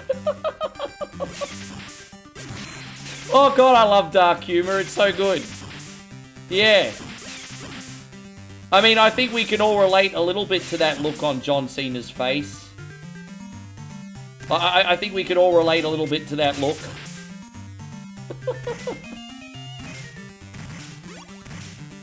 Oh, yeah.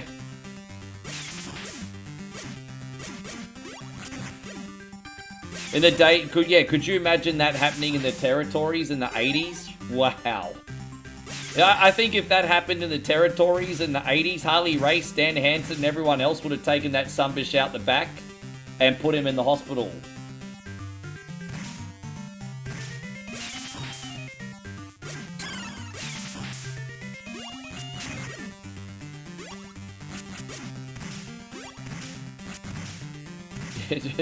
Poor Kid Jackson really does not like John Cena.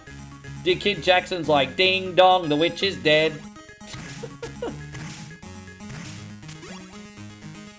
Oh, yeah. Ding dong, the witch is dead.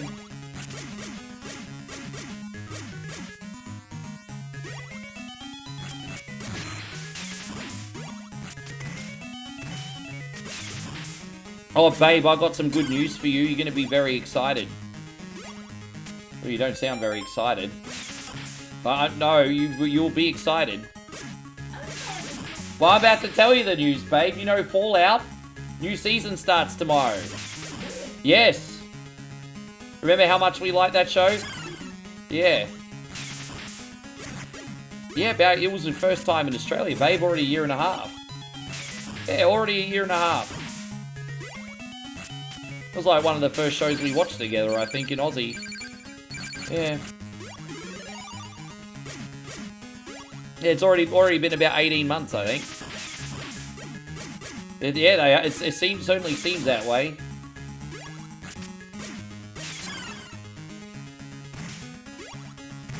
Yeah, we're looking forward to it. We'll need something to fill the time in after Stranger Things. Yeah, we only get like one episode at a time of Stranger Things. It'll take forever to finish Stranger Things. It's until New Year.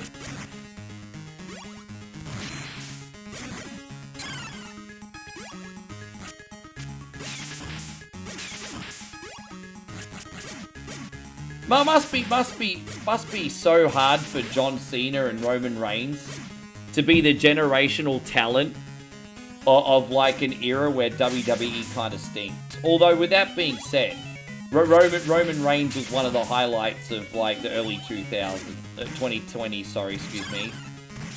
The whole Bloodline thing originally was compelling TV, which is a shame that we forget that now because of like the MFTs and all that garbage. But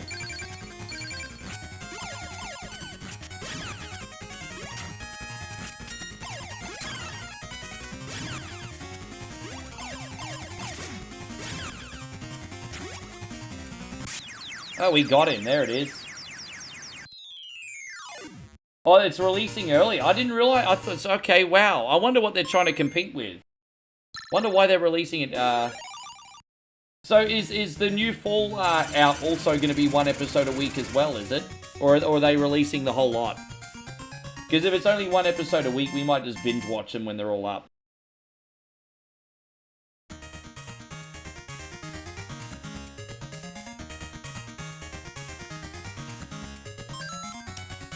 I thought putting the two belts on John Cena was really cringe, and you could tell John Cena was uncomfortable with it too.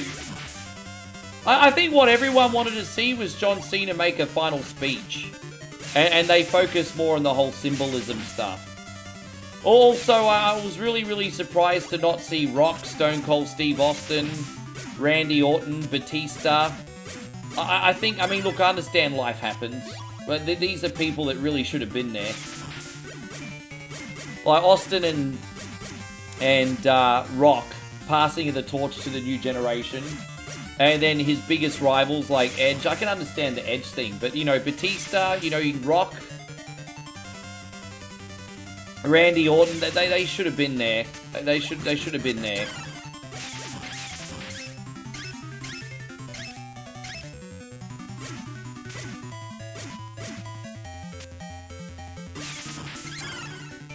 Yeah, I think the Triple H fatigue is real, man. I think Vince Russo's finally getting his point across about Hunter being an egomaniac. Like, Hunter keeps putting himself in all the promos, either himself or at least his voiceover in every single promo. And everyone's starting to feel like not only is WWE right now very mediocre, but Hunter just keeps trying to steal the spotlight. So everyone's kind of sick of him at the moment. What year do they put Cena in the Hall of Fame? If I was WWE, I'd try to do it in 2027. But I think what's going to actually happen is Cena's going to be like, I'm not accepting until other people before me have gone in first. So if I was WWE, I'd try to race to do it in 2027. But I think we're going to probably end up waiting a while. Yeah, I think. So Randy Orton, is he really? I don't know. I mean, some of the biggest feuds John Cena had was Randy Orton, Edge, and Batista.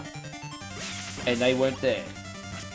At least Kurt Angle was there. I would have kind of been shitty if they didn't bring Kurt Angle in.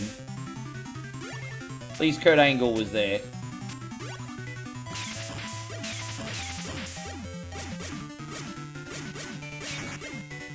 I don't think Gunther did anything wrong. Gunther is a victim of circumstance here.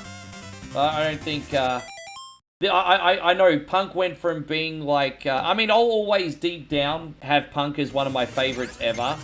But this has been shitty. It has. It really has. It's been very mediocre.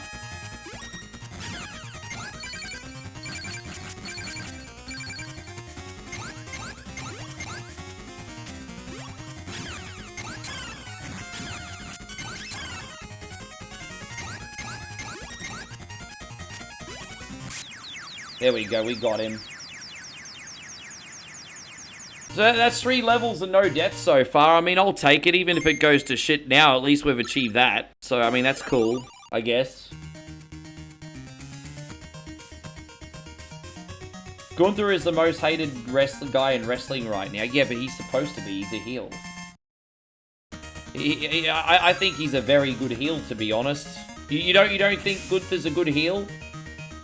Like, if there's a heel in wrestling and you're cheering them, they're doing something wrong, right? Unless they're an anti-hero. Because in my opinion, the moment a heel starts getting cheered, they're not a heel, they're an anti-hero. Look at Stone Cold Steve Austin. Everyone cheered him. He was a piece of shit.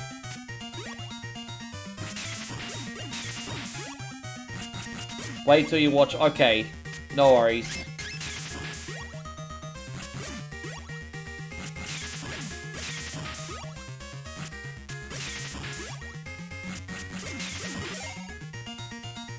Randy Orton's the only guy to pull off the Legend Killer gimmick. Well, it made sense with Randy Orton because he started that in his 20s. Whereas it's weird to kind of put a Legend Killer gimmick on someone who's already about 40. It makes sense to slap it onto a young person and they can go through their whole career with that. But yeah, as I said, Gunther's like 40, so... He's you know, he's on the tail end of his career too, Gunther, really, if you think about it.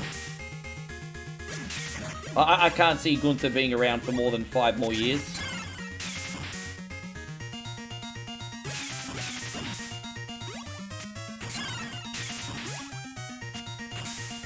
I'm going to try this level one more time. That was a bit sloppy. It's a bit of a tricky one, guys.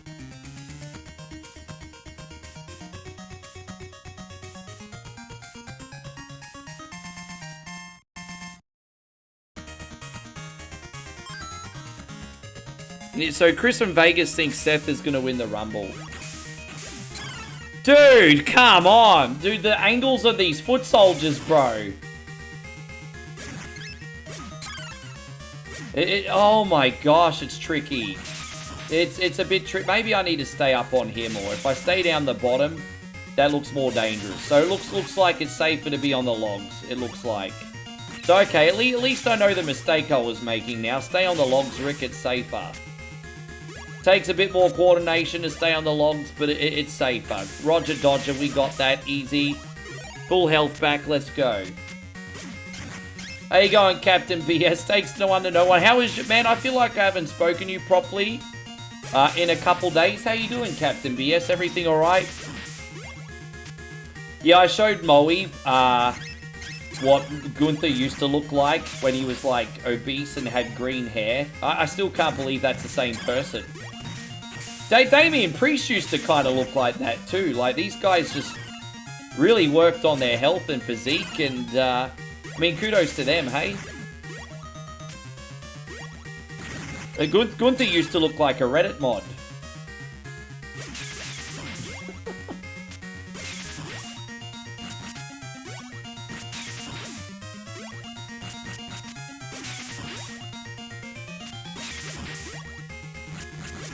I like Obi. He's so entertaining, isn't he? And plus, he's got an accent and he's articulate, and so I just love listening to him crack promos. It's so different. I think it's great. Like, the guy just oozes aura. Yeah. Well, Stevie Fields, tell me when I'm telling lies, bro. Tell me when I'm telling lies. And Captain BS says, retired but doing okay, making it through a busy week. That's what I like to hear. Nighthawk says, Ricky, I did not like what they did to John Cena. Oh, bro, look, you know what? Would I have done things different in his retirement? Yes. I think Cena deserved better, but I'm also not over the top looking at it too deeply. I'm not looking at it too deeply. Do I think Cena deserved better? I agree with you guys, absolutely. But I'm not gonna let it ruin my day either, you know? Cena might let it ruin his day, but it's not my day. I like that tradition that you retire on your back. But at the same time, you can't always make it predictable, right? Because otherwise everyone's going to be like, okay, it's a retirement match, they're going to lose. Traditionally speaking, you always retire on your back. But remember, this was a tradition back when wrestling was still, there was still kayfabe. And people didn't realize that was an unwritten rule. Now that everyone knows the rules of wrestling, I don't think the whole retire on your back thing is as absolute as what it used to be. But yeah, it's a very traditional rule. You retire on your back.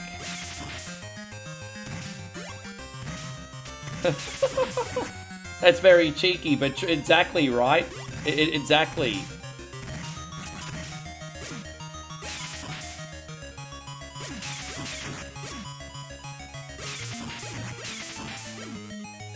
But I think that's a thing. I just love Oba because it's authentic. I know they tried to do like the Africa gimmick with Apollo Crews back in the day and General Aziz or whatever his name was. But it just felt so manufactured. But I love it. It just feels authentic with Oba.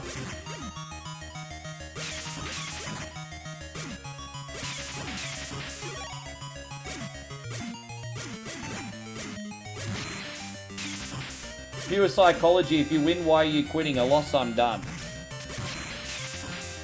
I think a creative way you could have someone retire is you could have them, like, win their final match, but then stretch it out and, you know, like they've got nothing, they gave everything they had left and now there's nothing left to give. Like, you could do something like that. They kind of did that with Taker in one of his WrestleMania wins, when they literally had to, like, but that was, like, for real. Like, he actually had to go to the hospital for real. Then Joshy King says, thankfully Hogan won his last match. Was his last match that one against Sting, or am I missing one? Because didn't he have a match with Sting where he didn't take any bumps, Josh? Are you talking about that TNA match, bro?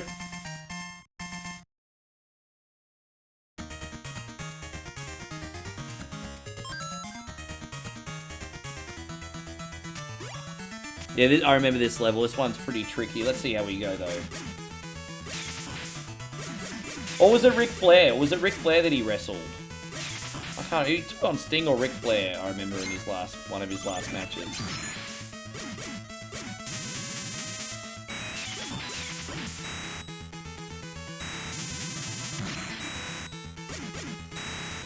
Oh, you're referencing T... Oh, good, I'm kind of glad you did, actually, because... I don't really count his final run in TNA, as weird as that sounds, because he wasn't really Hogan then anymore. Yeah, I mean, he was, he went out, you know, come to think of it, in 2005, Hogan bowed out of WWE pretty strong. Obviously, he had that silly match with Shawn Michaels, but like you said, he beat Randy Orton as well. So Hogan had a pretty strong, even at 1,000,000 years old, Hogan had a pretty strong 2005.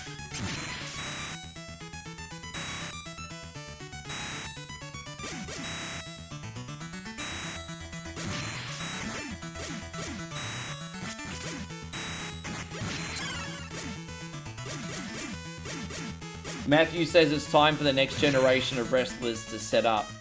I think really, honestly, when it comes to WWE, there's no such thing as a bad student, only a bad teacher, to quote Miyagi. Because look at this performance center. Most people are coming up from the performance center and going to the lower mid-card, right? And then you have someone like Logan Paul with the oozes charisma and star power, and instantly going into a main event spot, and not even a traditional wrestler in sense, you know what I mean? So I don't know, something's not working in developmental right now. Something's not working. I'm not naive, not everyone can be in the main event. But I think we're doing a very good job of like Tomato Sauce Champers and Johnny Gangrino coming up in the lower mid card. Like it just doesn't interest me.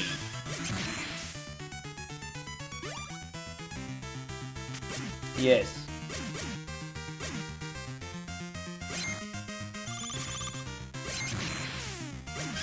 Damn it, we have to use another one.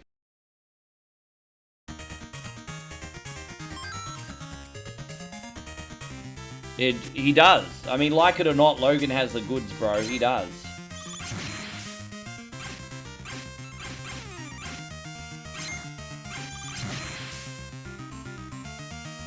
Yeah, so yeah, I'm not really a big fan of tomato sauce and chimichangas and Johnny Gangrino. That's terrible names.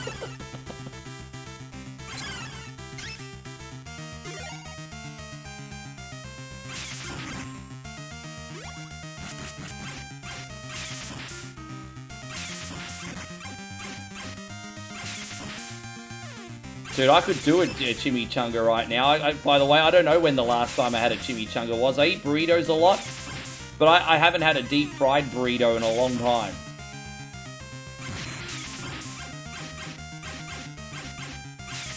Yeah, I'm not a fan of NXT either, but two guys that made me stop to look in NXT was Trick Williams. I know not everyone likes Trick Williams, and that's fine. But the two people that made me stop and look... There's three people in recent history that made me stop and look on NXT. Bron Breakker, Trick Williams, and Obafemi.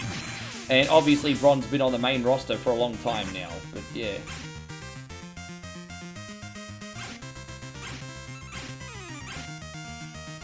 Oh yeah, CM Punk's... This has been a really mediocre run from Punk.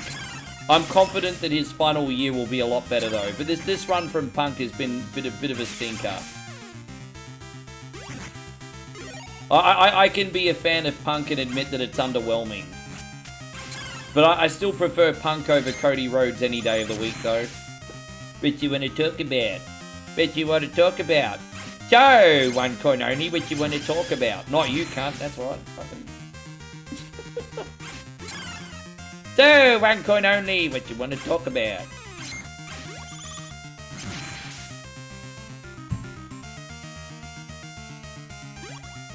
Oh, I like Joe Hendry. Joe Hendry's a well-packaged wrestler.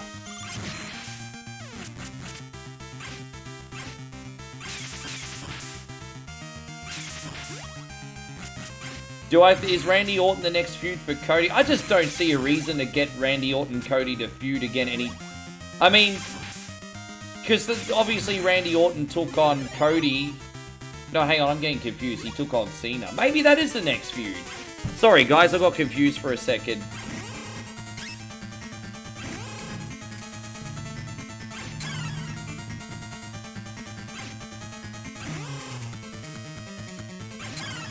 So we get... Okay, I'll just try and get this. I think this is the last boss. Dude, I beat Krang already. Is there 2 forms or that's it? It's a pretty easy Turtles game. I like that this one's in the lineup now. This is once you figure this game out, this is quite a fun one to play, actually. I like it. I dig this game.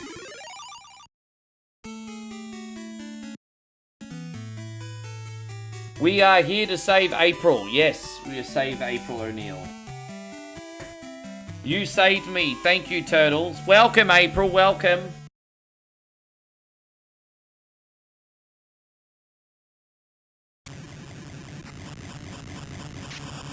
Yeah, I like it. It's a fun Turtles game. It's pretty good. Music, like, for the Game Boy, the music's pretty good too, man. Like, that sound chip on the Game Boy is pretty solid. freaked the foots, mangled the mouses, and totaled the Technodrome. Isn't that the same ending as the arcade game for this one? That's Total Power. But what about the Shredder? Dude, they just copied the arcade ending.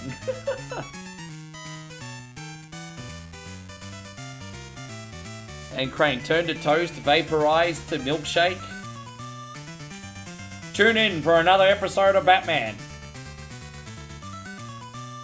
Yeah, look at that. Well, I mean, we don't have that guitar twang on the old Game Boy unit, do we?